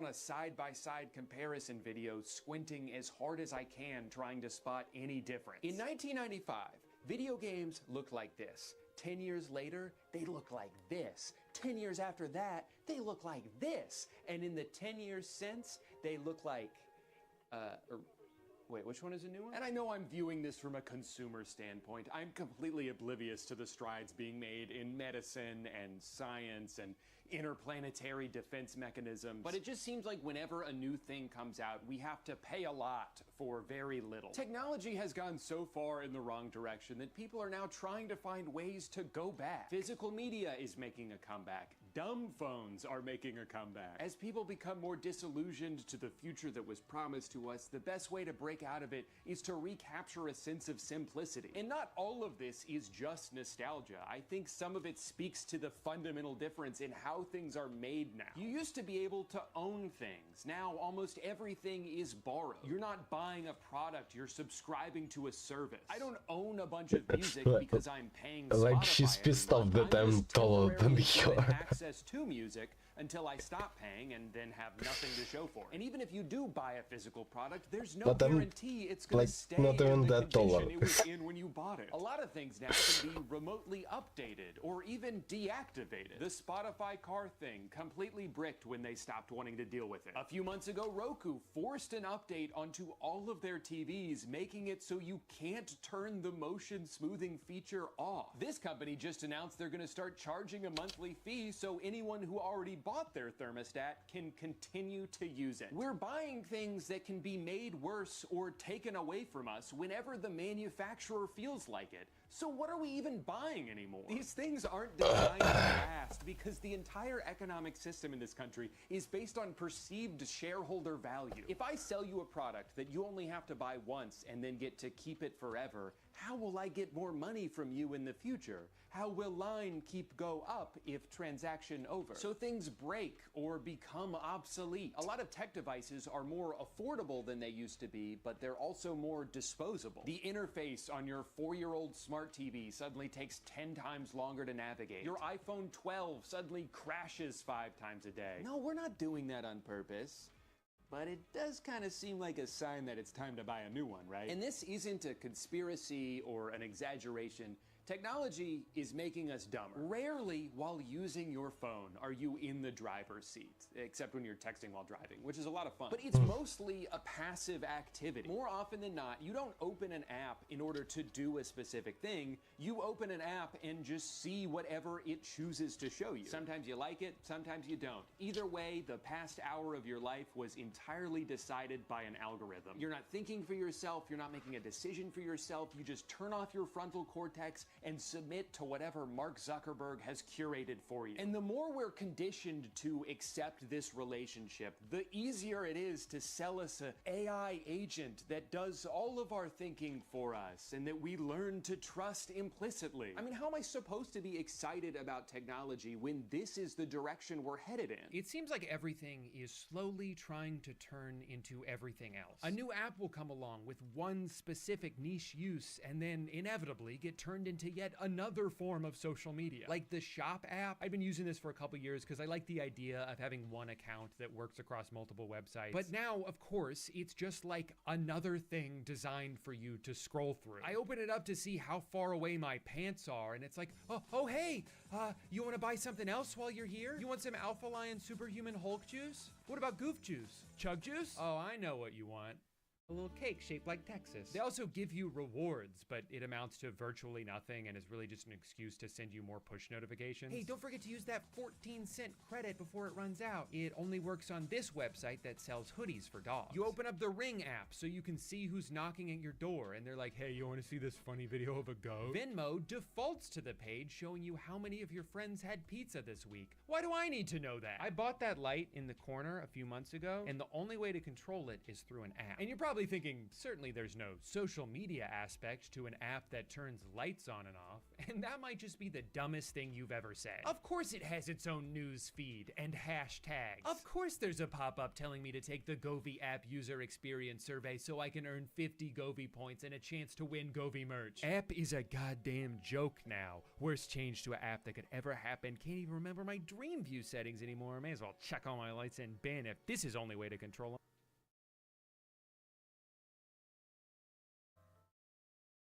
What a joke. Well, I wanted to respond to this comment saying that I'm just here for the Govee points, hashtag Govee rewards program, but that feature is only available to savvy users. So I agreed to the savvy terms and conditions, and they congratulated me on becoming a savvy user. You're following all of this, right? Instagram has its own TikTok feature. Twitter has its own TikTok feature. And you probably guessed this because you'd never make the same mistake twice. The Govee app has its own TikTok feature. Everything is the same thing, and I'm tired of it. These apps are all so intent on monopolizing your time that they'll design it in a way that makes it hard for you to leave. You click a YouTube link on the Facebook Messenger app, and instead of just taking you there, it'll be like, oh, I guess you want to open that app instead, huh? All right, here's a button. It doesn't work, though. No, I'm just kidding. It will work if you click it 15 times. And then it will take you to the App Store so you can open the homepage of YouTube and just search for that video yourself. Was that helpful? Good, it wasn't supposed to be. I just noticed the desktop Instagram website has incorporated that thing that's supposed to prevent you from accidentally exiting out of like a checkout screen or a form you're halfway through filling out. But they're just using it anywhere on their website. Literally scrolling through the homepage, I try to leave, they grab my arm and say, no, are you sure you're done with us? We were just about to show you a really cool ad. Are you sure you don't want to see what it looks like? Sometimes I feel like you don't even like me anymore. It's no wonder so many people are trying to turn the clock back on technology and return to a simpler era. Not so far back that you gotta like eat bugs and sleep on a log, but just back to when these modern conveniences were still exciting and didn't feel so predatory and manipulative. Technological advancements don't feel fun anymore because of the motivations behind so many of them. It doesn't feel like we're trying to make life better when almost everything is designed to be as addictive as possible. These things aren't supposed to be fun additions to your life. They're supposed to be a new thing for your life to revolve around. No amount of profit or growth will ever be enough. It seems like there's more thought put into how you can continue to charge people for something they already own than to just expand the experience of it in the first place. But hey, at least we're using all that extra revenue to pay the employees, right? right? Sorry, I'm doing that thing again where I try to provide catharsis by ranting in a critical yet lighthearted fashion, but just end up spreading more negativity in the process. So I'd like to end this video by highlighting some technological innovations that I'm thankful for. Number one, fiber internet. In 2018, we lived in a house where it would take me 2 hours to upload a 15-minute YouTube video. And during that time, no other device in the house could connect to the internet because I was using all of it. Now I get like 2 gigs per second and it never goes out. That's a luxury I know I take for granted. Now I should probably say that AT&T almost electrocuted me when they were digging in our front yard, burst into a water pipe, flooded half the neighborhood, and knocked down a power line, leaving live wires dangerously close to the newly installed moat they surprised me with. But they did offer me a $1 credit when I called to complain. I wish I was joking about that. They destroyed our lawn and then offered $1 single as an apology. And you know what? They're still not as bad as Spectrum. Number 2, our Nespresso machine. This is the world's greatest invention. It's all the convenience of a Keurig, except it doesn't taste like burnt garbage, and you can actually send the pods back when you're done to have them recycled. I mean, allegedly. They probably just throw them in the ocean like I do. I can't believe these pods are only moderately more expensive than K-Cups. They taste 100 times better, and you don't have to wait 45 minutes for it to cool off. Side note, how much money do you think Sabrina Carpenter turned down to not do a collaboration with them? They had to have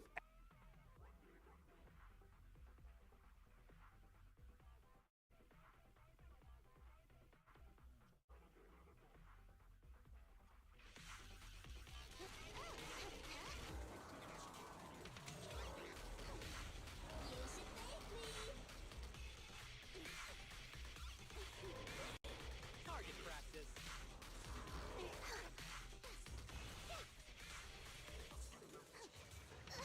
Need to support. Let the arrow fly. Time to close the net. You should thank me.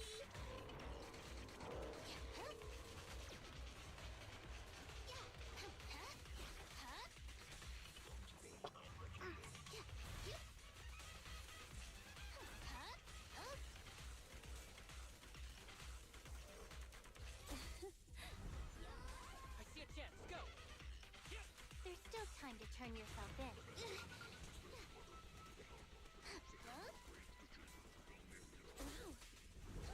Come on! It wasn't the button that I tried to press.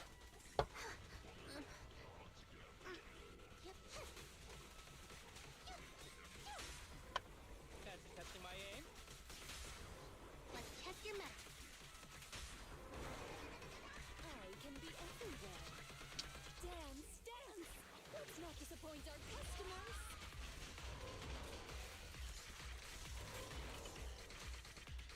Ever heard the whistle of arrows in flight? Yeah!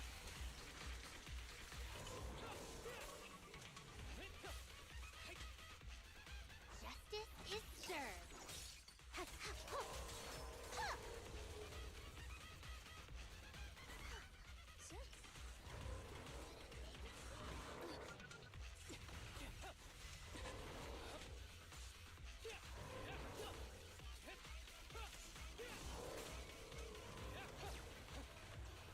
Combat isn't my thing.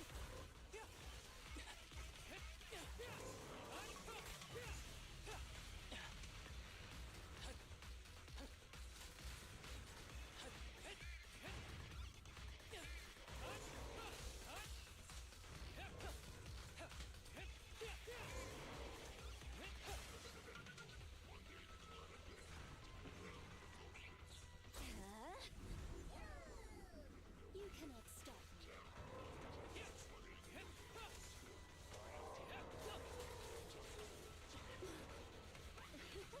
Full of opening.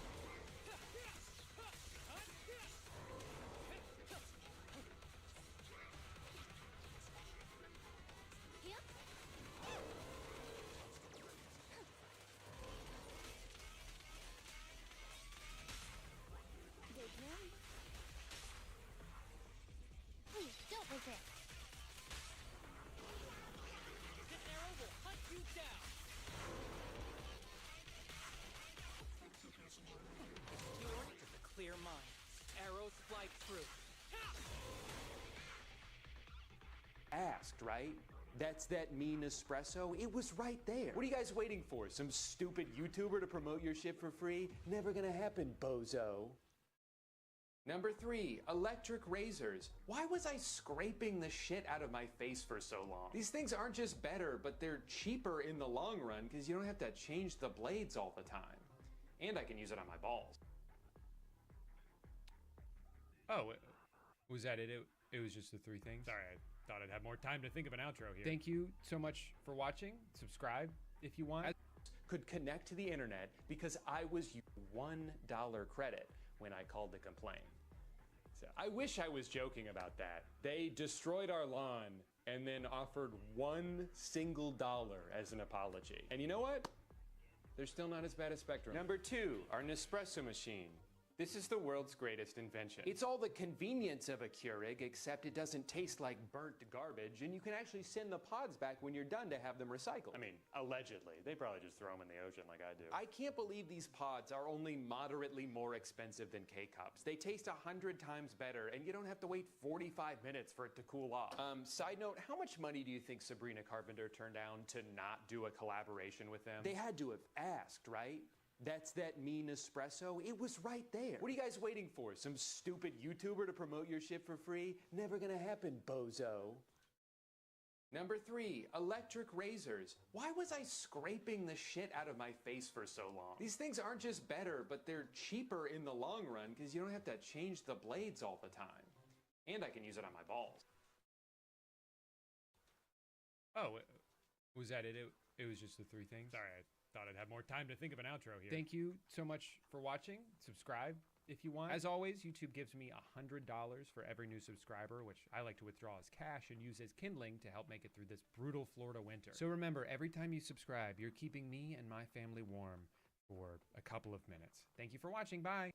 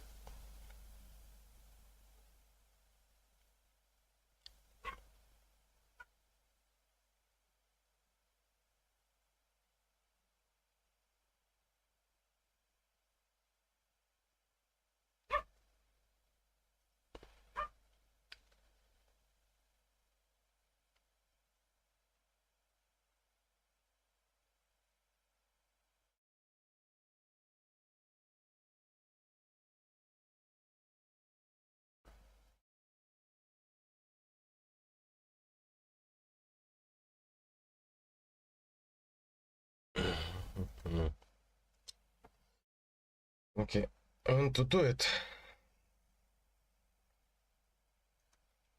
Handmade Rena, at your service. Only the brave will win. Victory will be ours! But also fuck this.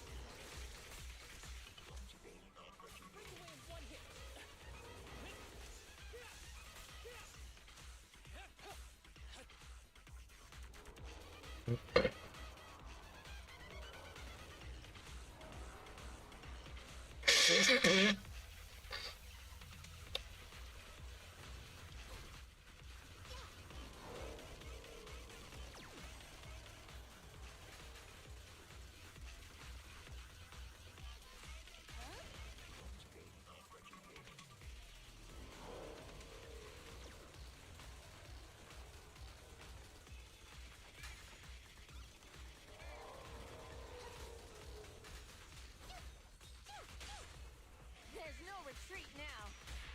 That was 1 in 100, I guess. Cross the line and you get shot. I see a chance. Go. With a clear mind, arrows fly true.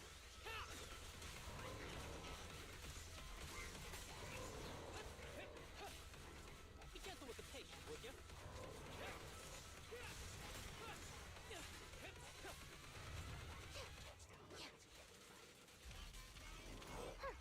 Caught you red-handed. Yeah.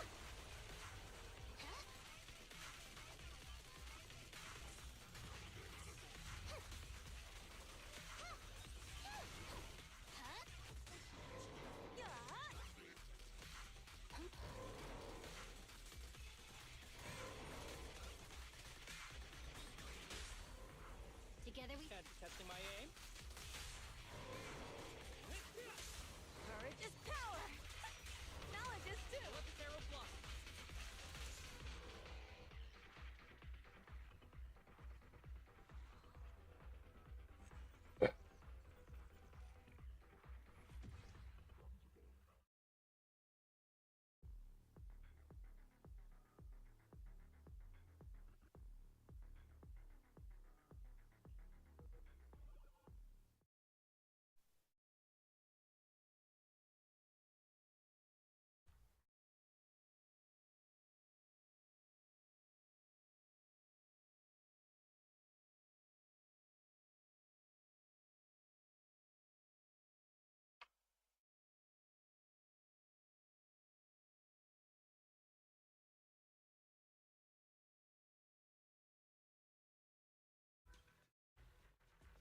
eradicate all evil.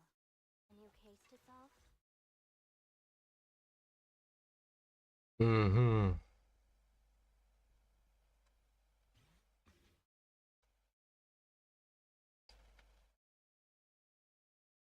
This is abysmal.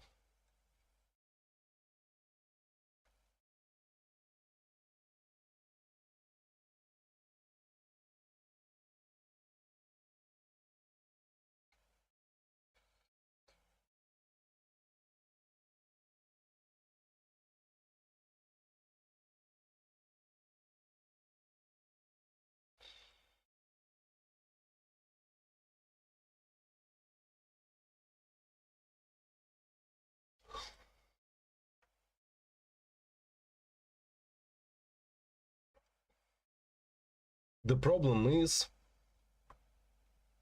Chinyi actually needs it a lot when she dances. And if you don't use it, then why use Chinyi at all?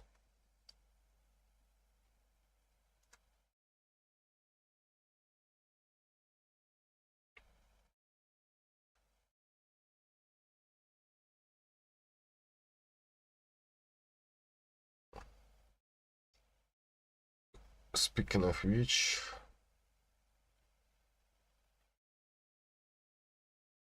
oh, she's like instant specialty, so she doesn't. Oh God. Yeah, that's problematic.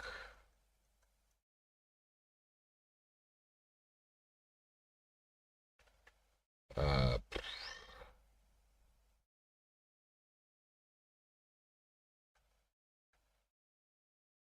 this impact percent 15.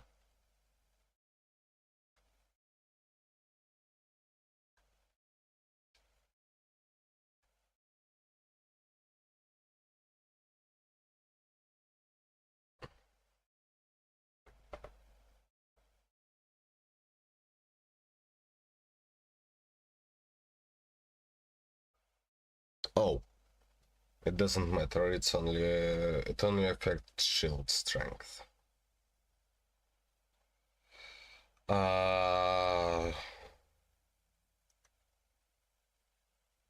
In this case, what even would be for?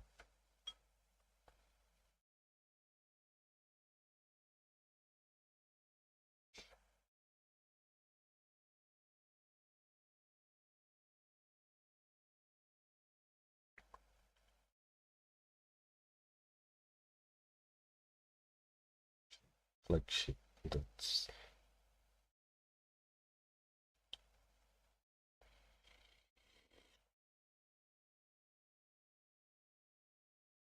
not useful for her at all. Dev, attack, HP.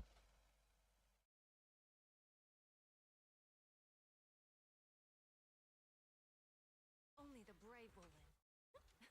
That's me! Hello and welcome back to the channel. Today I'm playing Crazy House Chess, where players can place captured pieces back onto the board. My goal is to get 3 wins. Let's get started with game number 1. Okay, historically I haven't been too good at variants like this, like Bug House for example, where you place pieces back onto the board because I don't mind my king very well. So, we'll see what my opponent chooses to play, but I'm going to be very aware of keeping all of the squares around my king very safe, and basically at whatever cost, try to open up my opponent's king. We immediately get the abort, but we get offered a rematch, so I'll go ahead and accept it, I guess? I'll play d4, we'll see if my opponent plays now. Oh, he did. Okay, that was very strange. My opponent canceled, but then decided to ask for a rematch. Anyways, let's see, how should I play this? Let's play knights out first. Knights out first in case the bishop needs to stay here on this diagonal. Okay, we get knight to c6. That means there's no idea of c5, no idea of queen to a5. So I think we're in the clear here for bishop to f4. Okay, we get knight to f6. So far, pretty normal play. This is basically just a London system in the making. I'm going to go ahead and play like bishop to d3. I'm not sure if it's in the meta to castle, if that's a good strategy, but we'll play bishop to d3 and offer this first trade. We can get a bishop to play with after. We now have an extra bishop to play with, but so does my opponent. There's no clear way to use it because there's still a lot of pawns on the board and the position is kind of closed. There's no defining features in the position, so it's not clear on what diagonal you would actually place a bishop. Okay, we get knight to b4, which seems to invite queen here with check, and then that just forces the knight back, not to mention b7 is hanging. And regardless of how weird the variant is, check is still forcing, so... Oh, c6. Oh, c6. Wow, that's really creative. Okay, so if I take, my opponent's going to place the bishop on a5 and pick up my queen. That is an insane idea. Wow, and if I don't take, then I need to defend c2 and get my queen out of danger. Wow, that's really creative. Okay, I guess I have to play queen to a4 to defend c2. So we'll play that, queen to a4. That's a crazy tactic. That's very trappy, but something that I should probably keep in mind for my next opponent. That's a really good idea. Oh, my opponent asks, are you YouTube? I'm going to say yes, haha. There we go. Now, hopefully he'll figure out that he's probably going to be in a video. Okay, he places the bishop on e4, which I think is a mistake because now this is just free. Since this bishop is now on e4 just staring at a pawn, it can't land on a5 and pin my queen anymore. So, I think I can take. Okay, what happens if I take him in e5? Bishop hits the queen, pawn hits the bishop. It's probably not the best, but I'd rather get this knight off my back. Not to mention that now I have an extra knight to work with as well, which is pretty promising. My opponent says, wow, didn't think I'd meet you. That's pretty funny. Yeah, you guys could find me in the wild every so often. Okay, bishop takes knight. Gives my opponent a knight. Could give me a bishop if I just recapture. Kind of walks into e5 again, but it's not clear where that knight is going to go to actually cause me a problem. So, I'm going to take it. I'm a little bit nervous about how exposed my king is right now. We get e6 instead, which just hits the queen, so that should be totally fine for me. I could even drop a knight here, for example. Knight here, check. Bishop takes back. Gives my opponent a second knight, gives me another bishop. Let's place a bishop down right now. Place a bishop, and maybe we can get this capture, retake, and then at some point we can drop a knight near the king. I'll go ahead and take back. My opponent says he's on his TV, so it's hard to type. That's pretty funny. I'm gonna say, ha, no worries. All right, I'm running down the clock chatting. Okay, knight to a6 hits the queen. I should probably move back so I can keep my bishop defended. So, queen back to a3. He still can't castle, so we should be good. The sooner I can figure out how to open up my opponent's king, the sooner I can actually win this game.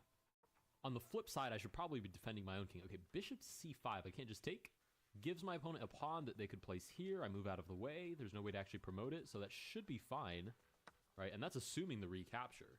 If there's no recapture, then we just have a bishop on a very strong outpost on d6, and I should probably be sacrificing pieces to open up the king's position. Okay, we do get the sack, which is kind of crazy. I'll go ahead and take back with the bishop so we get it out of danger, and now we have more than enough pieces to work with. I really just need to put them on the board and start sacrificing them. And my opponent only has one pawn to work with, so I think my next best move would be knight to d6, giving check, and then maybe sacrificing on f7. I can drop another knight on e5, maybe I can put a bishop down, etc., etc., and I think we'll be in business then. If b6 hits the bishop, I'm going to start with that check. King moves into the line of sight of the bishop, which means I can play check and pick up the queen, which will be very, very strong. I mean, if I can place the queen anywhere, like c7, for example, would be a great place to put a queen. Queen to d6, I'm still going to take it with check. Now I have a queen that I can put down, so it should be forced mate here in just a moment. King here. Let's put the queen down on e7 right next to the king, so there's no piece that can go in between. King moves back, and we get checkmate. Nice. All right, we've won game number 1. I'm going to say GG's to my opponent in the chat. I don't think anything particularly weird happened that game, except that my opponent gave me a lot of free pieces to work with. So I think my opponent basically did my job for me. If you're watching this now, hi, good game, my friend. Let's move on to game number 2. All right, game number 2, we get the black pieces this time. With any luck, this opponent will also abort and then give me a rematch so I can play with the white pieces. No such luck. We get e4. I'm going to play c6 because the Caro-Kann is generally decently closed, unless you get the exchange, in which case, just try to castle out of the way, I guess. Queen to e2 is strange to say the least. I'm going to play e6, looking for d5, but also keeping the position around my king as closed as possible. Okay, d5 hits the queen. Maybe we can get a pawn, open up this file. It's not particularly good in normal chess to bring out the queen this early, so I can't imagine it's all that advantageous in Crazy House either. Pawn to c7 is not a free pawn? I think that's a free pawn, so I'm going to take a free pawn, right? I think his idea was that I was going to capture the queen and then takes with promotion. Oh, that is a free queen. Oh, whoa, whoa, whoa. Free queen, free queen. Okay, bishop to c4. I just have to open up the king now so that I can start getting a attack going. So let's hit him with this little number. We can sacrifice on f2. Queen comes in with check. Drop this queen, I guess, anywhere in the position, and then we should be winning. So we'll take with check. Forced because the piece is right next to the king, so I'd be very surprised if my opponent just moved out of the way. Okay, we do get the recapture. I just realized this actually doesn't work because the knight covers that square. Okay, so what else can we play? Let's play knight to f6. Castle and keep developing, I guess. Maybe we can get knight to g4 here in a moment. Actually, yeah, knight to g4 seems pretty promising. Would defend f2, and I could drop a queen there. So we'll play check. Oh, and I've just realized my opponent moved, looks like the wrong knight to c3, because this knight's job was to defend f4, so this actually probably would have been stronger. I can still play it on the next turn anyways, so it should be good. Okay, we get king to e2. I don't know if I'm getting ahead of myself, but I'm going to drop the queen on f2 with check. Force the king back into this little cubby. And is there like an idea of like check and then bishop g4? Or is e2 too well defended by these two pieces? Okay, truth is I'm not totally sure, but I'm going to play knight to e5 in the meantime. Hit the bishop, maybe we can get it to move back and not defend e2 anymore. And then we can play bishop g4 and then take with mate. Okay, that is a free bishop for sure, so I'm going to take a free bishop. Going to take a free bishop, not to mention I can now drop it on g4 as well if I don't feel like moving this one. Okay, we get bishop to h5, which is also a free bishop. Check. And then forced mate here. Seems like the only way to get out of this is to place the pawn on either f3 or e2. In either case, I'd sacrifice everything to get that mate. Okay, knight to e2. We go ahead and take with checkmate. Sweet. All right, we win game number 2. Honestly, these first 2 games have been surprisingly easy victories. If we don't get a hard opponent on the next game, then I'm going to play 4 games to make up for that. Let's play one more game. Move on to game number 3.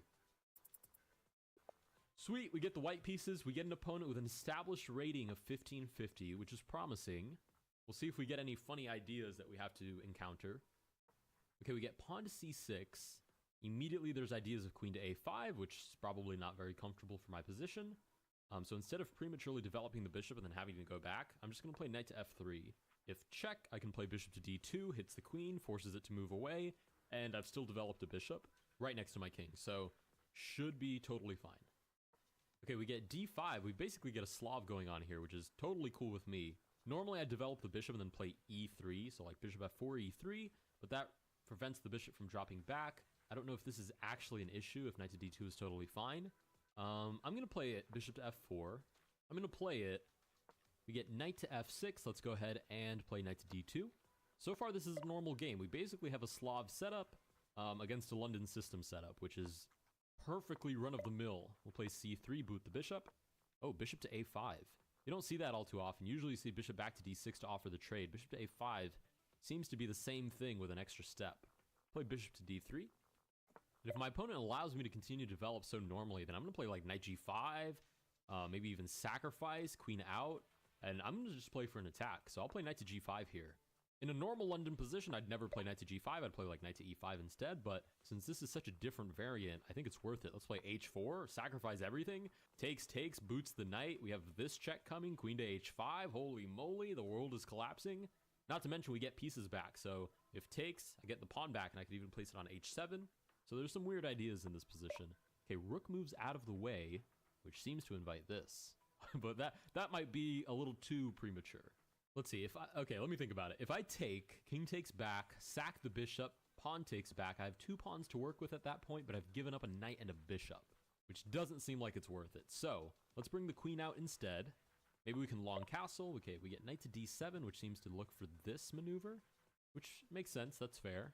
Let's play bishop to e5.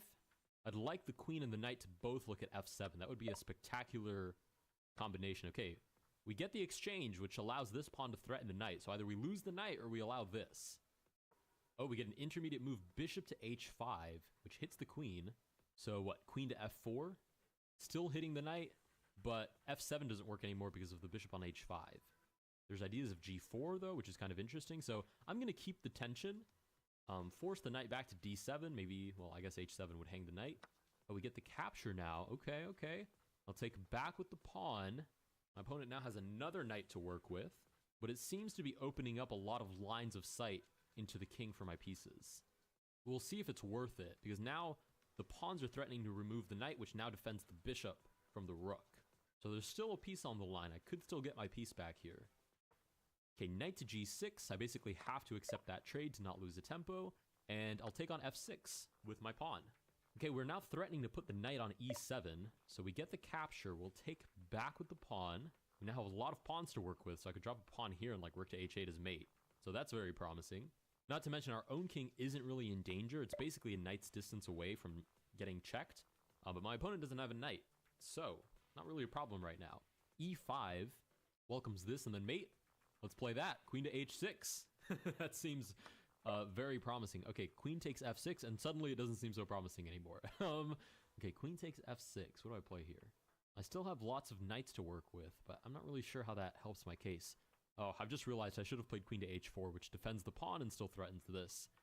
Okay, it's alright. Blunders happen. Let's play g5, and maybe we can establish another pawn on f6. That would be ideal. Otherwise, we can just drop a knight on f6 as well, and that should be very promising anyways. We're down to under a minute on the clock, but our opponent isn't far behind, so we shouldn't have a time issue. Okay, we do get queen to g7, which allows knight to f6 check. Maybe we have takes, king takes back, and then pick up the free rook. Okay, king to f8. There's also ideas of queen to h8 check. Queen takes, rook takes back.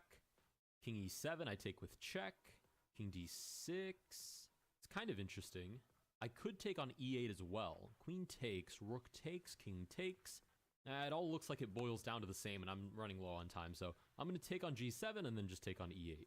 Not to mention both of those moves are checks, so I should be my turn by the end of the whole exchange anyways. Oh, and I have a queen to work with, but so does my opponent. Okay, so king back. I basically have to checkmate my opponent. So let's start with this check. 25 seconds on the clock, but I get 2-second increments, so I should be in the running here for a pretty comfortable checkmate. Bishop to g8 works for certain. Let's see. Pawn check moves the king out this way. Maybe I can take here with check. If king here, I can drop a queen into the equation, which is great. Okay, we drop another check. Now if my opponent tries to block, we promote, which would be amazing. Okay, king to d7 seems to invite another... Oh, wait, I can't drop it on d8 because of this bishop. Okay, we'll play knight check instead. Okay, king moves forward. Let's drop the bishop with check. Okay, I'm way too low on time to be commentating this much. We'll see how my opponent defends. Sacrifice anything in the name of getting checkmate. Let's drop a queen, and we get checkmate. Nice. Okay, that was excellent. I'm actually really happy with that. We were low on time, but we managed to commit right around here. I said, okay, I have a couple of pieces to work with. The king is a little bit exposed. We'll make whatever we can of it. Just take, keep giving checks, every move all the way down, right up until mate was check. And I'm not even saying that it was forcing, but it was practical and it worked. So there we go. We have 3 games, all victories. If you guys did enjoy this video, please consider liking and subscribing. Normally, I would say if you guys particularly enjoyed this variant, but I can pretty much guess that you did because a lot of people have asked me to play Crazy House. I have to admit, I really enjoyed this variant, so I'll definitely revisit it in the future. Consider... Today's story is a serious one because Warner Brothers Games just killed multiple studios, and the one most people will recognize, of course, is Monolith. They made Shadow of Mordor, they made Fear, Condemned, and rather cruelly, they just celebrated their 30th anniversary. You probably also know the Nemesis system, which was what drove the Shadow of Mordor enemies. It was a fairly amazing system, and it was so good that WB patented it. And I'm sure they'd be happy enough to act as a bit of a patent troll against other people's game designs with it, but we know they actually loved it so much that they used it. They used the Nemesis system to ram Shadow of War full of game-killing monetization, which played a major factor in that game's performance, which, by the way, was really bad. Now, the project that would follow from Monolith, Wonder Woman, was also a disaster. It's now cancelled, but it's not a disaster in isolation because group-wide, the last decade itself has been a disaster. Today, we're going to discover why, and a little bit more dramatically, by going through all the sourcing surrounding this story, who is being blamed. Because there is a who. We're actually now a daily habit for me. You see, I was wasting so much time doom-scrolling Twitter and Rumble that with a flick in your head. And read this thing was like, just we're brilliant. To begin, here are the details of the layoff. So, Monolith Productions, Player First Games, and WB Games San Diego are all being shut down. Warner Brothers' statements basically insist that it is not a reflection of these teams or their talent. And I do somewhat agree, because what this really is a reflection of their end of February financial reporting. It's a pattern we see time and time again in the corporate world. Obviously, that hits games. Layoffs timed just before an earnings report, that's often, well, a bad one, is something that is designed to show that the company is proactively tackling its problems. And for Warner Brothers, those problems are significant. Analysts expect them to have bad earnings. They have had bad earnings for many years. We'll dive into the details, the leaks, the people quite a bit later, but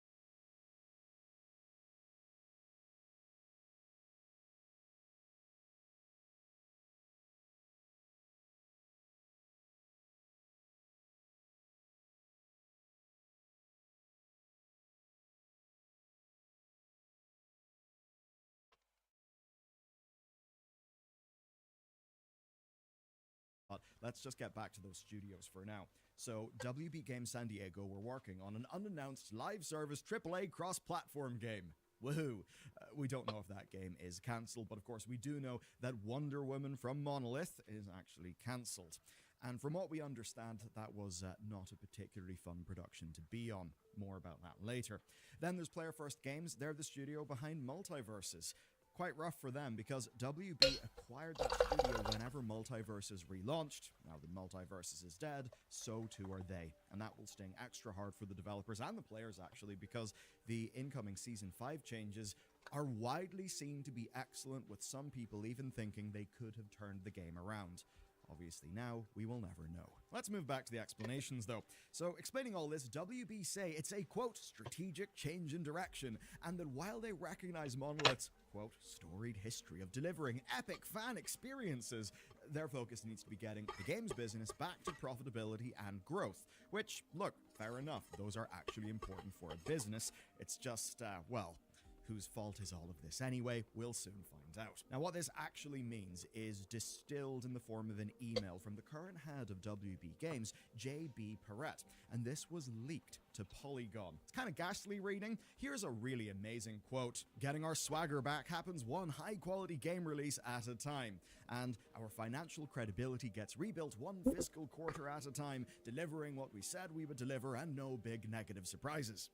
You know, JB, you didn't have to say swagger. It does seem a little bit weird. You axe through studios and say, hey, it's all part of our plan to get our swag back. That's kind of bad vibes.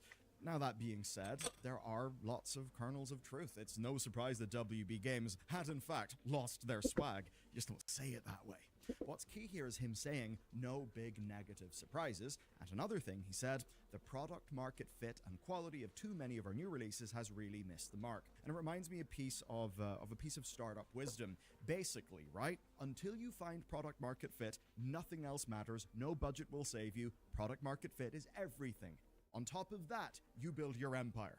And it's fair to say the product market fit was not found in so many of their games. But the thing is, for large budget games, finding product market fit is bloody hard because it's a game. They do look pretty janky when they're half finished. It's a real challenge the AAA industry is finding. Now, that Suicide Squad was a surprise miss to them is honestly completely baffling to me, but the point in product market fit is obviously a true one. And more importantly for today's story, this all makes sense when you know this piece of information.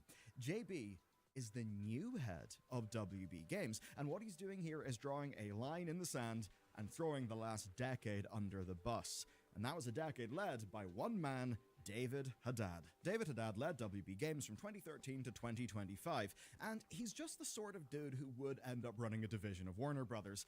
I don't necessarily mean that in a mean personal way, but I think his history explains that. So David graduated from Harvard Business School in 1991. He worked at Disney, Mattel, and others until 2006. He then joined Sierra, which was him getting into the games industry. Not long after that, he was the COO of Guitar Hero for Activision. He had some prior experience in the toy sector. The troublesome thing is he was COO of Guitar Hero from 2008 to 2011. If you grew up when I did, you would know that is when Guitar Hero completely fell off a cliff and basically went into irrelevance. Not long after that, then, he began at Warner Bros. So, in short, right, he's very much the Harvard Business School management consultancy type guy. He's actually done management consultancy work. And understanding that, how he's been trained, the situations that he will have navigated across all of these years, I think we get texture. And I say texture because it can be too convenient to just, in retrospect, connect a bunch of easy-to-connect dots and say that is the explanation for everything. But I do think that texture is relevant, and sources will certainly suggest that it is later on in today's video. So David ran WB Games until, in January 2025, Variety broke the story of his departure. And the framing at the time was that he chose to step away, though Bloomberg's reporting does have sources blaming David's leadership, well, personally. To quote the reporting, a lack of strong, cohesive vision during Haddad's reign led to years of ineffectual trend chasing and wasted development time. So, is this a case of management consultancy types without deep game experience, simply having the wrong incentives, the wrong structure around them, the wrong mental tools for the job. To work that out, we can review his legacy. The good part of his legacy is the Hogwarts one, because Hogwarts Legacy is one of the best performing games basically ever. It managed to rank 14th in the best-selling games of 2024. That's the year after it released, so it was crushing games that came out this year. And it's got a definitive edition on the way that will help to keep those sales up. It's a huge win, and it's actually not alone in terms of wins. You've got TT Games with their LEGO projects that often did pretty great. You've got NetherRealm's fighting games, which have done pretty solid too, but doesn't really make up for the losses. As an example, Suicide Squad underperformed. That led to WB taking a $200 million write-down. I'm sure continuing use for that game hasn't been great since, they just ended its live service. Then there's Multiverses and the player first acquisition. That led to another $100 million write-down. And you've got some other projects like the Quidditch game that ended up just being a bit of a squib. And history truly is too funny here. Warner Brothers' attempt to capitalize on their Christopher Nolan-led Batman movies led to them chasing Marvel with the failed DC Extended Universe films. And it's just like that in video games. You have a banger trilogy of Batman titles, with the third one being a bit weaker, coming from Rocksteady, the Arkham games, and that led straight into a trend-chasing disaster, just that instead of the Marvel Cinematic Universe, it's live service games. But with a core difference, because you can whack together a writing team, actually get your principal, photography done pretty quick, and then just crack the whip and kill all the VFX artists, and you can get a torrent of slot movies. With video games, though, especially the Suicide Squad one, well, that is years and years and years and years of development until you found out that you failed. That's why games have ended up being so particularly dangerous. It's easy to pin all of this on David, and he certainly does carry a lot of blame. He was leader. He has literally got responsibility. And JB, the new leader, is very keen to draw a line in the sand. But there is just one problem for JB, and that's his own words. The trend chasing is David's responsibility as leader, but it was everywhere, even from JB, the guy who's trying to distance himself from the past. Here's a quote from JB from a while ago. Rather than just launching a one-and-done console game, how do we develop a game around, for example, Hogwarts Legacy or Harry Potter, that is a live service where people can come in and live and work and build and play in that world on an ongoing basis? Yes, that is him saying that. And the basic point is that having Hogwarts Legacy, the only non-Rockstar game to displace Call of Duty as a year's top seller since 2009, was not enough. That's actually the thing here. Investors will always want more. They will always want Grand Theft Auto Online in a world where GTA Online exists and you can put your money in Take-Two Interactive. So what better than GTA Online-like revenue from a Hogwarts game? Well, we can certainly say what's worse. Suicide Squad, kill the Justice League. That's basically the point there. In trying to chase that, you end up killing the good thing. Wow. I actually got numbers from the standard banner. I think that's the first. Is it the first? No, that's not the first. I think I got okay, maybe earlier. That might be one of the only times. Handful. That's either first or the second time I got first of the 4 characters on the standard banner.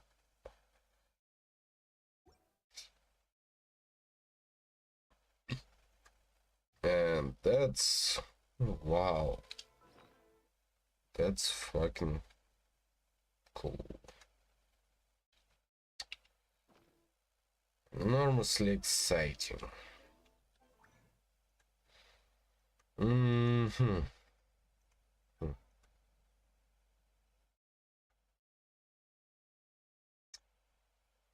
No.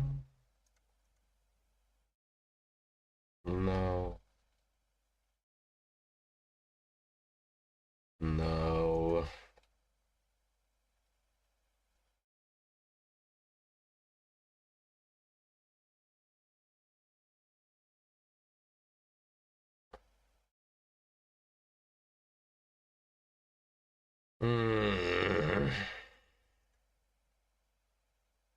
Definitely not.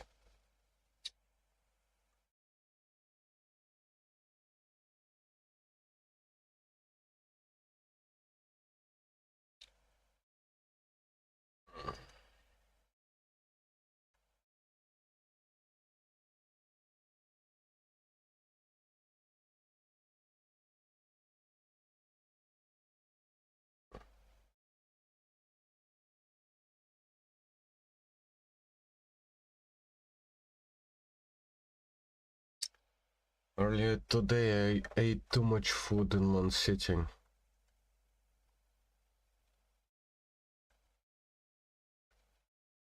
And now I crave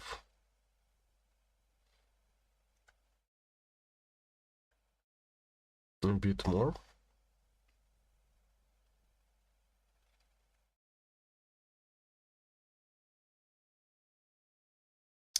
Create defense, mental mastery attack.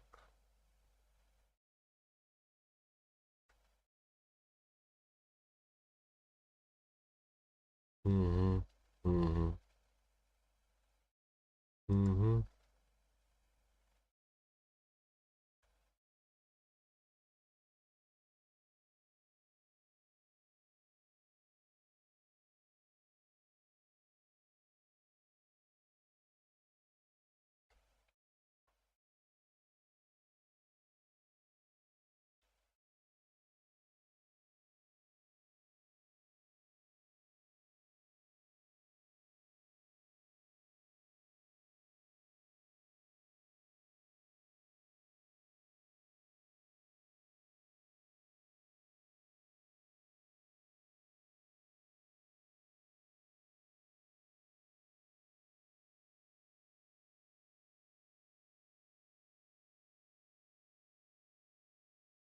Mm-hmm.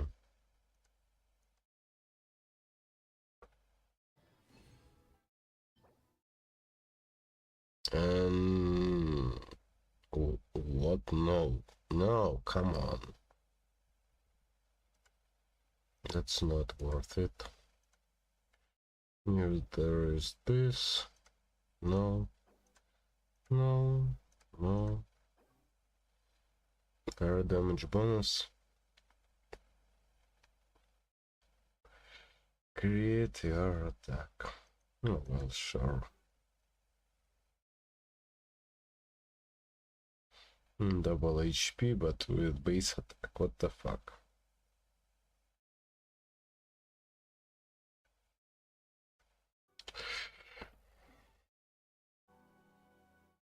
It's not worth it. Alright.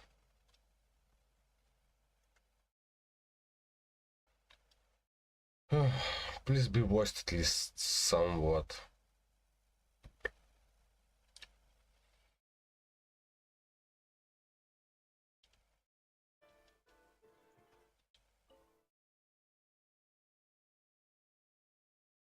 Welcome, Honored Traveler. Guji-ai told me about your visit. Please, come in. The almighty Shogun is also inside.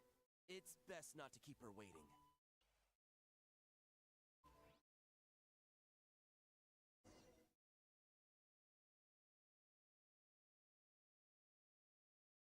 Now, there's no need to be so stubborn about this. I'll adjust the budget here, and we'll definitely turn a profit. No. We must confirm the official representative before discussing details. There is an order to this that must be followed. From the way she's talking, this must be the Shogun, right? Ah, little one. It's about time. Come, I have a contract for you to sign. Whoa, we're not just gonna sign a random contract out of the blue!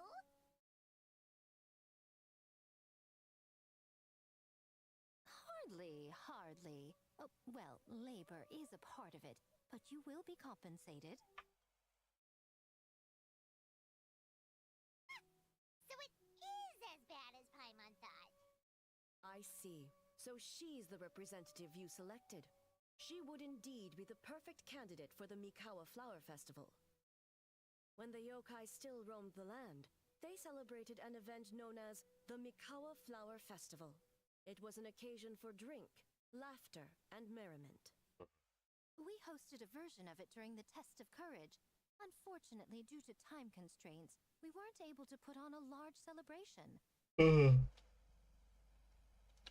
So, I got to thinking, why not have another go? This time with the Mikawa Flower Festival for yokai and humans alike. One that combines human ingenuity with yokai arts to offer the most innovative and thrilling entertainment of our time. Open to all humans and yokai throughout the land. Entertainment, huh? Wait, kind of like Akitsu Yuge and Akitsu Hanea Sobi? Those games were really fun. For an important event like this, an official representative is required to preside over the festivities. In the past, the role was usually given to the Guji, or an individual from the Yashiro Commission. But this time, Neither myself nor the Kamisato family can assume the position, given we represent one side or the other, the yokai or the humans. human you may be, but you possess a deep connection with the yokai, and you do not hail from this land. That makes you a more neutral option. Moreover, you took part in the previous festival during the test of courage. In my estimation, there is no better candidate for the role. Plus, your name has the potential to attract an even greater showing. So are you going to sign this thing or what? Huh. Got a point. Then let's go ahead and... Wait! Paimon almost fell into our trap!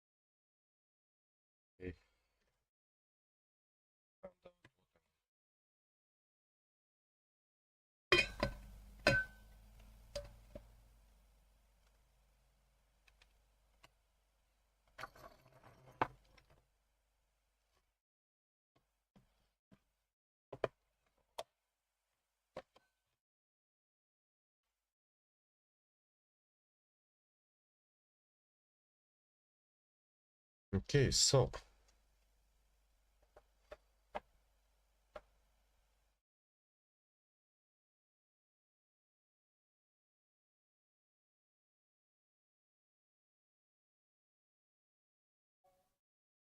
Oh, come now. This is for an important occasion, is it not? Even I've chosen to throw profit to the wind. Surely a selfless hero like yourself wouldn't turn your back on a good cause. I'm a mercenary. According to the proposal, the proceeds will be distributed as follows: 40% to Yae Publishing House, and 10% to the festival representative. Hey, no fair! Now, 10% might not sound like much, but Yae Publishing House is going to great lengths for this occasion, both in time and personnel. All you need to do is show your face. Getting smart, aren't you, little one? In that case, I'll throw in another 10% from the other half of the proceeds. What's the other half of the proceeds? No, the other half is going to the shogunate. That is not up for negotiation. But I am rather curious about the supposed great lengths you mentioned. Unless I am mistaken, most of the personnel and supplies are to be provided by the shogunate. In that sense, 40% seems rather high for your establishment, does it not? That, When did she reprogram you to argue back like this? Proceeds should be distributed according to contribution.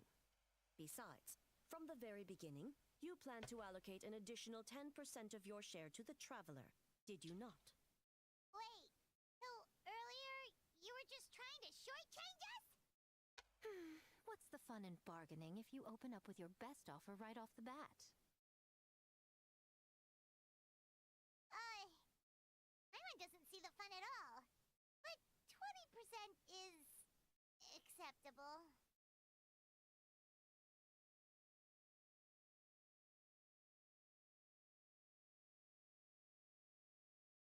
Games have always been a central part of the festival, and both Akitsu Hanayosobi and Akitsu Yuge were extremely popular.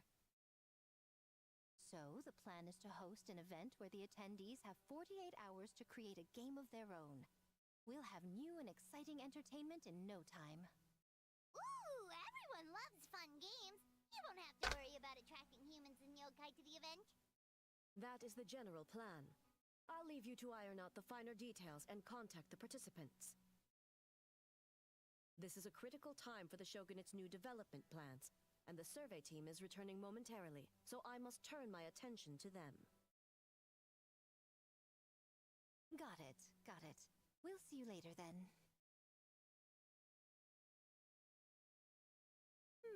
Jinju Forest. Let's pay a visit to our old friend Ioroi.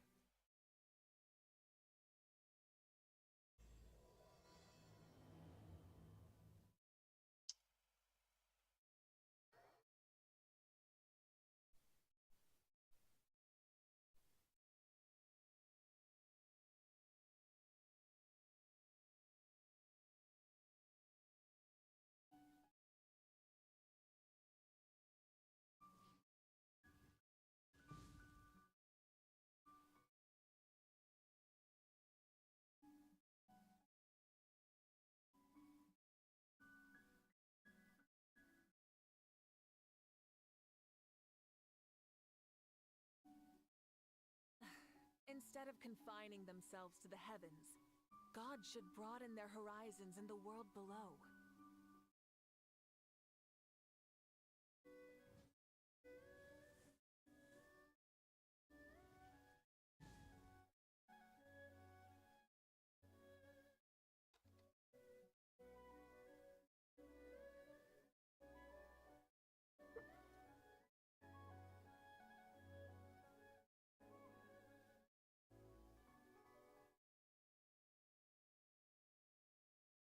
Many insects have a compulsion to follow the light, and humans are the same.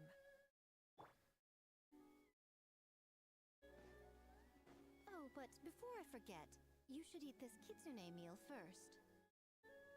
Whoa, it smells so good! Oh, and also kind of like fried tofu for some.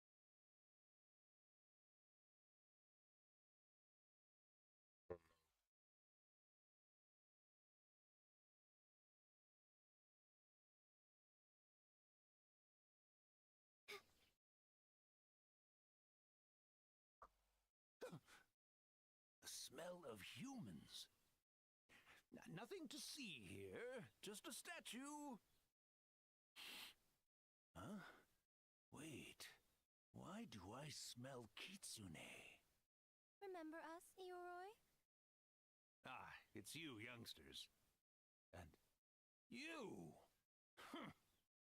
The nasty kitsune who turned Chinju Forest into the playground for her test of courage. Oh, Chinju Forest is supposed to be Yoroi's territory, right? Oh, no wonder he's so mad. Exactly. How could you hold a test of courage without inviting me? Oh, so that's what he's angry at.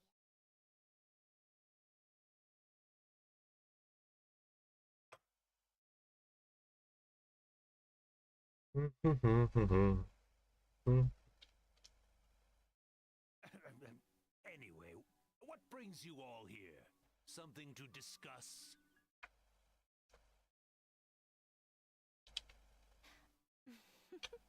I actually came to apologize about the test of courage. It was my mistake not to invite more yokai to the ceremony. So for this Mikawa Flower Festival, I knew I had to extend a personal invitation to the Bake Danuki. Huh? The Mikawa Flower Festival? Yeah! Yes! The Mikawa Flower Festival! Huh? Ichiboshi? Chosei? Yobukoban? Where did you come from?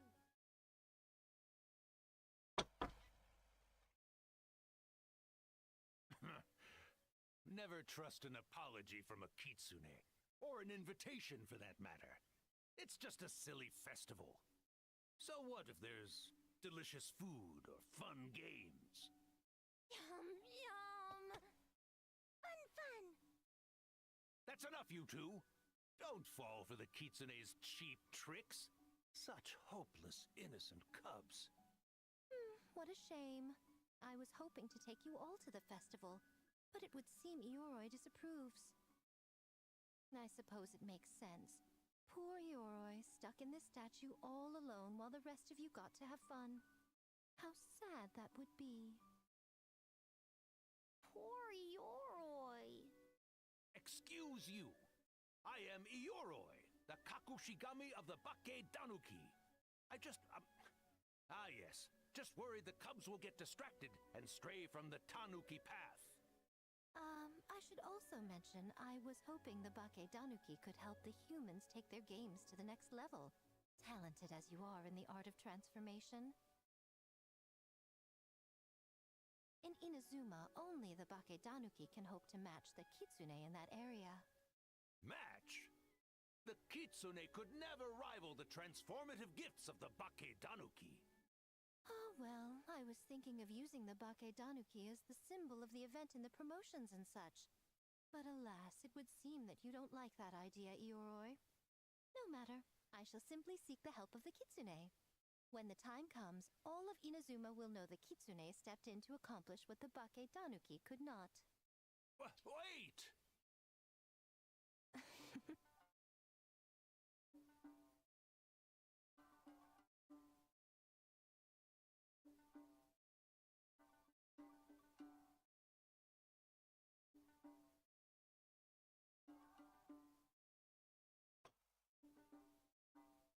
It worked, didn't it?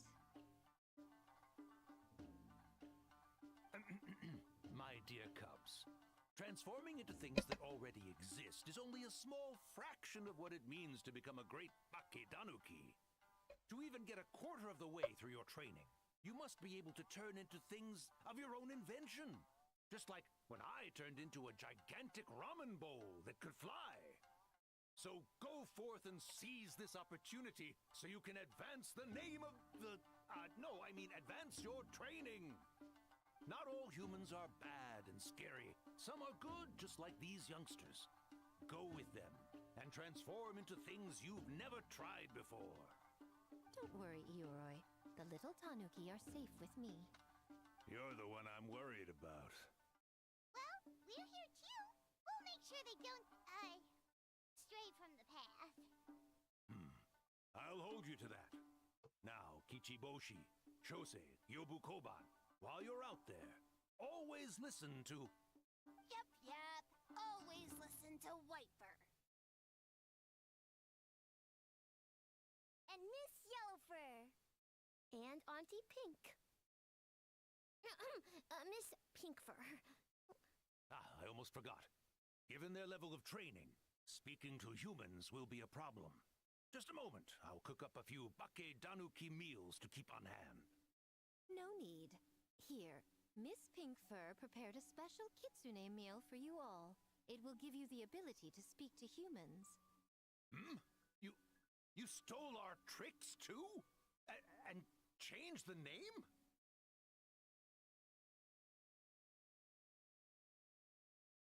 Yum!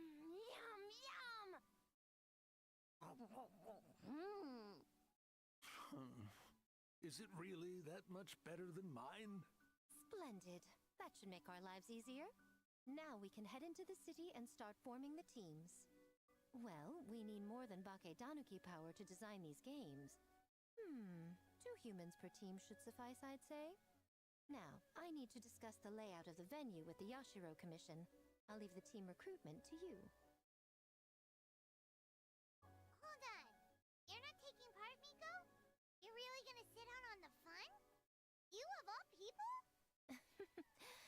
Making games is nowhere near as fun as playing them. Besides, working through the night certainly isn't my idea of a good time. Making games? Working? Through the night? Anyway, this time I'm going to wait for the fun to come to me. See you later, little ones.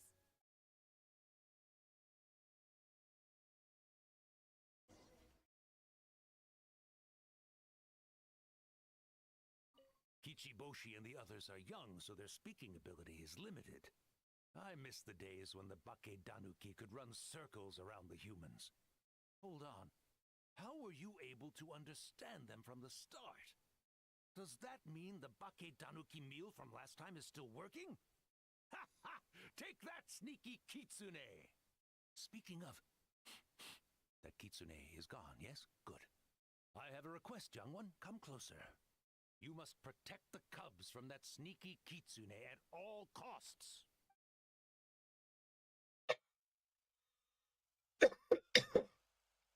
On it. Pretty much that's my idea.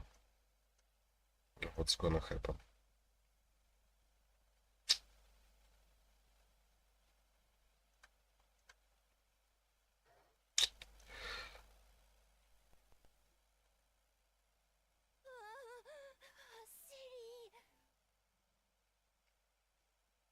So many houses. So many humans. Gotta farm beans. Wafer? Yellowfur? How do we farm beans? Farm teams, not farm beans. It's kind of explain.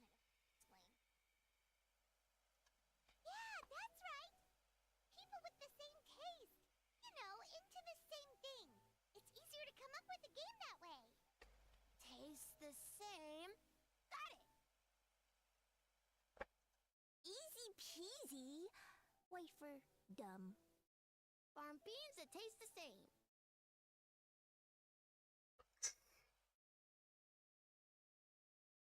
What? No, wait, that's not. And they're gone. In different directions, too. Let's go after them. Mm-hmm.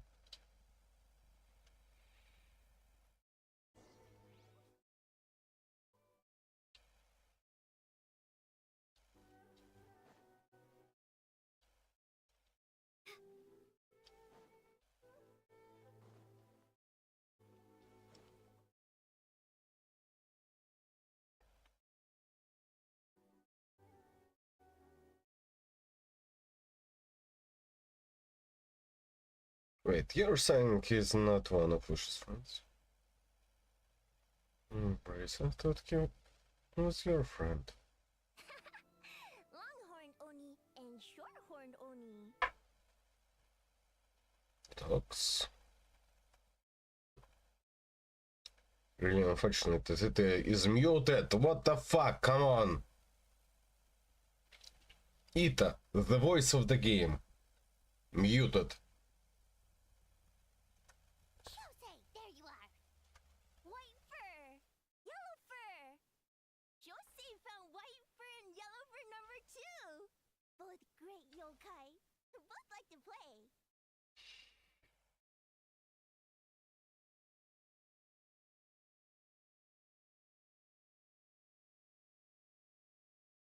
Mm-hmm. Mm-hmm.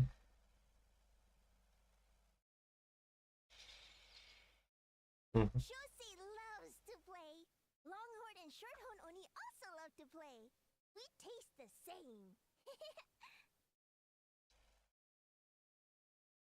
We what now?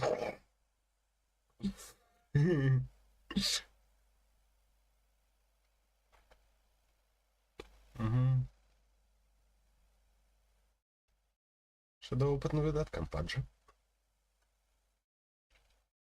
Really hard carry the last one. I think this one is something special too. Tatsumi Kozo and the others did all the work, Bullchucker. You're really lumping them in with your game? Не-е-е.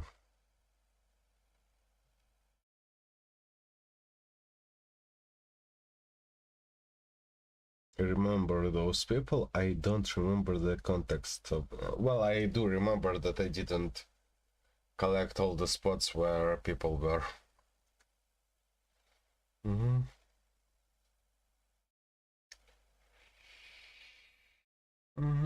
Sure. Tatsumi Kozo and his friends did come up with the Akitsu Yuge game during the last festival. There's no reason not to invite them this time.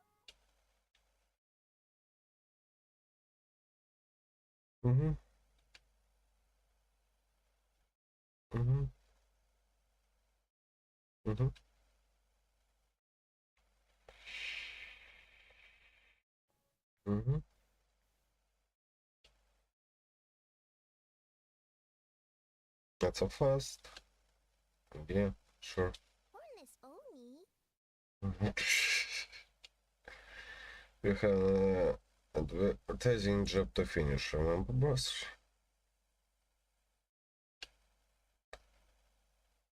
We do? Reshots, follow up org, there's still a mountain of things to do.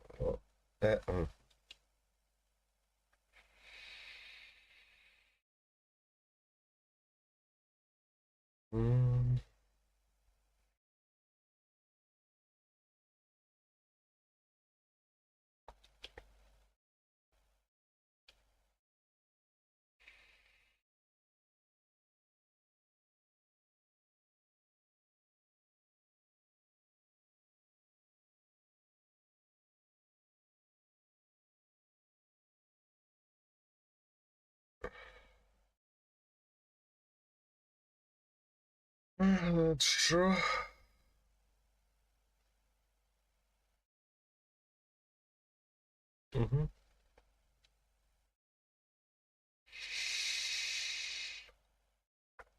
Hornless Oni? Oh, so scary.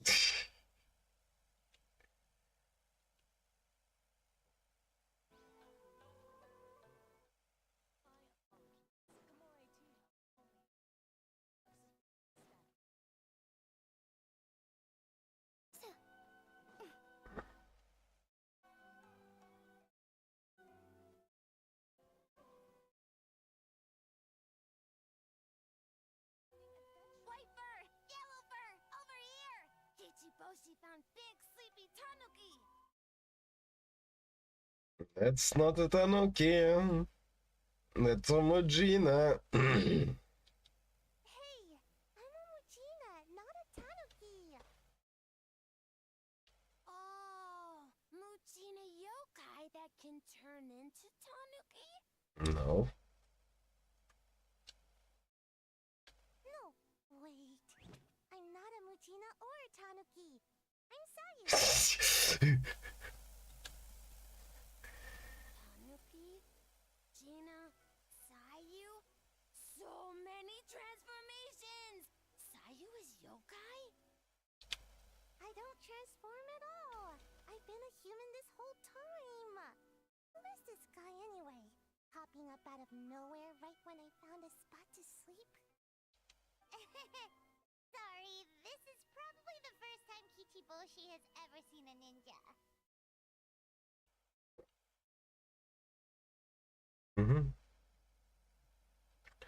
The big Tanuki and the great Mujina yokai are facing all the rumors around. And Misako were true. Hey. While I am glad that I don't have to deal with awful compression of Yumiya's voice.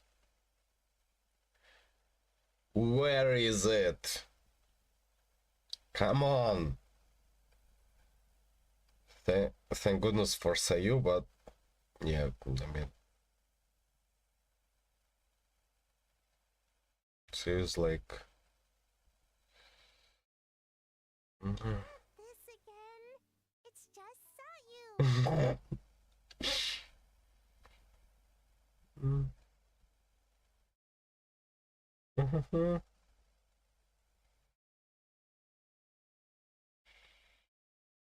Guess I could go better. I'm not carried away.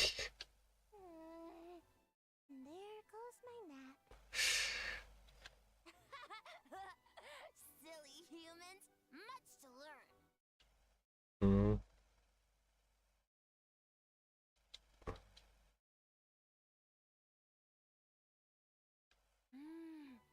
This human really warm.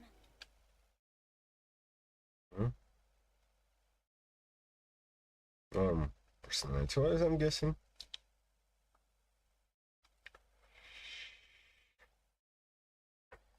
Hmm. Boy, where do we begin?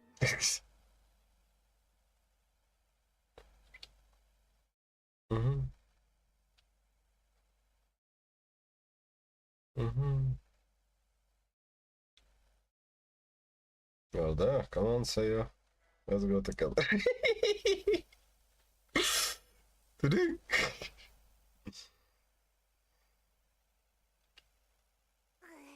Right when I was trying to run. Yeah. The animations in Genshin are becoming much better as of late. About that, I'm pretty busy, practicing ninjutsu and such. Mhm.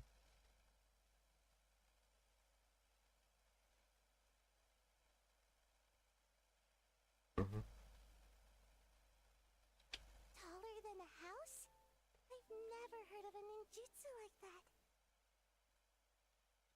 It's not ninjutsu. It's Bake Danuki art. We don't grow taller than a house. See? I knew it wouldn't be that easy. We grow taller than mountain. Huh?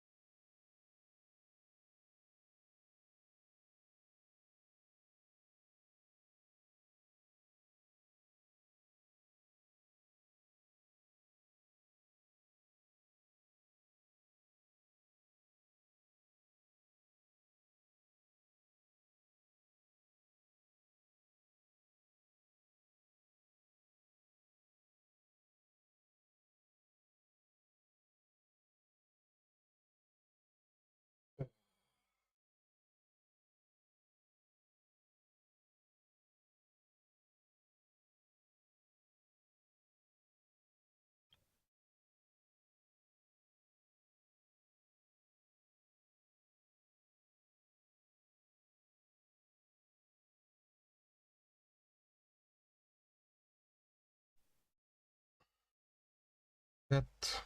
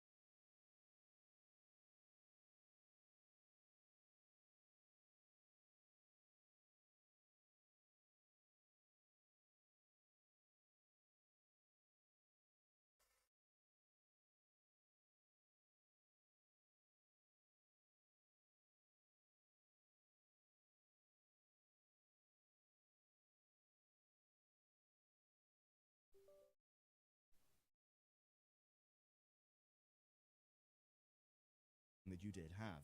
And there's another trade-off as well, even having something to ship in the first place. Rocksteady shipped 3 excellent genre-defining games between 2009 and 2015. Suicide Squad ate up the best part of a decade. No releases, no sales. That's got to sting. Its opportunity cost, right? Now, we're about to launch into the disastrous development of Wonder Woman in this video, but to feel just how bad all of this was, in the 9-year span where Warner Bros. Owned Monolith, but David Haddad was not in control, Monolith shipped 7 games. The whole Fear series, the whole Condemned series, experiments like Guardians of Middle-earth and Gotham City Imposters, and the canonical oddity that was The Matrix Online. Rip Morpheus. I'm not, yeah, that's where Morpheus dies. Anyway, after Haddad took over, they only shipped 2 games, Shadow of Mordor and Shadow of War. But that doesn't look good because Mordor released in 2014, so Haddad can basically not really take credit for that. The disastrous live servicified follow-up, well, that was under his watch, as was Wonder Woman. Here's what we know about that. Jason Schreier's sources lay out a clear picture of wasted time, lack of vision, and shameful levels of indecision. According to staff, Monolith spent 4 years working on a project that was apparently a science fiction IP, only for that to be cancelled. The Wonder Woman project then followed that up, with Jason claiming that it had not hit full production by the time of its 2021 announcement. And that's a curious thing, because by then, Monolith is reported to have been in a rough state, with, quote, almost its entire leadership team gone by 2022. In fact, what happened is many of them left that studio and they founded Cliffhanger Games under Electronic Arts, where they're currently working on a Black Panther game. So having dealt with a rough launch, then years just pissed away, it's pretty obvious, I think, that the early announcement of this title was a ploy to hire staff, which is a fair... Over here! Ichiboshi found Big Sleepy Tanuki!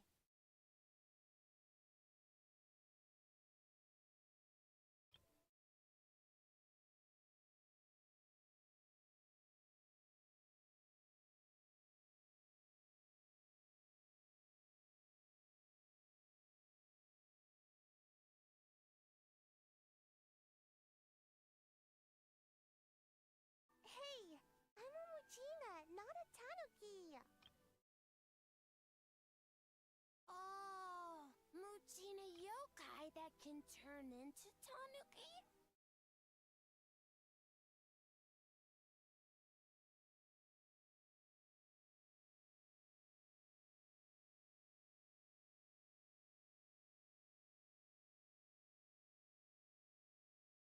No, wait. I'm not a Muchina or a Tanuki. I'm Sayu.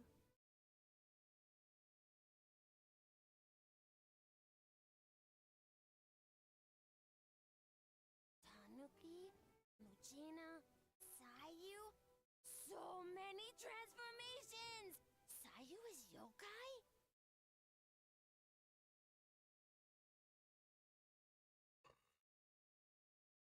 I don't transform at all. I've been a human this whole time.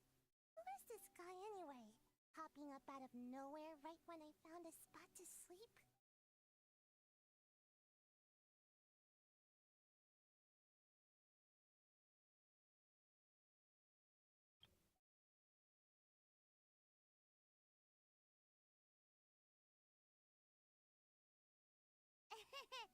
Sorry, this is probably...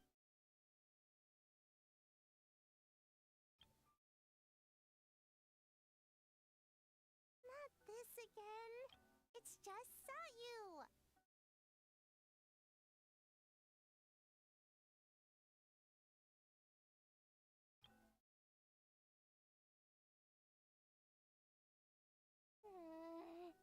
There goes my nap.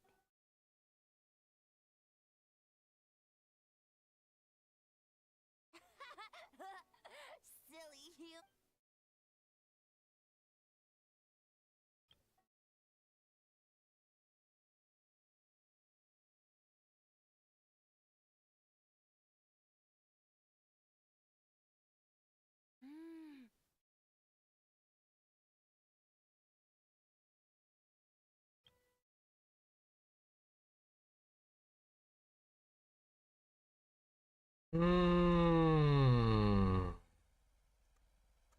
Boy, where do we begin?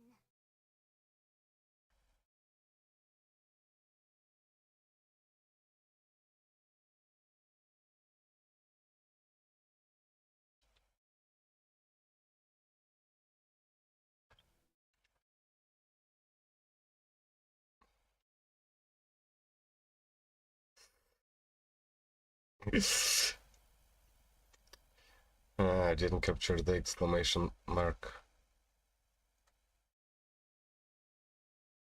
Right when I was trying to run.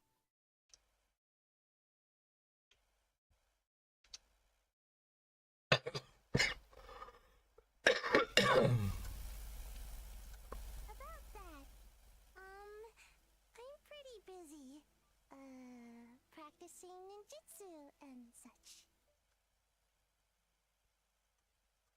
Taller than a house? I've never heard of a ninjutsu like that. It's not ninjutsu. It's See? I knew it wouldn't be that easy. We grow taller than mountain. Huh?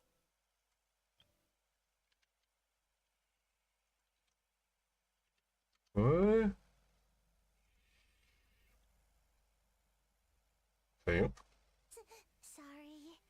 Just thinking about something Sensei always said. You can't just focus on drills, Sayu.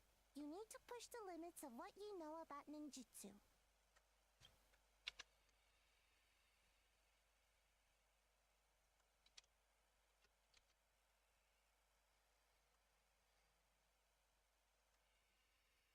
I guess. Farm beans success? Alright, let's go discuss this ninjutsu. No, this Bake Tanuki Art of Transformation. The one you're going to use for the festival.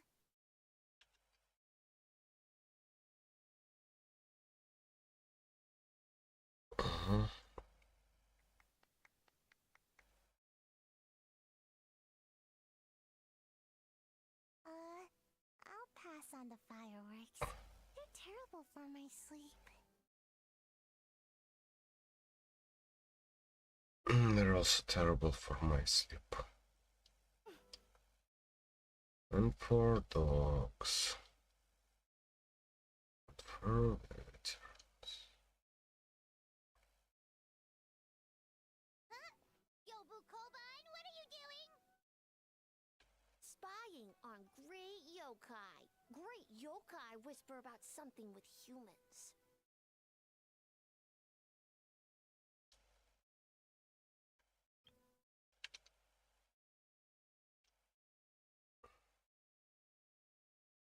So, what do you think? Are you interested in our proposal?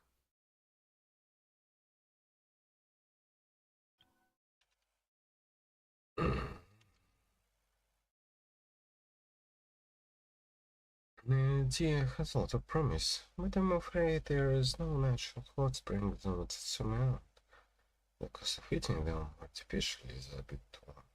1 second, I believe someone's listening. Hello over there? You're more than welcome to join, but a face-to-face conversation is more appropriate, don't you think? No. Great yokai found us! It's just us!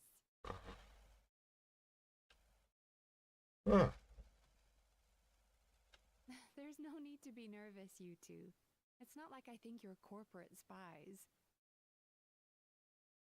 Who even are you? Yeah, I know that you are going to write this down. As for you, it's been a while since I've met one of your kind.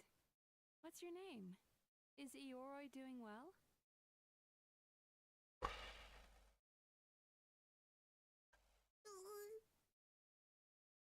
Huh? This is Kyobu Koban. It's his first time visiting a city, so he's a bit shy around strangers. He's the same as always. So, still sealed in that statue then. I suppose it can't be helped. Nice to meet you, Kyobu Koban. My name is Yume Mizuki Mizuki. I'm a Yumeku Ibaku. We're yokai, just like you. Great yokai is surprisingly friendly?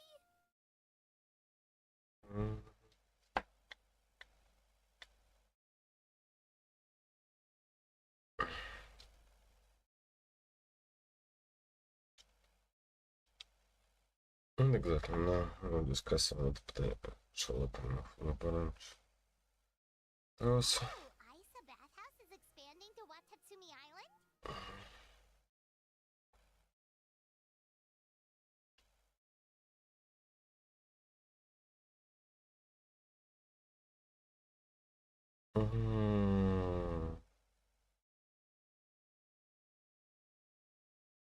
All valid points.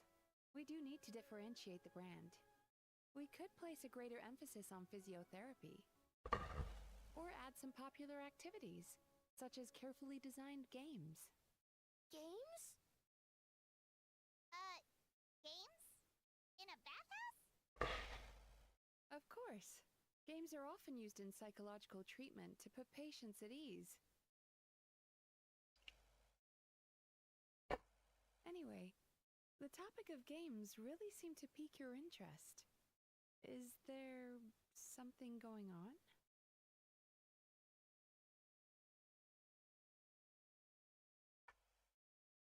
Missed the chance to make a great photo.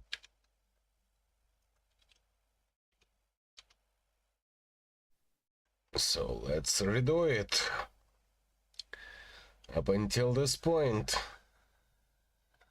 Because making a great photo is really important.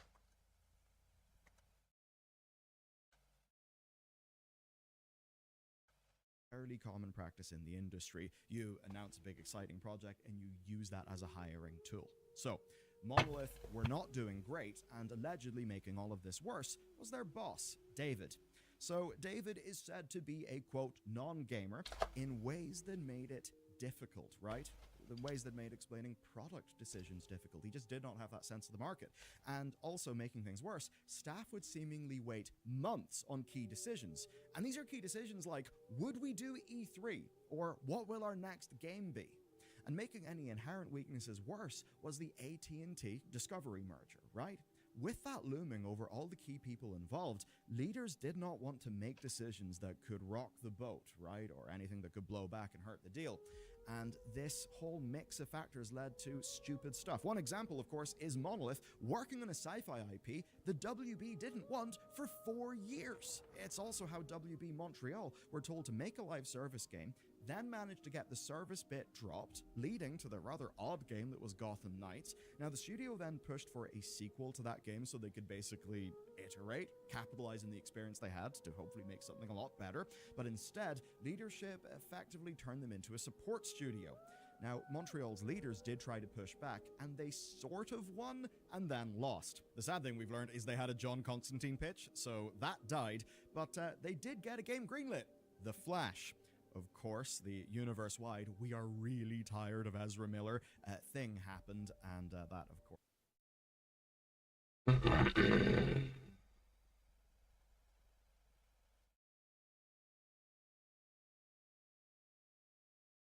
led to no more The Flash game.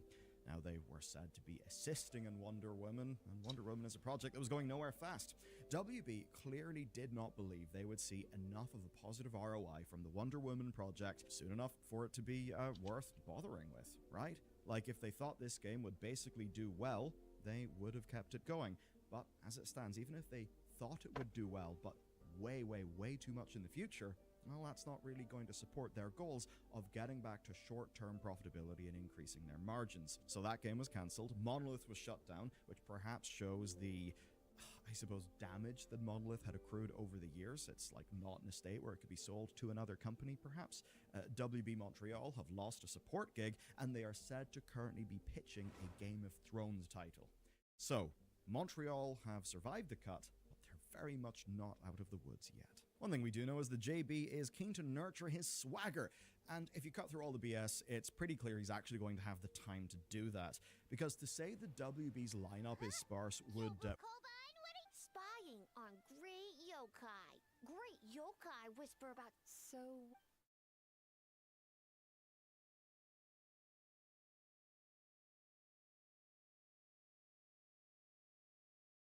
One second. I believe someone's listening. Great yokai found us! It's just a... There's no need to be nervous, you two. It's not like I... As for you, it's been a while since... Huh? Oh, this is Kyobu Koban.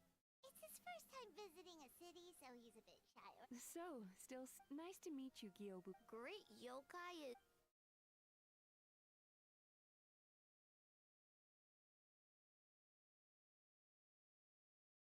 Oh, Isa Bathhouse is expanding?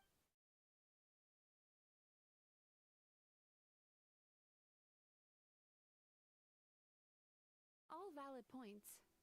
Or add some popular activities, such as games? Games? In a bathhouse? Of course. Games are often used in psychological treatment to put patients at ease. Anyway, the topic of games really seemed to pique your interest. Is there something going on?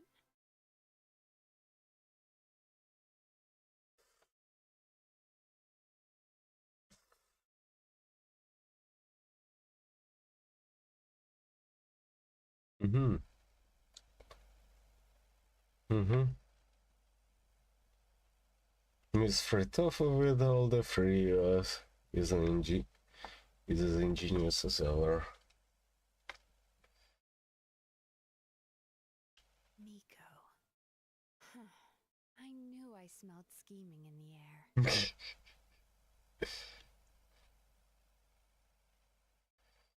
Mm-hmm.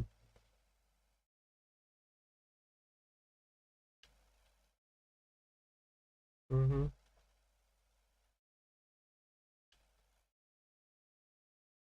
Mm-hmm.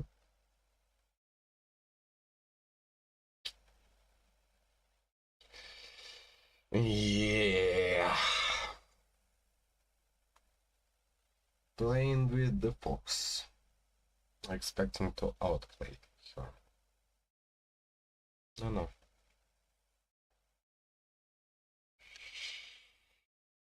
And ще подходит я publishing business rivals. Rivalries aside, I have no qualm using Yai Publishing House's resources to our advantage. Besides, if I remember correctly, you have a connection to Yai Publishing House as well, don't you, General Goro? You work on the That's Life column. Yes, I do.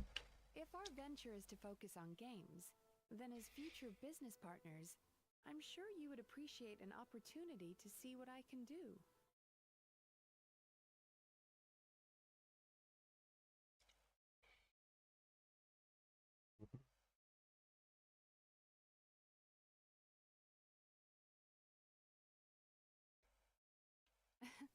Agreed. Then why don't we discuss some of the finer details before the festival begins?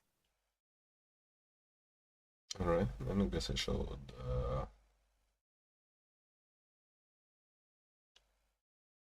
actually, Goro, I was hoping you might attend to the business on Tsumela at the meantime. Just as you said, there is quite a bit to be done. Huh?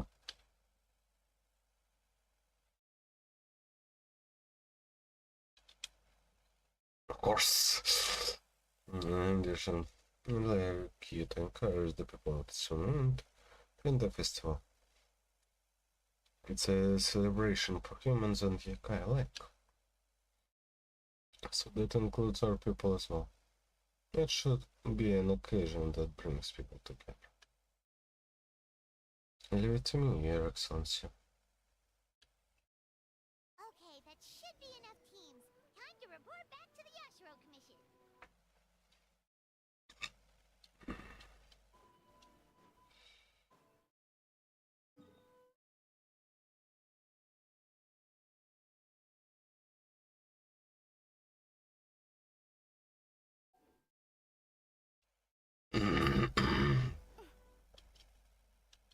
Add Astra.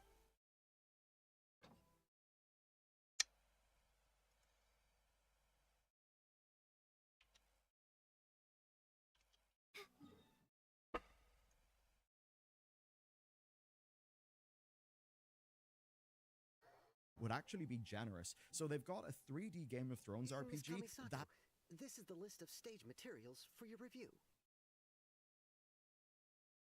Miss Kamisato, I have your schedule for tomorrow. The list looks fine. As for the schedule, let's move the meeting with the Tenryo Commission up a little. They're in charge of festival security, so that should take precedence. Oh, she looks super busy. Should we come back later? Oh, Traveler!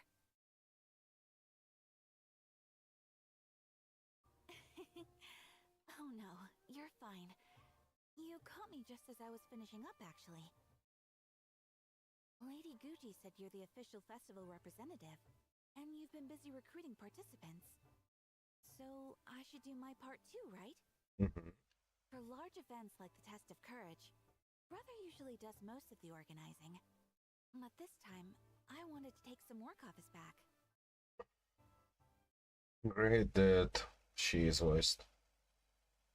That makes a lot of sense. Also, since, you know, she's supposed to be the face of the game. No, kind of. I hope so. Oh, speaking of the recruitment, we found a bunch of people. We should be good to go. Oh, already? That was fast. I wasn't sure we would find enough participants. I thought I might have to sign up myself. Oh. Oh, don't worry about it. I can only focus on so many things anyway. If we have enough people, I should stick to organizing. I suppose I'm a little sad about not taking part. But I'm looking forward to the festival all the same. Look, you've been part of so many festivals. Still feel like not spoiled and not overchilled. You... Nepo baby. When the time comes, perhaps we could check it out together. Miss Kamisato! Another letter from the Kanjo Commission. Coming! Sorry, duty calls. We'll have to talk about our plans another time. My brother's the one overseeing the teams. I believe he's in the courtyard with Lady Guji. You can go in when you're ready. Thanks, Ayaka. See you later. See you later.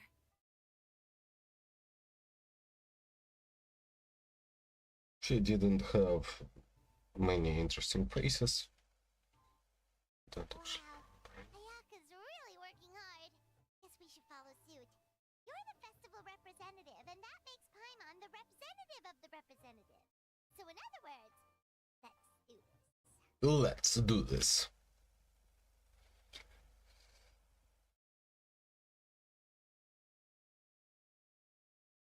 It's about time. I could hear you talking outside. Greeting upon arrival. It's Guji and I were discussing something urgent. Oh, don't worry about it. We were talking to Ayaka anyway. Now that young lady is one enthusiastic volunteer. Especially when she heard about your involvement, Traveler. Solved our personnel problem in one fell swoop. Mm-hmm. You.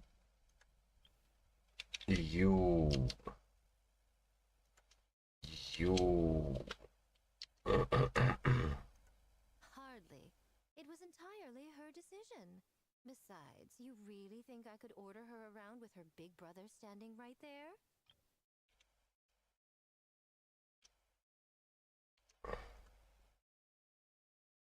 And I hope she gets what she wants out of the event. She's the back okay. No longer with you. I so that means the team's a set.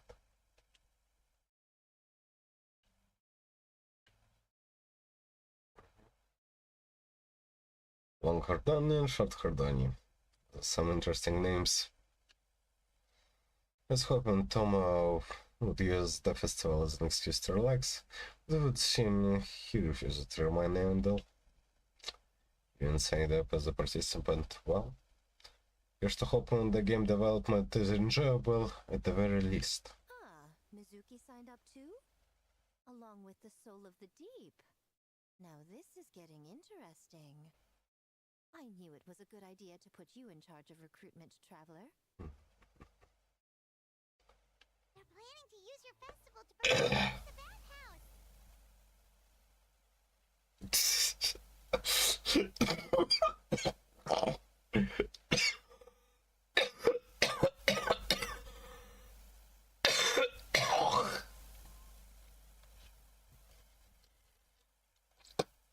Why you just telling her that? You snitch. Oh, is that so? Then perhaps I should up the ante. Mm-hmm. So, Hayato, is everything set on your end then?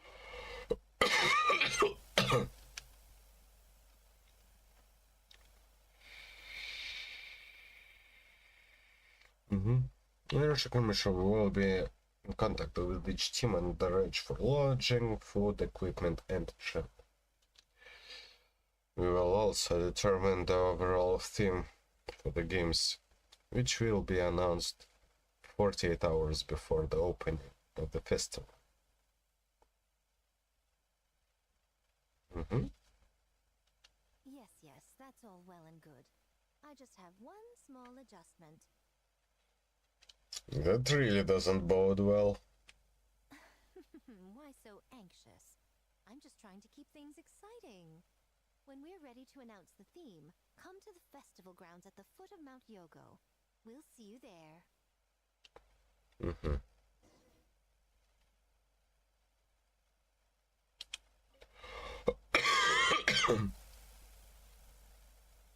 Mm-hmm. Kan wel ejemplo.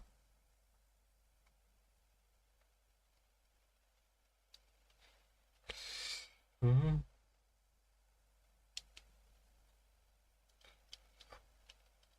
Probably it's going to be something like no advertisements at all.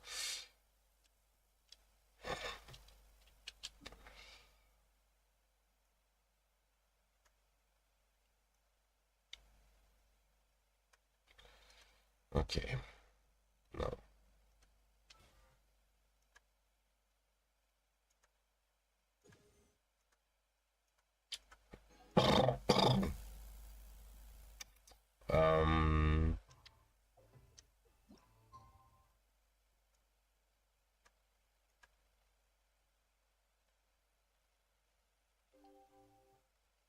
No, wait.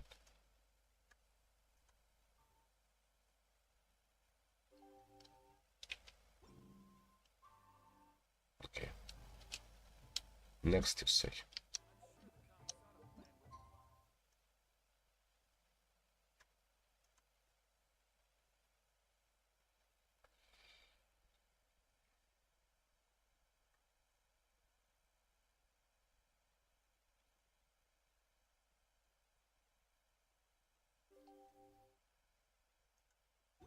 The theme for the games is being announced today, right? Who knows what Miko's got up to? Let's go check it out.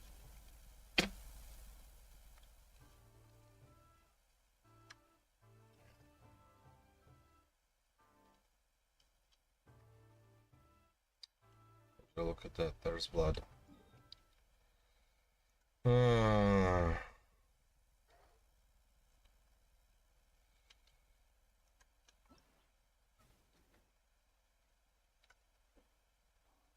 the 8 hours.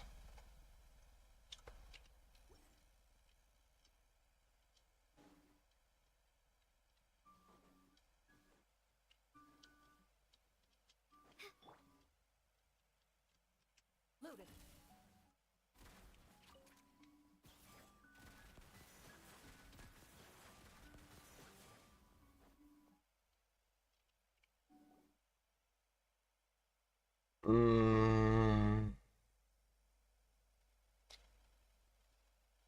First of all, has yet to begin. The game development process is sure to attract a crowd. To maintain security and order throughout the entirety of the proceedings. Remain vigilant. Understood? Yes, ma'am.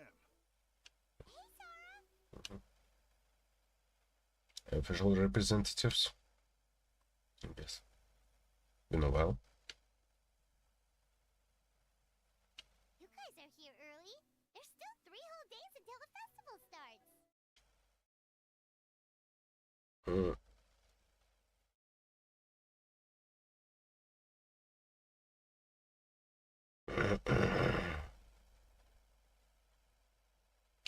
Wait, but what about the statue of the, almighty Narukami-Yogo? Yeah, you know the one. Won't you miss out on it again? No, нет.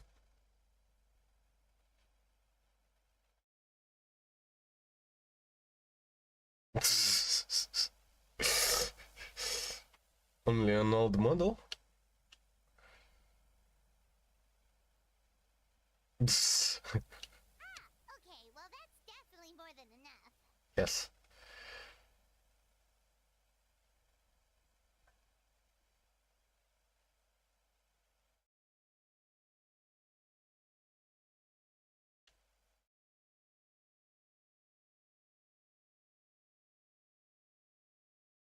Oh, that's the reason?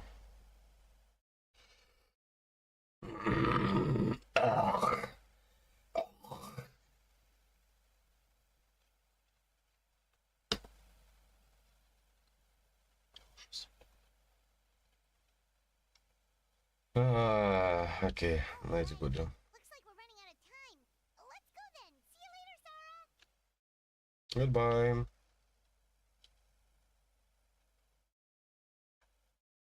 Ma'am, we have a message from Commission Headquarters. They need you to return as soon as possible. Oh, come on.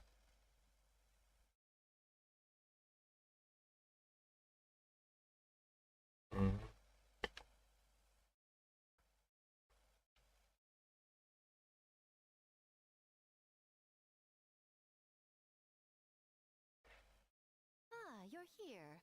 Now we can get the ball rolling. Right on time, I'd say. I was just about to announce the theme for the games.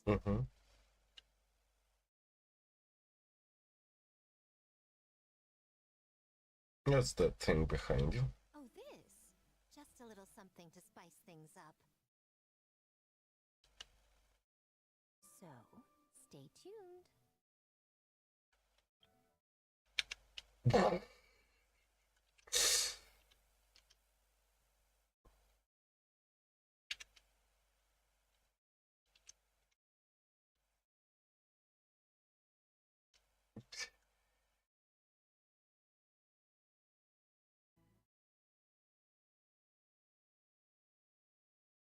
We're getting close, right? So sleepy. Can't wait anymore.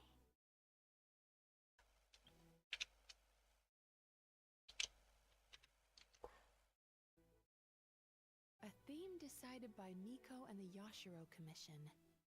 What's it gonna be? One thing we all share is our capacity to dream.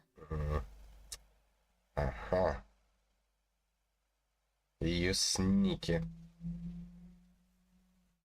bastard.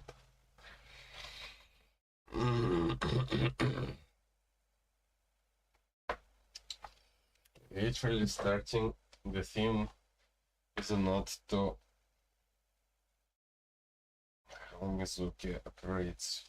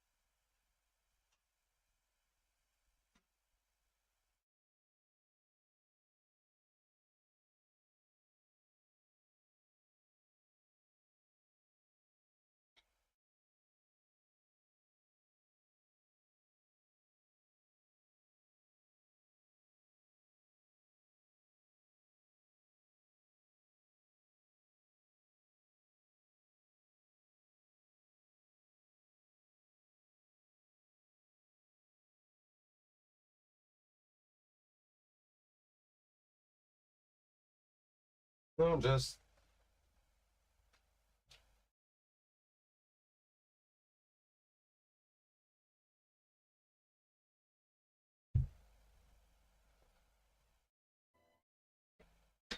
that's a bit of a weird place to say it, but I mean, that's how my brain works. Sometimes I just take a pause and out come thoughts. So, today is the 1st of March, still. And it marks the day that I end my winter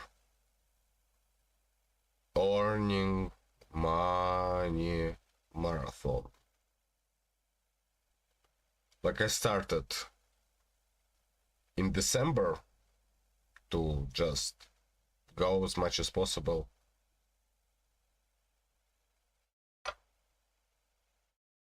And I got like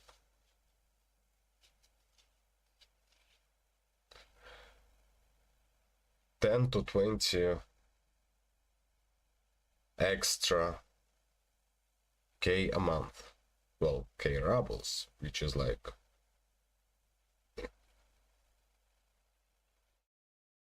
$100 to $200 a month extra.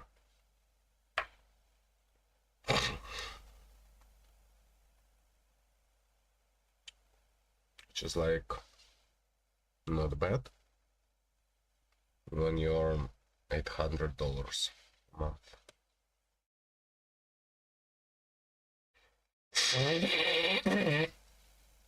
At the end of that period, I failed spectacularly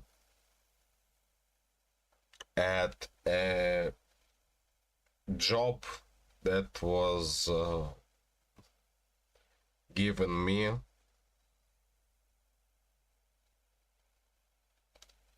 in the middle of February. Also, my productivity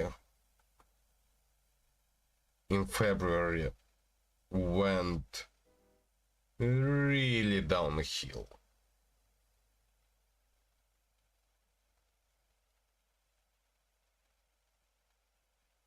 I was procrastinating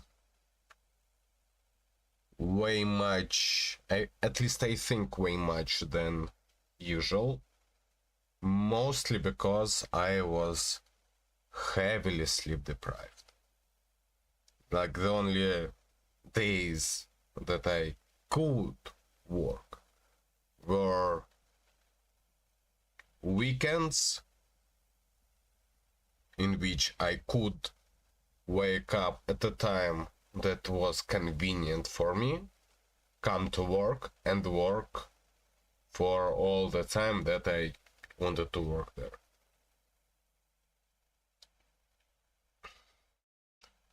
To be honest, I can't really say that there has been a period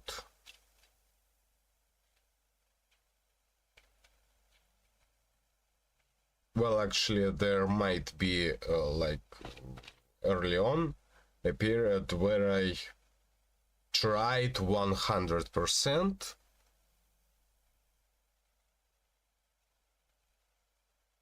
to be as good as a worker as I could be. So maybe that's going to be a theme for, well, at least March. Aside from, obviously, two things: getting ready to run in May, and, which is more important, trying to save as much of my VOD library from Twitch as possible.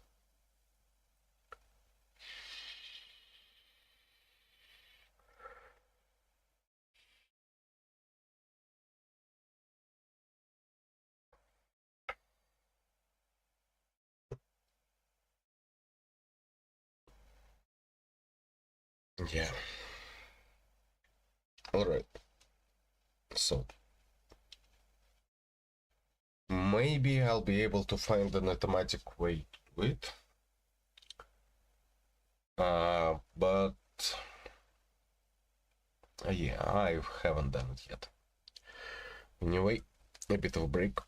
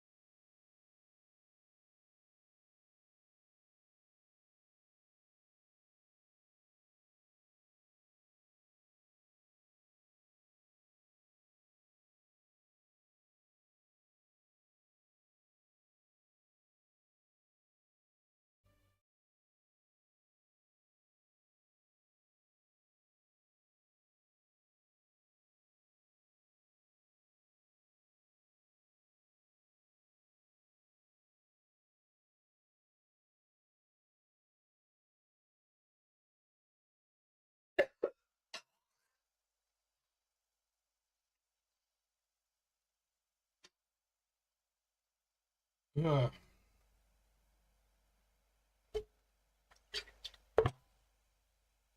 This.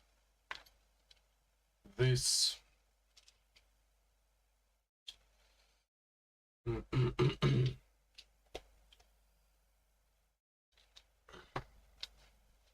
know what?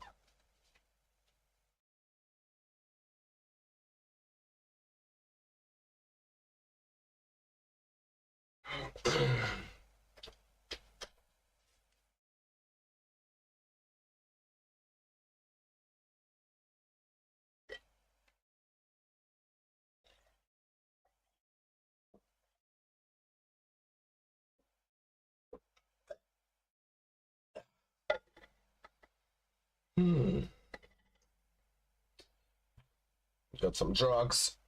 Drug myself up to make sure my now what's the thing? My lungs are not made of iron this evening.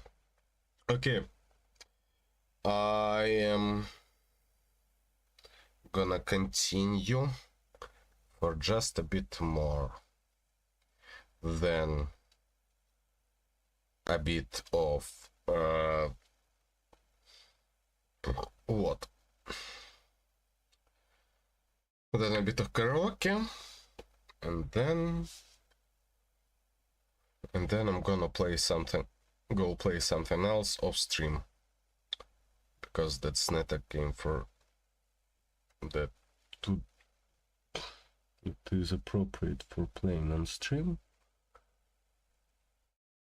What the hell is this? Why can't I move it?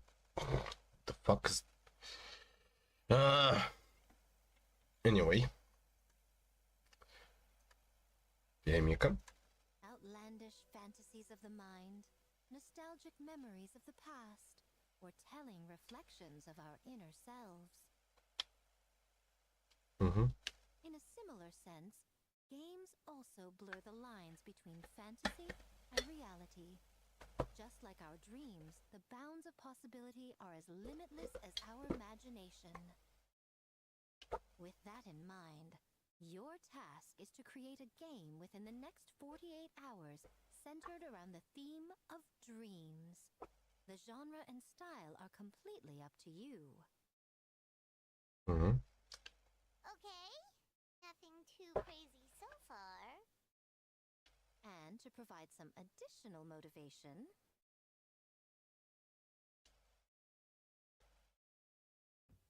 the winning team will be awarded the Tanuki Game Award. Yo, okay. As well as a generous sum of mora, and a sponsorship from Yai Publishing House to fully develop the game and promote it throughout all Inazuma. Oh, wow. In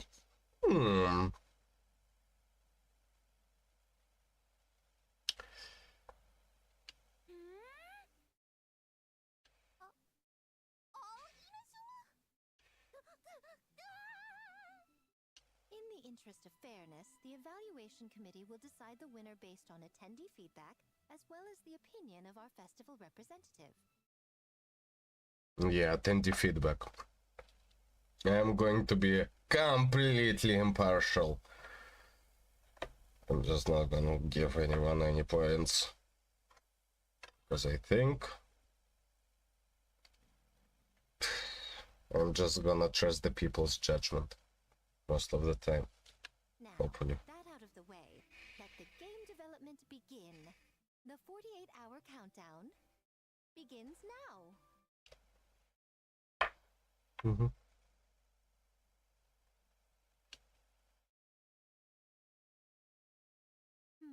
Looks like things are going well. We've just started, and it seems like all our teams have a plan.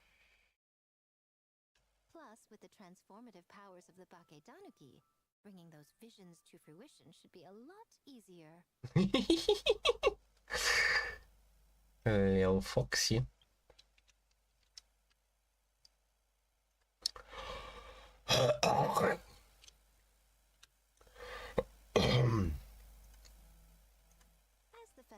most important judge and representative, you should go check on the progress, don't you think? It all comes down to fairness, as I said. I worked with the Yashiro Commission to come up with the theme, so the judging must go to someone else. Oh, no need to stress, though. It's all fun and games, is it not? Just choose the one you enjoy the most. Well, unfortunately, there is a really big incentive for corruption. Of course, if it's appearances you're worried about, you could always, I don't know, check in on the teams and ask about their ideas? And that proves that I picked the right person. Go on then, I won't keep you.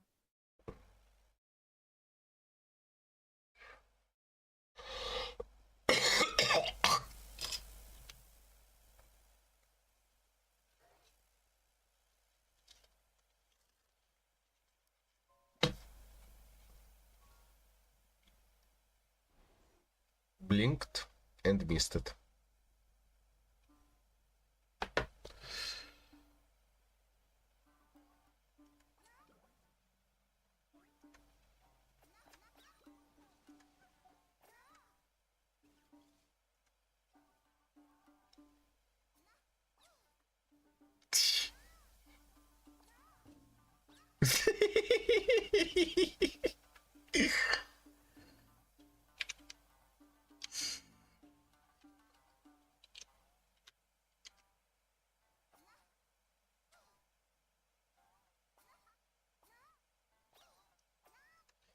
So, you need to pick the best game, huh? Well, why don't we take a look around to get a feel for things? Then we can go tell I have never lost a duel.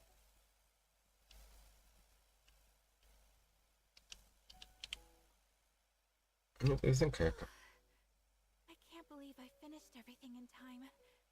That was close. Yeah. It was a very last-minute change of plans. We had to get a bunch of supplies ready, like the Tanuki Game Award, which took a while. If only I had a bit more time, I'm sure I could have made it look better. Did you make it yourself? Wait, did you make it yourself? I don't remember her having... It's made out of gold. It's not like... No, like...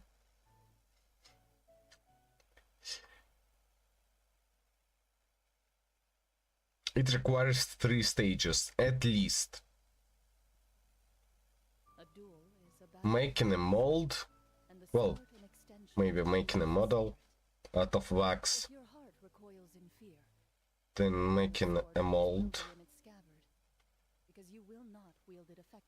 or maybe you just can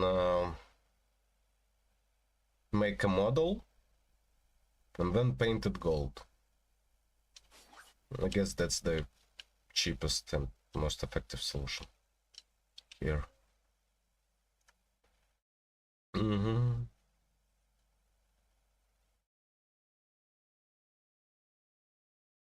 It's very cute.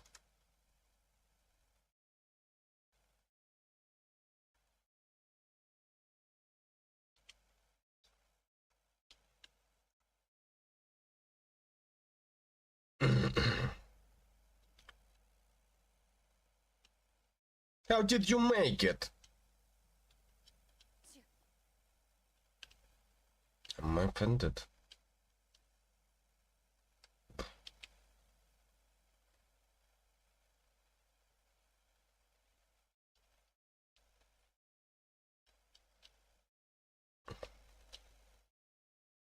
Okay, let's speak to the contestants. Hey there, Mizuki, Kokomi, and Gyobu Koban. How are things going over here? Not a lot of progress. Piece of cake. Click. Experienced, huh? That must put you at a huge advantage. Is it because you use games in your work? I'm not sure it gives me an advantage, per se. The games I use are for clinical purposes, not entertainment.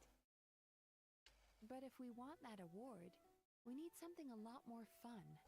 So my experience only goes so far. This reminds me, Mirage Commission chose dreams as the theme of the competition. Do you think that was targeted at us? Using dreams to test a dream eater? Yeah, it does sound like some kind of challenge. We knew we wanted to use this as an opportunity to advertise a game, but now it's a competition. Which means if we lose, our game will be completely overshadowed by the winner. And if we win, she gets the share of the profits as the primary investor. Miss Fright, with all the frills, is on top of her game. Wow, that's a lot of scheming. Ah, I see. The investment. Here is what it is.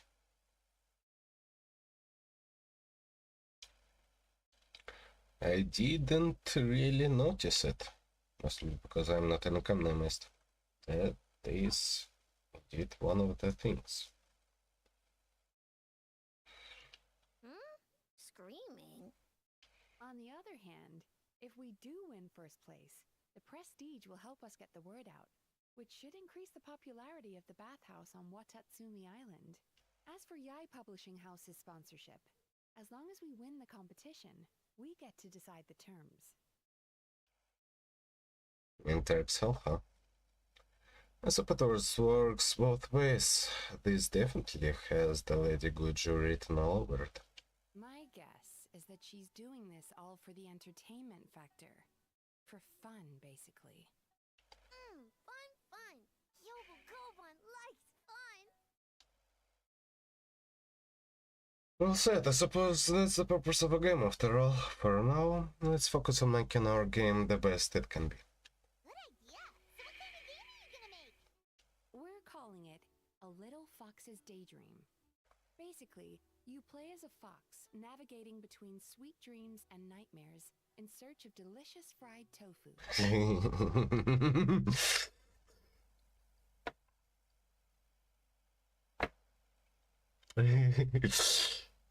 Basically, you play as a fox navigating between sweet dreams and nightmares in search of delicious fried tofu. Yeah, looks like that fox takes some inspiration from, real life. Well, the designer was Miss Music's idea, but I am completely on board. Sometimes the only way to meet a challenge is with a challenge of your own. Fighting fire with fire. Basically, joking around. That's the definition of fun, don't you think? So, want to give it a try? Next time for sure. Next time. That's a promise. That's a promise. It's a promise.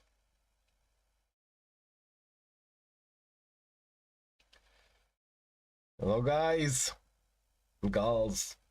Been a while. Not sure if you were voiced previously. Let's add another elemental reaction here.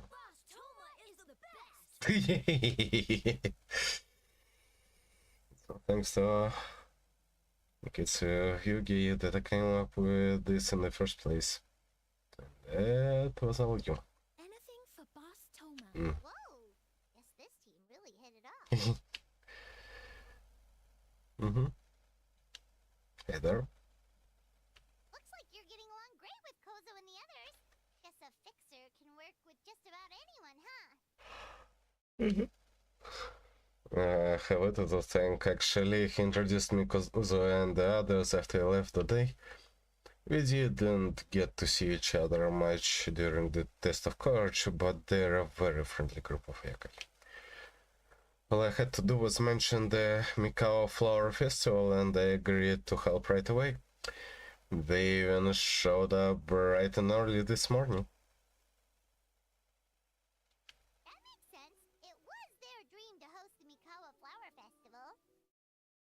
Yep, that's right. Yeah, totally. We've been dreaming about it for a long time. So, what are you planning for the game? It kinda sounded like you're making a sequel to Kitsuyuge. Sequel of sorts. It's a combination of Kitsuyuge and Monsters Ludi Harpastum. Ludi Harpastum. I call it a Kids Harpastum. It's pretty simple actually, just swing the racket to hit the balls back where they came from. But what does that have to do with the theme?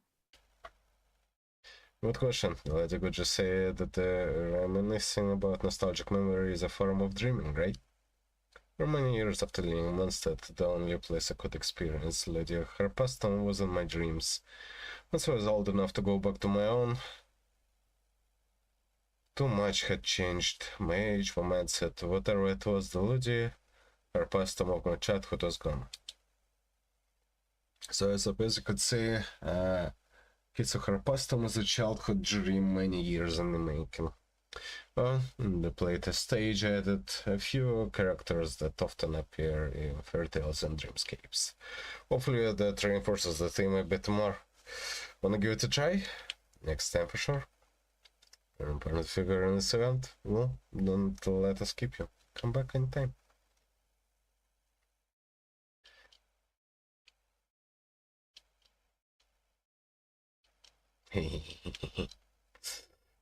No. What's my heart?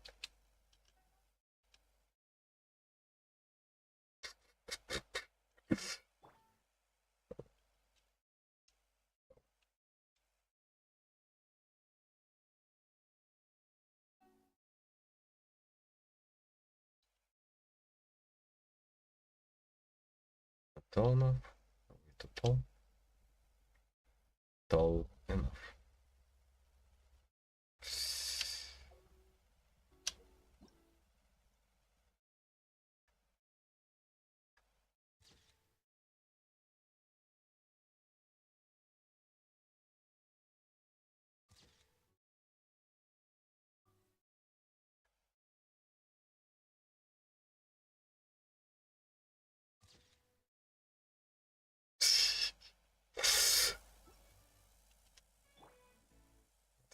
Okay.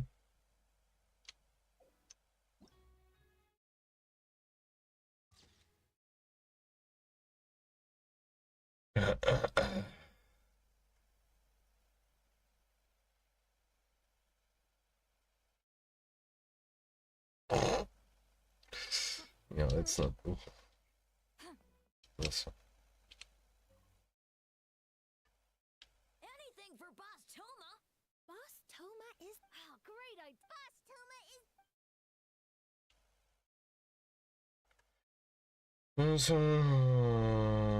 Anything for Boss Toma... Oh, great idea! Boss Toma... Okay, great idea.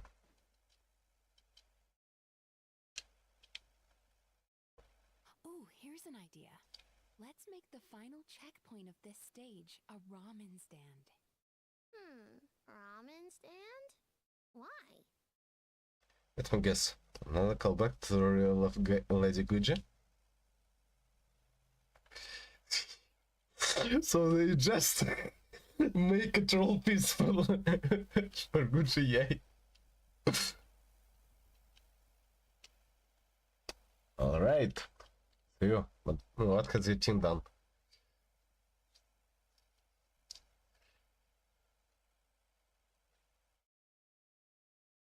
Wow, look at this! You've made so much progress already! Mm-hmm. I'll credit it to Kichiboshi.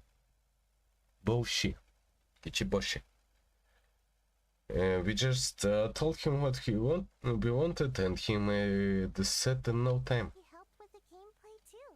All we had was a prototype, and now it's ready for playtesting already. His skills are amazing. A blue Mujina, nice. Kitsuyuge, amazing! Very amazing. So, how do we play? The burden infused with yokai power. We need to displace her and into the dreamscape. At least, I think that's how it works, right, Kichiboshi? Very smart. So, you could say that your game unifies human ingenuity with Bakedanaki magic to create a scene that is completely illusory. Very creative.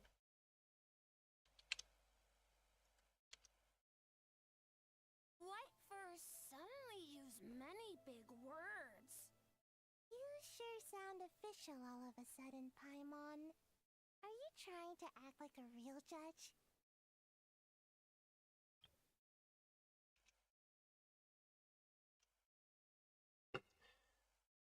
Let me just get back to the point where she used hand on her chin.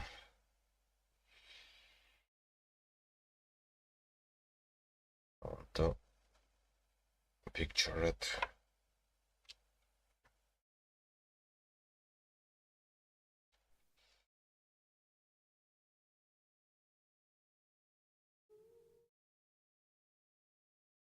Immortalize it in a more convenient way than this would, considering I don't on stream on 1080p.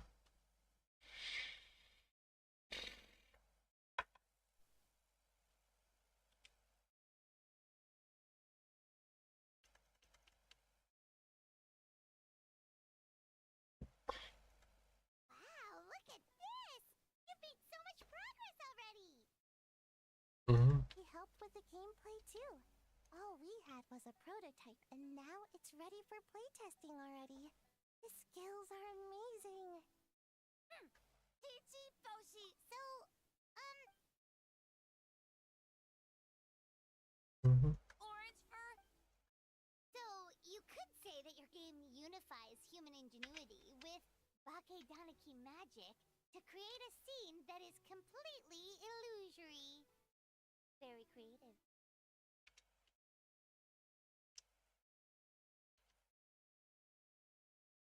White Fur You sure sound official all of a sudden, Paimon. Are you trying to act like a real judge?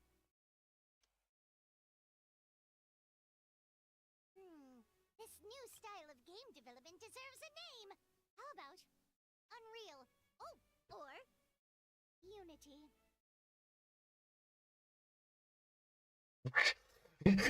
Yo, breaking the fourth wall. Oh my god.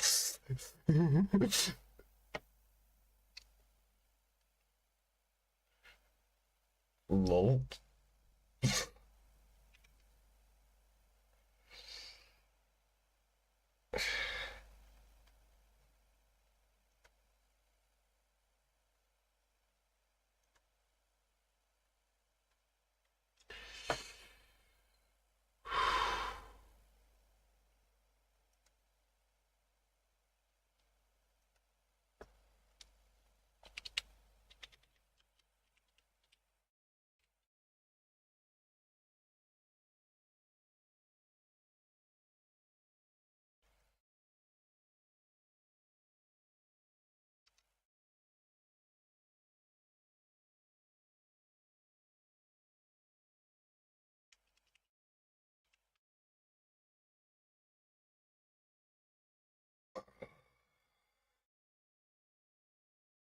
Betcha. Hey, a little acknowledgement would be nice. I did.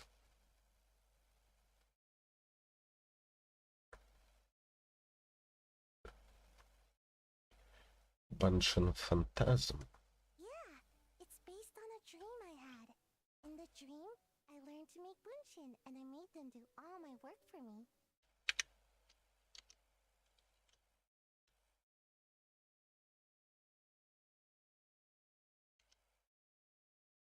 Makes sense. With my clones around, there was no reason for that lady to come find me, so I could sleep as long as I wanted.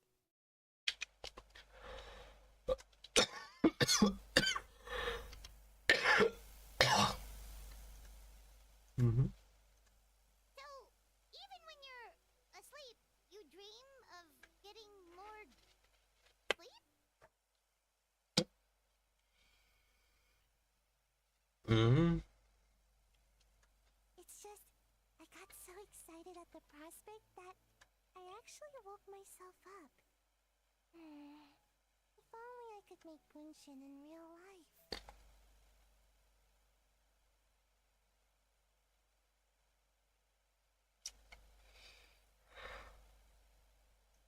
Well, then, even if some get caught, the others could take a nap in the meantime, right?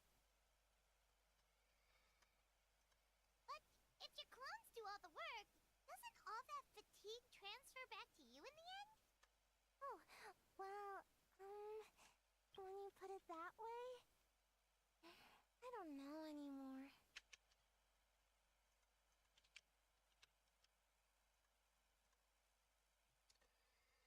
Mm-hmm.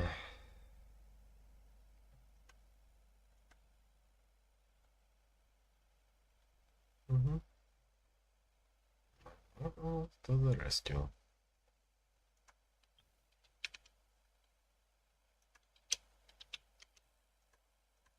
What's a Mujina body double? That's a long story. Wanna just give it a try?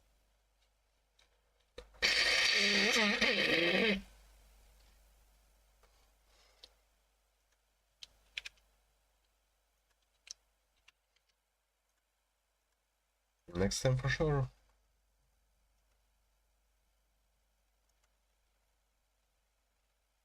Alright, we checked out each of the games. Wanna give any of them another go? If not, let's head back and find Miko. Actually, I haven't checked any of the games. Have to win! Or we could take a more laid-back approach. I mean, we shouldn't jeopardize our sleep or anything. That's true. Oh, and learning a ninjutsu to grow taller! I mean, learning new ninjutsu in general.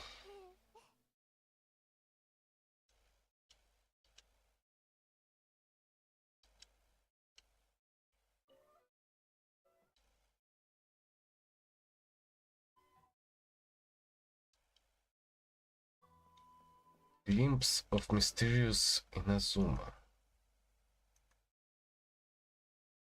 Oh, really? Didn't do it. That's so weird. Okay, well.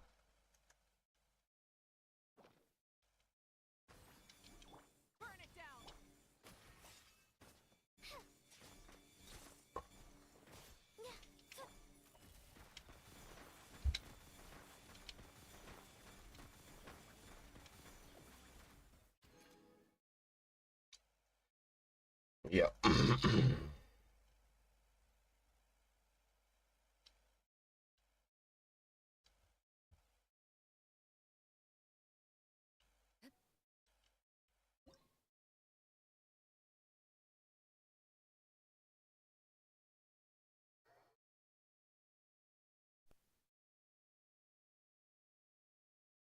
Mhm.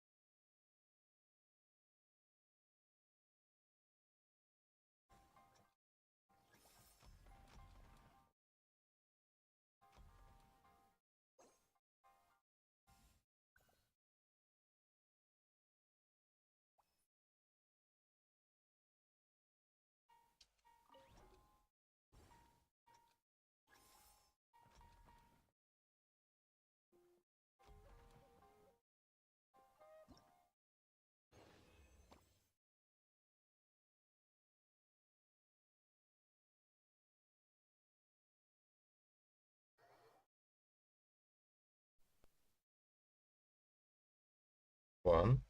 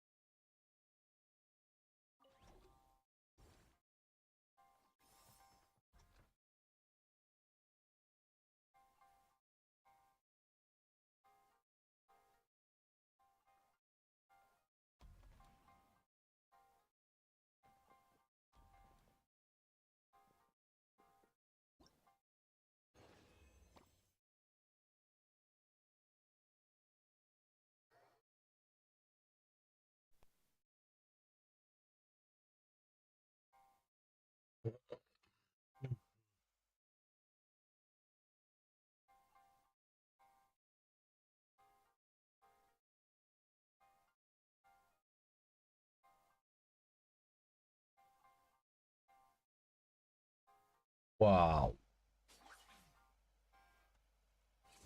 Okay, let's see.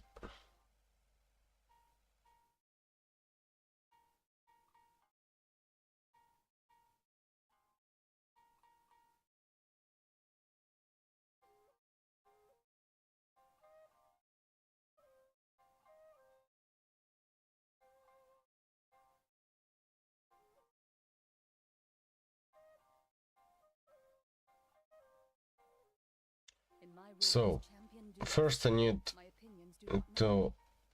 For when I draw my blade, there long enough Fontaine's law. for go back and forth, so 8 seconds. Then I need to go there for 4 seconds.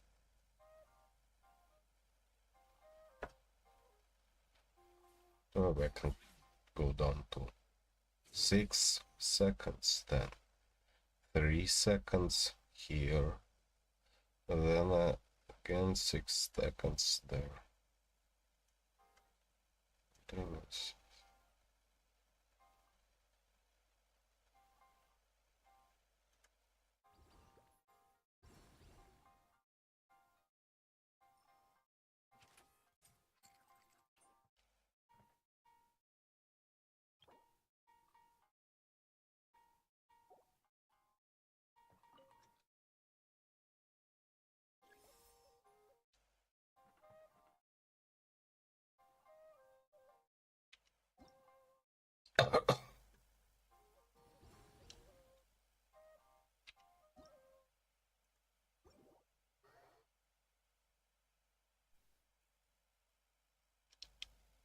to remove the helper.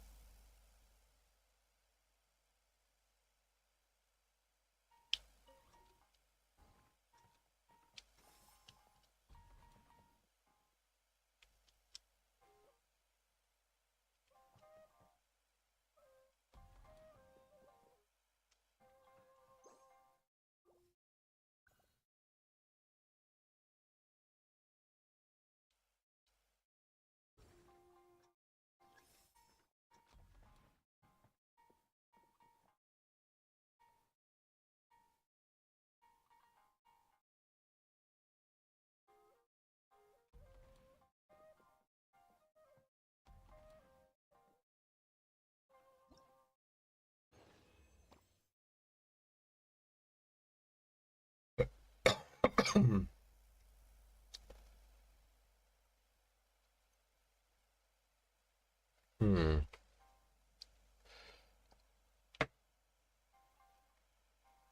Oh wow, what come yo.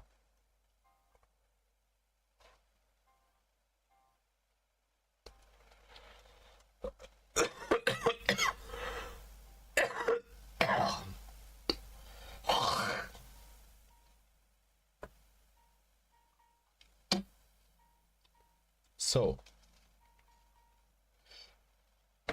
the first one is 100% staying on this island.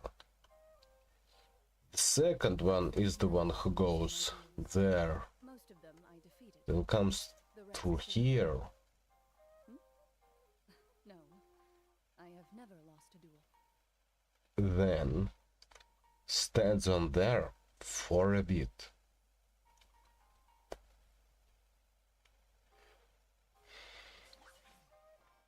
Then comes through here and stands there. Okay.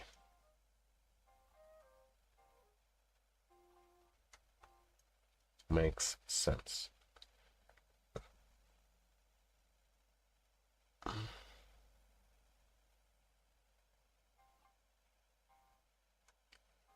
Hmm.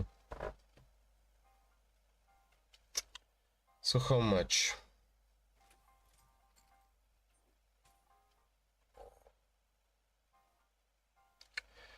Once 2 and 3 go through over there, yellow isn't needed anymore, and they can come through at the same time. So it's gonna be 6 seconds there, 3 seconds there.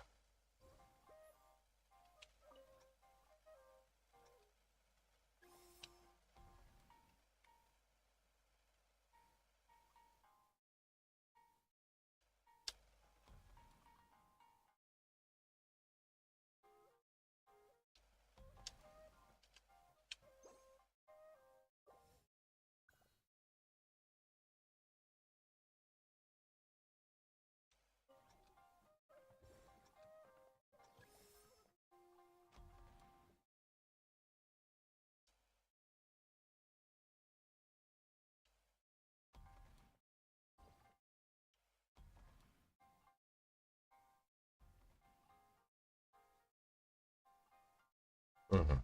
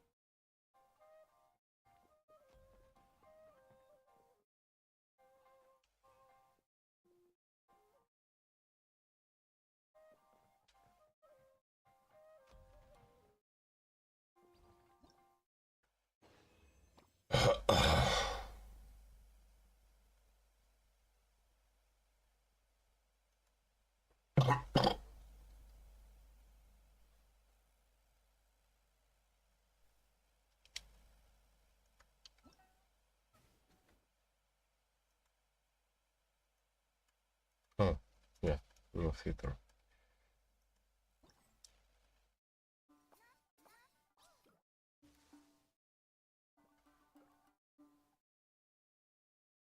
I like this puzzle.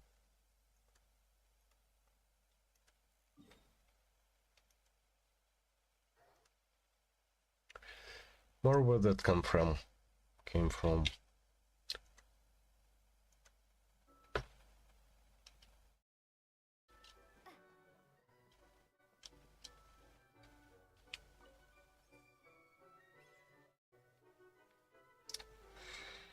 Let's skip this season. Hydro Electro Cryo.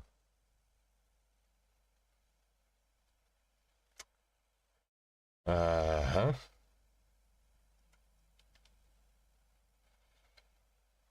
Ridiculous.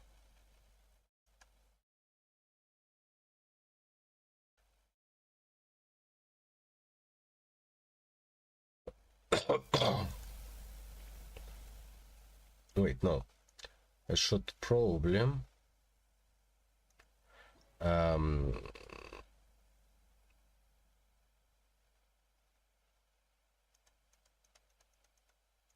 remove.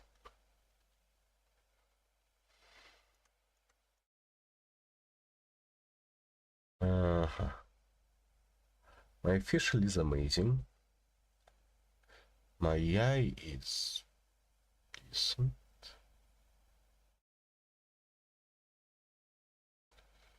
Then use the gold.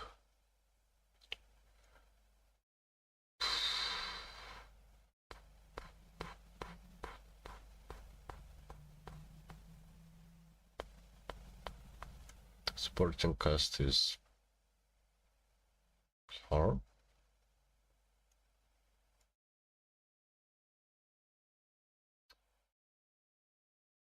No, don't know.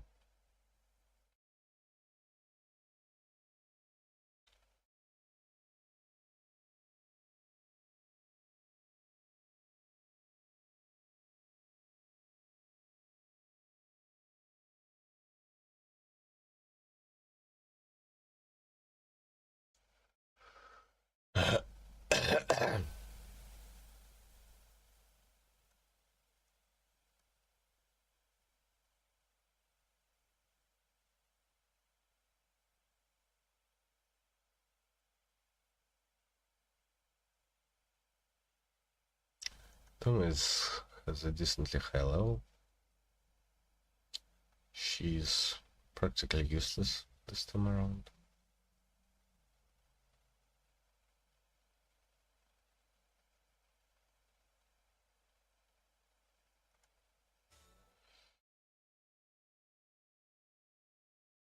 Somebody already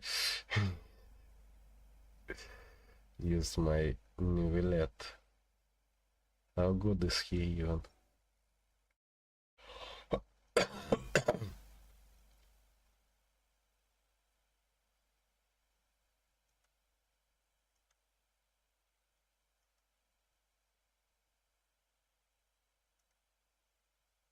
No. Okay. Yeah. Uh-huh. Mm-hmm. Really now. Eula. Well.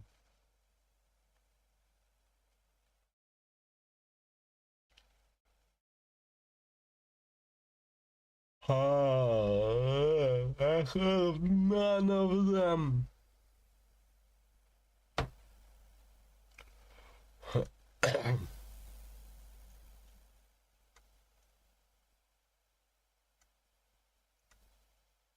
Maybe. Level 60, what the hell?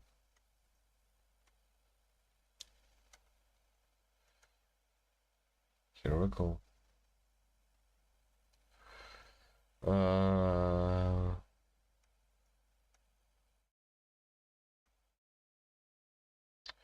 Actually, I would go for Mizuki.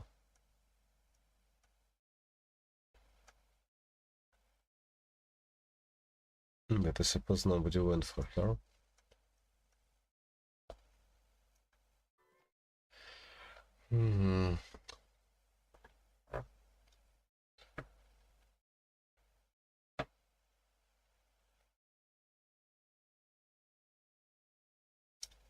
Completely useless. Though I suppose I can just deal damage with her.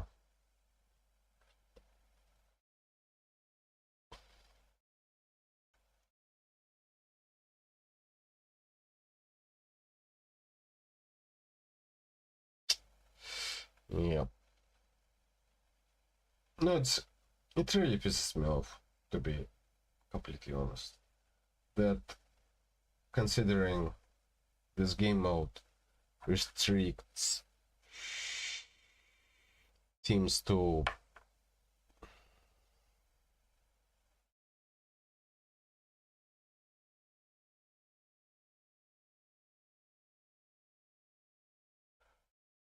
but people say that stars aren't necessary.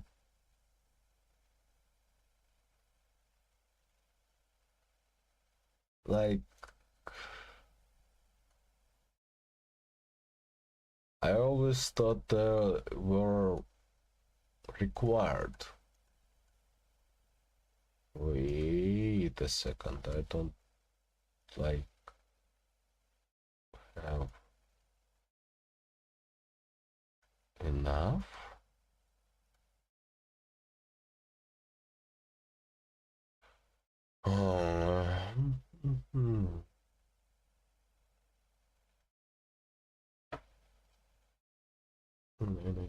Oh, and I forgot Toma, who is really cool.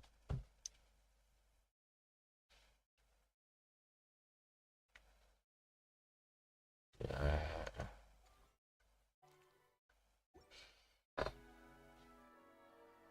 I struggle with this. Okay, let's see. There's 6 hours remaining.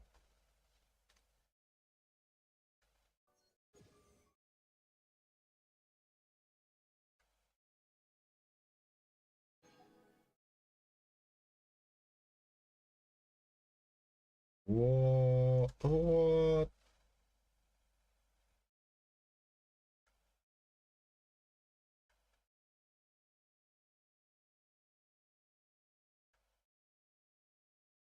You get an elixir from Battle Pass. What? Say what?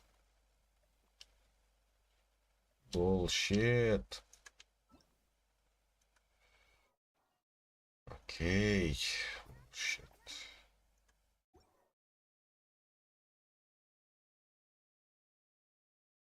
Still stamps.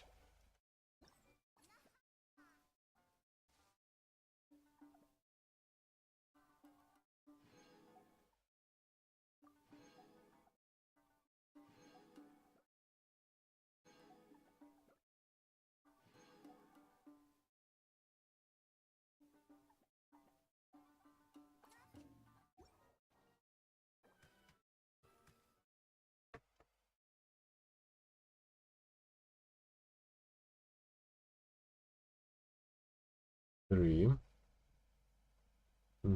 6. 1, 2, 3, 4, 6, 7, 8, 9, 12, 15.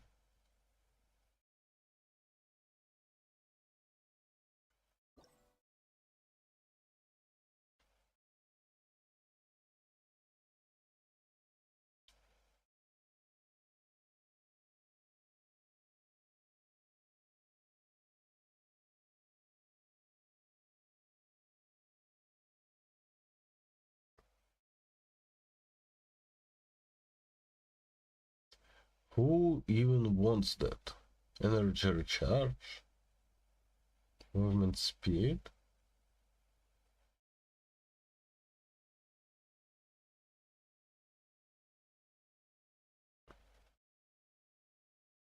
Is it like well, energy recharge is 10 seconds. 10 seconds. 10 seconds. For someone who recasts it less than every 10 seconds.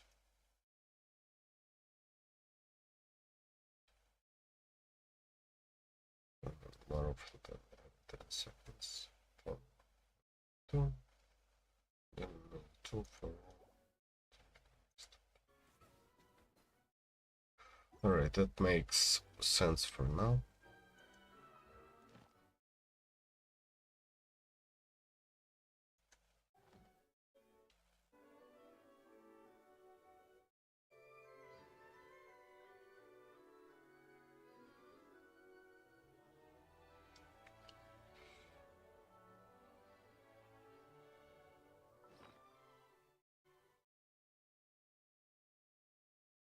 So this weapon.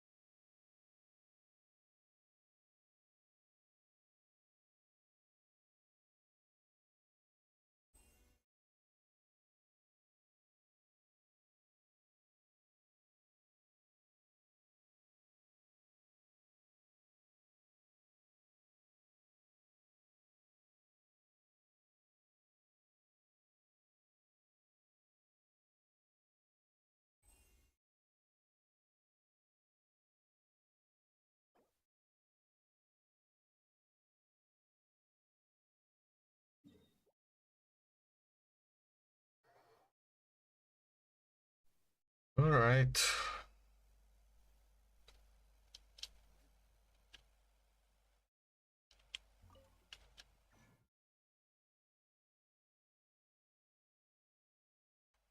And of course.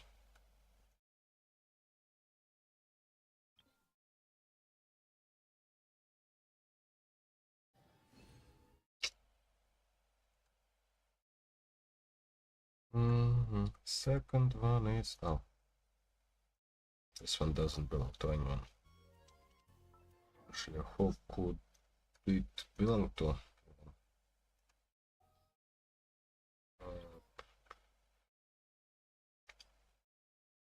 Alarm.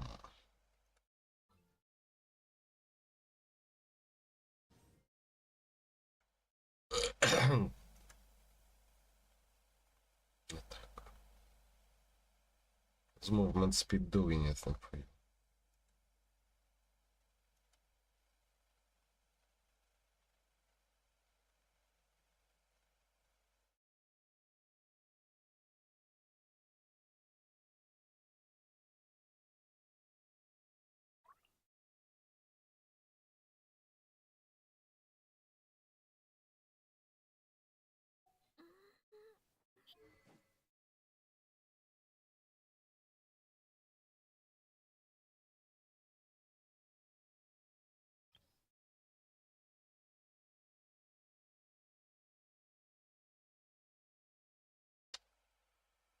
Nope.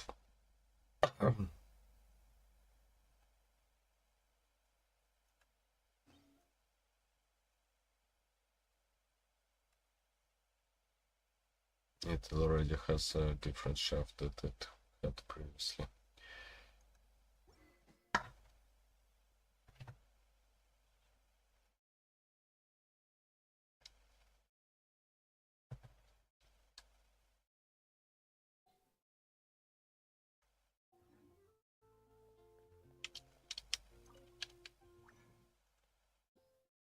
Let's see for a moment.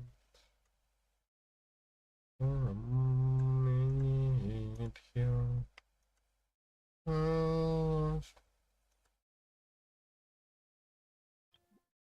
Maximum, I already have everything here. I'm not in here.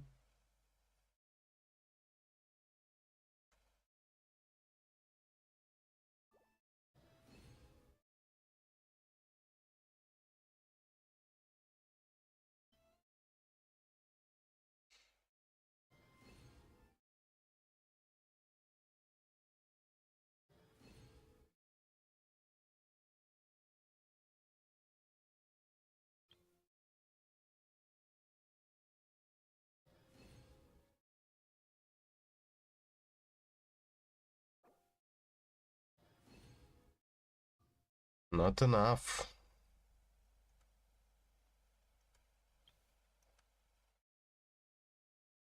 Is that enough? It's enough. It's enough. Not that.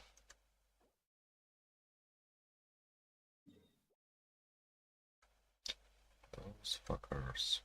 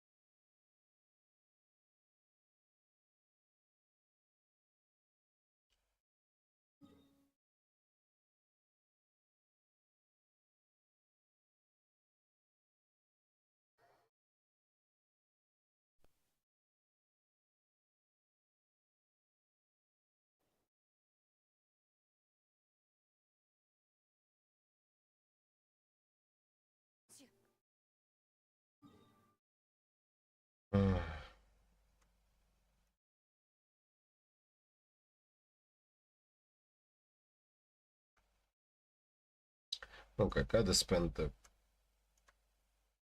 reason. That's the best way to do it. Especially since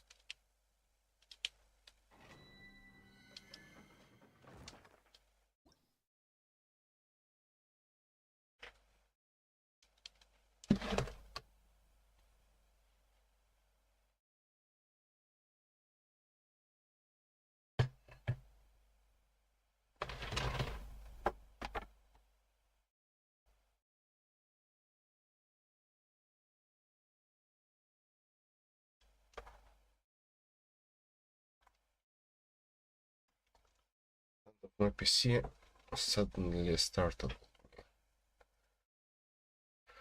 Okay,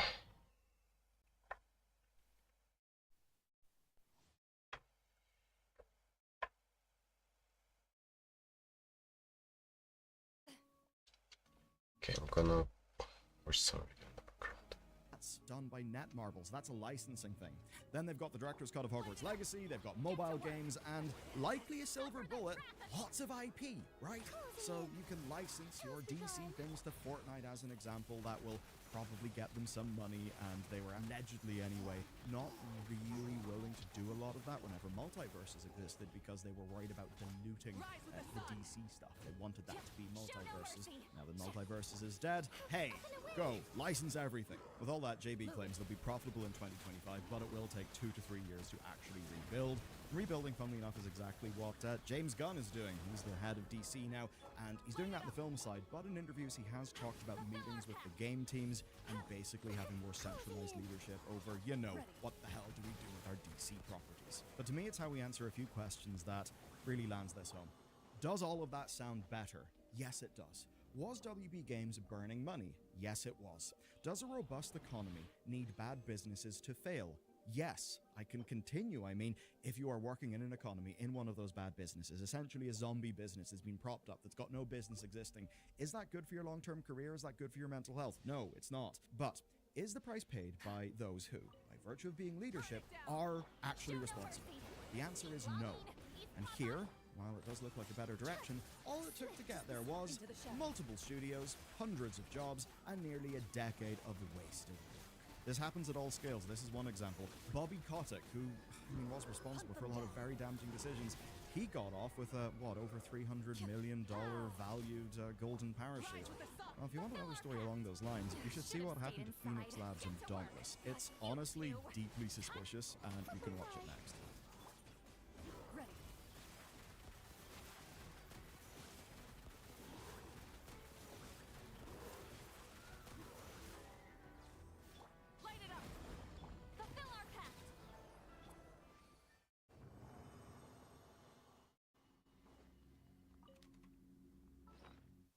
Exactly.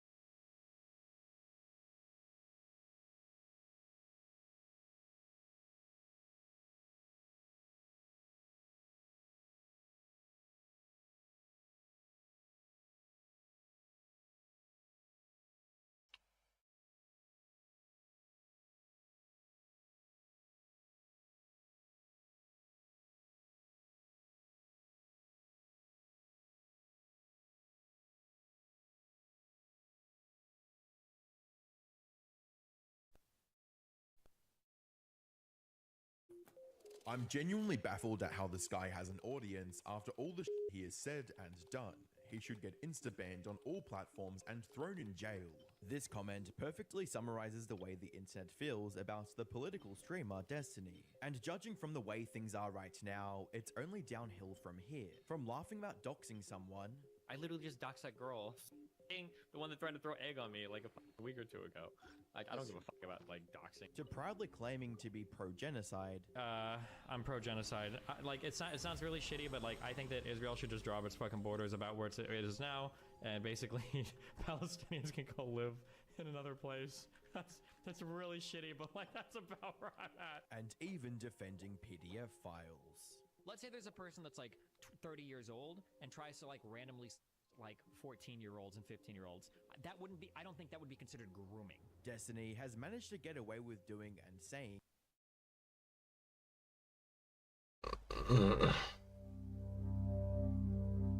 Hello everybody and welcome. One of the most frustrating things when it comes to dealing with corporations like Take-Two, you know, the one that messed up the Kerbal Space Program franchise, are non-disclosure agreements, NDA for short. Basically, those are legal documents designed to restrict the flow of information to the benefit of actually only one of the parties involved, the corporation. Today, I'm going to tell you about an NDA that Take-Two wanted me to sign, which I refused. Because if I had signed it, it basically would have meant I wasn't allowed to say anything bad about a company or their products, which of course included Kerbal Space Program 2 at the time, which deserved a lot of criticism. Part of what I'm trying to do here on this channel is shining a light on the almost clandestine development of KSP2 and try to break the wall of secrecy that surrounded it. I already did a very in-depth video on the history of the ill-fated game a while back. Link is on top and the description. I did a more focused one on the unfinished multiplayer mode for KSP2, and I have something about the Kerbal franchise lined up I cannot talk about yet, but it's going to be very interesting. So make sure you are subscribed to this channel so you won't miss it when it comes out. Also, we're now very close to reaching the 100,000 subscriber milestone, and I hope to celebrate the occasion with all of you soon. Now, back to that NDA. If you have been following the development of the Kerbal games, you might remember that content creators like myself often posted previews of new updates right on release day. The developers usually gave us early access to a build of the upcoming features and asked us to keep it secret. Sometimes NDAs were involved, but usually it was very light stuff, pretty straightforward. However, it was a bit different with KSP2. The game first released into early access in February 2023, and the next so-called content update, which finally integrated science experiments into the game, came out in December of the same year. In the lead-up to that launch, the developers had something in place called the Pioneers program. Basically, they would give access to unreleased builds of the game to select people and ask them for feedback so they could better tweak things before releasing the update for the general public. I was offered access to this Pioneers program, but only if I signed an NDA. First I thought, sure, no big deal. Then I saw the actual document that they wanted me to sign, and, well, I had some objections. First, aside from Take-Two Interactive Software, there was nothing to identify the other party of this legal document. I was to sign with my full name and address, but there was no information in that document for legal context in case of issues stemming from the agreement. What if I wanted to dispute it? Where would I have to direct that? Time to testify. Already we have an immediate imbalance. Alright, it says so in the first paragraph. The agreement is for the benefit of Take-Two. That alone wouldn't have been a deal breaker yet. But it goes on. The first clause concerns confidential information provided by the publisher, Take-Two, to the participant, me. It's pretty wordy, but there is nothing too objectionable in there. Except for one thing. In case I had to disclose confidential information due to a court order or other legal reason, this agreement would have required me to first consult with Take-Two and try to prevent the disclosure together with them, basically helping their legal team appeal the court order. Nothing I would have looked forward to, but still not reason enough to reject this NDA outright. The next two clauses are not noteworthy, but then it gets interesting. Section 4, feedback and recordings. It would have granted Take-Two any and all rights to feedback I would provide on the game and any recordings made of my feedback. So if I had gone on a call with them and showed them what I thought was wrong with KSP2, then they would have been able to record all of it without any compensation for myself. The idea of clauses like these is to make sure that there is no copyright dispute. However, what about recordings I made for myself? What if I record parts of the game in the lead-up for a future preview video? The way this clause was phrased left no wiggle room for that. Already, this so-called agreement was turning problematic. But this is just a layup to much more severe things. Clause 5, non-disparagement. Let me just read it for you. I agree that I shall not at any time directly or indirectly disparage the publisher. Okay, so what do they mean with disparage? According to the NDA, disparage shall include making or publishing any statement or other content, whether written or electronic, digital or other form, truthful or otherwise, which may reasonably be expected to adversely affect the business, public image, reputation or goodwill of the publisher. But not just the publisher. It also includes employees and its past, present, or future products or services. And the clause goes on to forbid making such statements on social media platforms, explicitly naming YouTube.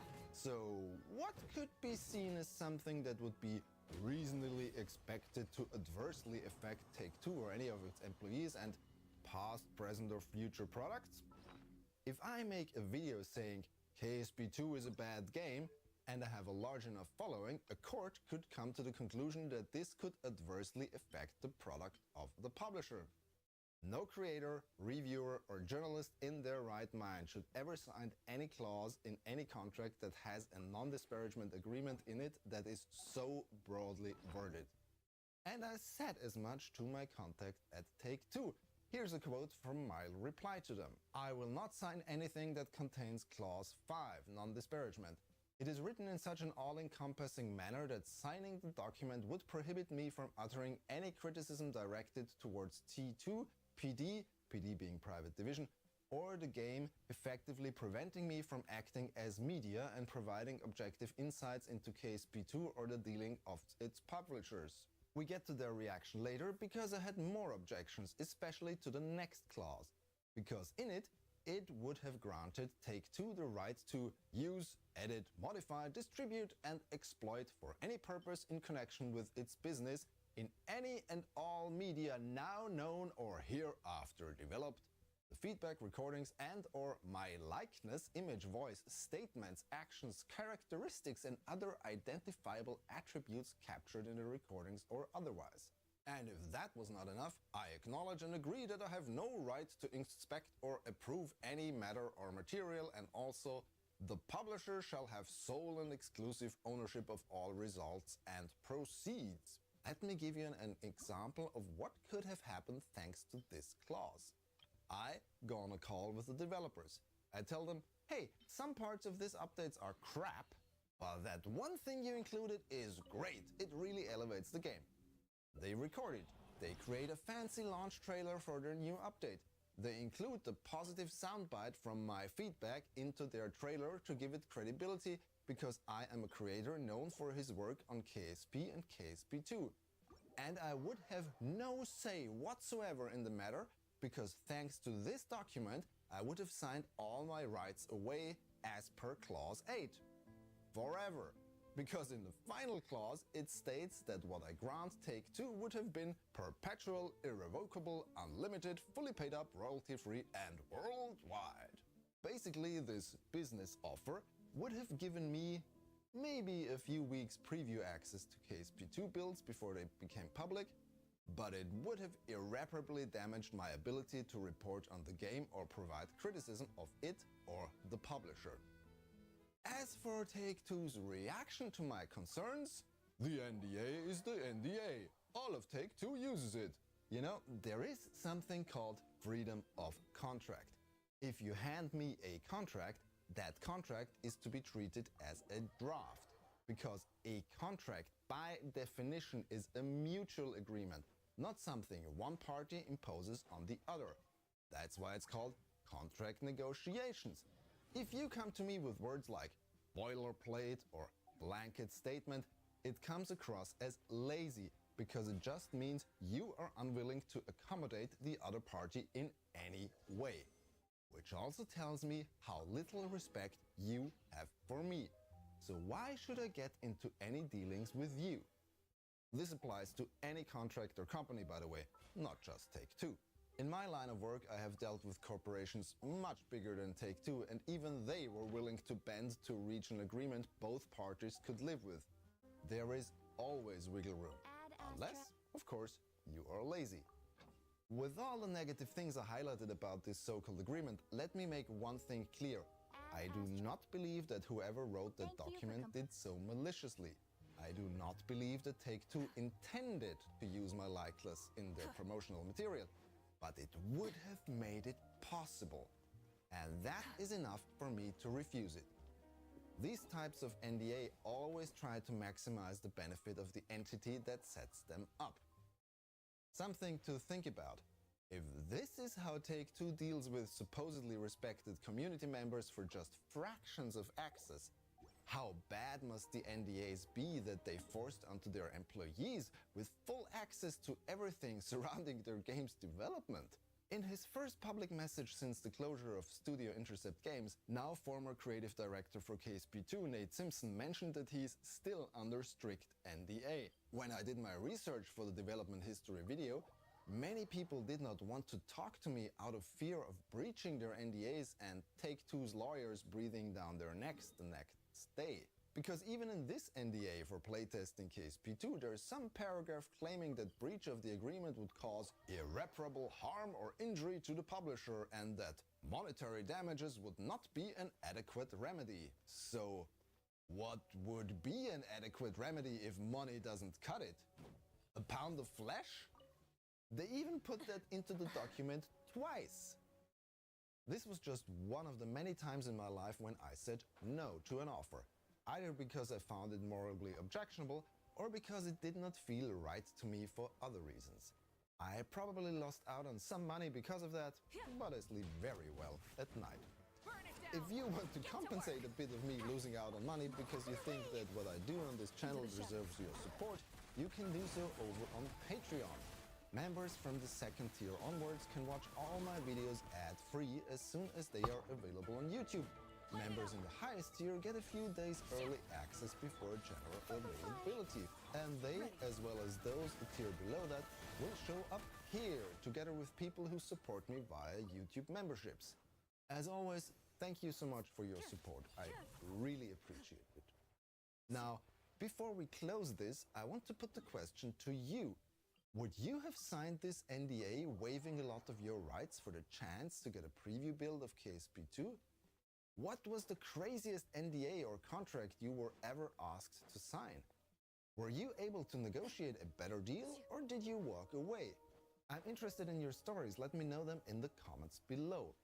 Or you can join me to chat about this on my Discord server, link is in the description. KSP2 might be dead, but there is still some interesting stuff to find out about what was going on behind the scenes. And I hope you will join me again when we will look at that. If you enjoyed this video, please subscribe to my channel for more and follow me on my social feeds. The links are in the description. Thanks for watching. Goodbye.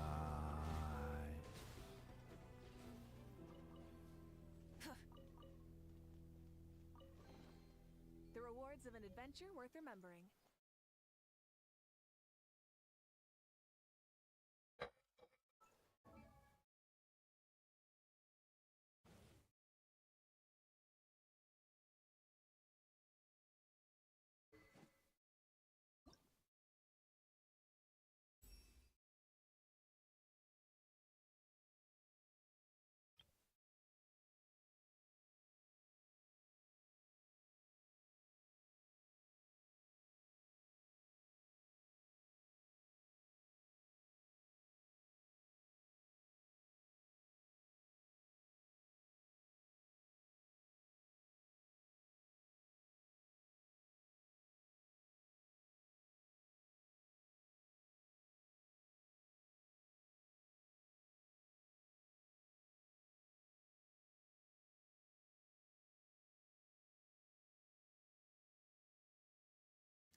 Today's video is sponsored by the Daily Upside, a totally free, high-quality daily business and finance newsletter. Visit the link in the description to learn more. A little over a year ago, Sam Bankman-Fried told the press that one day he hoped to buy Goldman Sachs and maybe the Chicago Mercantile Exchange. Of course, the people at Goldman and the CME would have been delighted to hear this at the time, as it was in July 2021, and crypto back then was really hot. Now, while many of my regular viewers possibly think that I avoided getting caught up in all of the excitement, I can't really lie, that's not true. I too was inspired by Sam Bankman-Fried. And while I didn't end up putting all of my money in crypto or even advertising crypto exchanges in my videos, I did buy these New Balance trainers, and I was just sort of trying to be cool like Sam Bankman-Fried, and that is a shame that I will have to live with for the rest of my life. We all have our crosses to bear. I can only offer my sincerest apologies to anyone who saw me walking around in public wearing them. It was wrong of me, and I truly have no excuse. Now, unfortunately, the people at Goldman Sachs and the CME got some bad news this week. They will have to stay in New York, London, and Chicago, and may never get to attend one of those Bored Ape conventions in Miami that look like so much fun. It's less and less likely that they'll get to hang out with Michael Saylor attending parties in El Salvador either. As I've said, we all have our crosses to bear. So Sam Bankman-Fried is the founder of FTX, the now bankrupt crypto exchange, and Alameda Research, the now bankrupt crypto hedge fund. That's a huge oversimplification of the corporate structure, just to be clear, as according to the FT, the corporate structure looks like this, with each box in that diagram representing a separate corporate entity. It looks like there are around 77 different companies in there, and it's reasonable to believe that the corporate structure may be even more complex than that. In fact, the FT is reporting this morning that there are around 130 affiliated companies referenced in the bankruptcy filing. As a contrast, here is the corporate structure diagram of Lehman Brothers, a global investment bank that was over 150 years old. And as you can see, it was a significantly less complex structure than FTX. So anyhow, we have to simplify. Sam Bankman-Fried's trading firm, Alameda Research, allegedly owes his crypto exchange, FTX, $8 to $10 billion after taking loans that were possibly funded by deposits from FTX customers. This is all according to the Wall Street Journal. Both Alameda, the hedge fund, and FTX, the exchange, are controlled by Sam, who issued an apology on Twitter yesterday saying that he should have done better, followed by some legal disclaimers that don't look like they were written by an actual lawyer. So FTX allegedly lent over half of its customer funds to Alameda, who then used these funds to bet on other cryptocurrencies and to help out other crypto firms that have been struggling this year.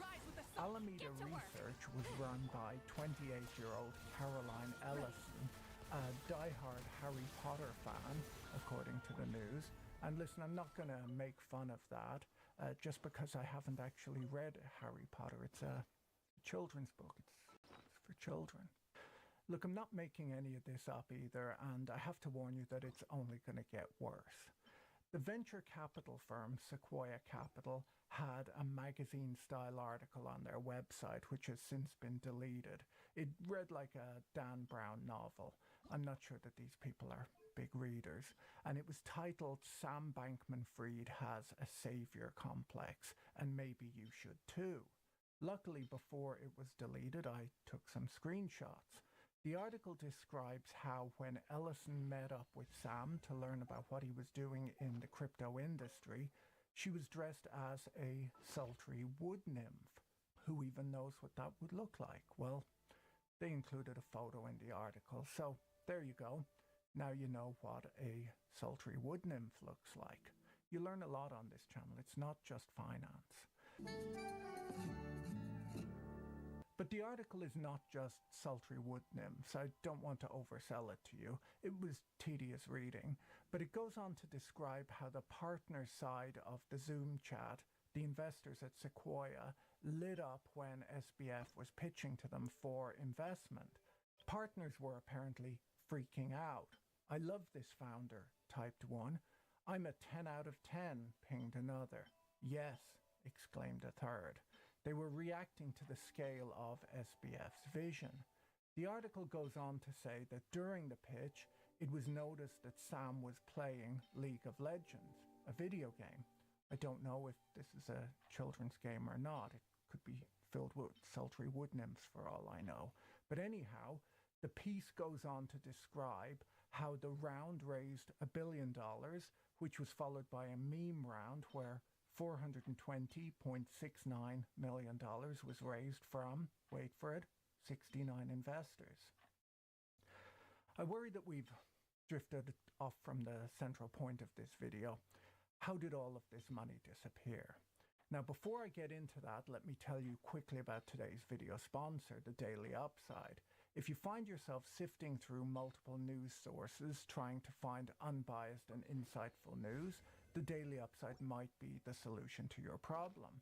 The Daily Upside is a totally free daily email newsletter written by a team of financial professionals with real industry experience, and it's read by over 500,000 investors every day. It's become the first thing I read every morning, as it's informative, entertaining, and not dumbed down. They give you the most important news with real analysis. They had an excellent piece on FTX in yesterday's newsletter, which helped me prepare this video. Whether you're a financial professional or just looking for a great source of business news, The Daily Upside will help. It's totally free to sign up, and they send you one information-filled email every morning. I can't recommend it enough. Sign up using the link in the description below. Okay, so how did things go so wrong so fast? FTX was being valued by its VC investors at $32 billion only a few weeks ago, and it appears to be worthless today. It's bankrupt. Well, FTX issues a token called FTT, and this token might seem a bit like stock or equity ownership in the exchange, but it's not. Legally, a token like this can't be too much like equity, or the issuer would get in trouble with the SEC. The FTT token is a bit more like airline miles programs. If you buy these tokens, you don't get an ownership stake or guaranteed interest payments from FTX like you might with a corporate security. You instead get perks like discounts on trading. The other feature, which is quite important, is that FTX has agreed to use a portion of its profits to buy back FTT tokens. And so this makes the token behave somewhat like stock in FTX, as the more profitable FTX is, the more of these tokens it'll buy back, hopefully pushing up the price. So FTT is, to a certain extent, a bet on FTX's profits, kind of like stock. So while it is legally not stock, as FTX actually does have real stock owned by investors like Sequoia, Tiger Global Management, the Ontario Teachers Pension Plan, and of course SoftBank, this FTT token behaves like stock in that it would be expected to rise and fall with the profitability of the exchange. Alameda, the hedge fund, was supposed to have $14.6 billion in assets as of the end of June, but its biggest assets included $3.7 billion worth of unlocked FTT, and its third biggest asset was $2.2 billion worth of FTT collateral. The liability side of the balance sheet was dominated by $7.4 billion worth of loans. So this is a problem, as it's almost like a company using its own equity as collateral on a loan. If the company does badly, which is a problem on its own, that's bad. But if the collateral backing its loans is falling in value at the same time, this is a nightmare from a risk management perspective. Now, most risk managers would notice this, but the head of risk at FTX was another teenager who had 2 years of risk management experience at, and you can't make this up, Credit Suisse. Look, I'm not trying to make jokes about this.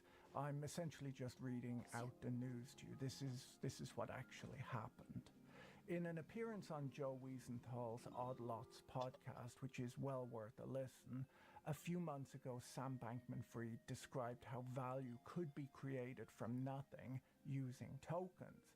His explanation left Matt Levine, who was also a guest on the podcast, totally speechless. What SBF described in the interview was eerily similar to what many suspect FTX and Alameda were actually engaged in.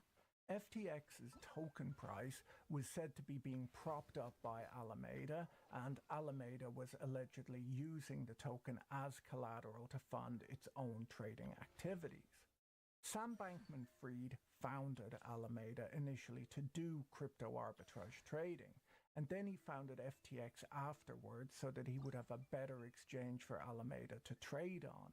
These firms are very much tied to each other.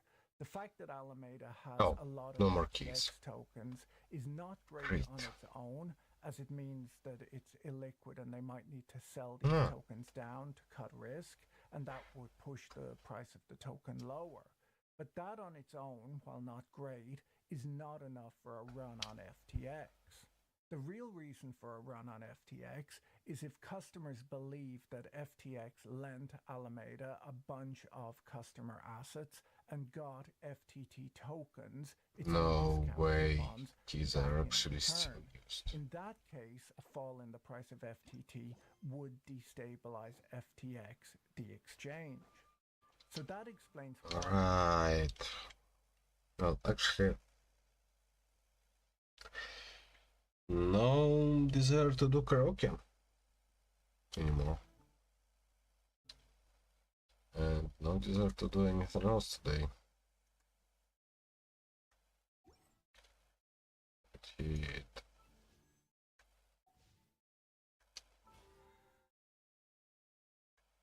Everything here.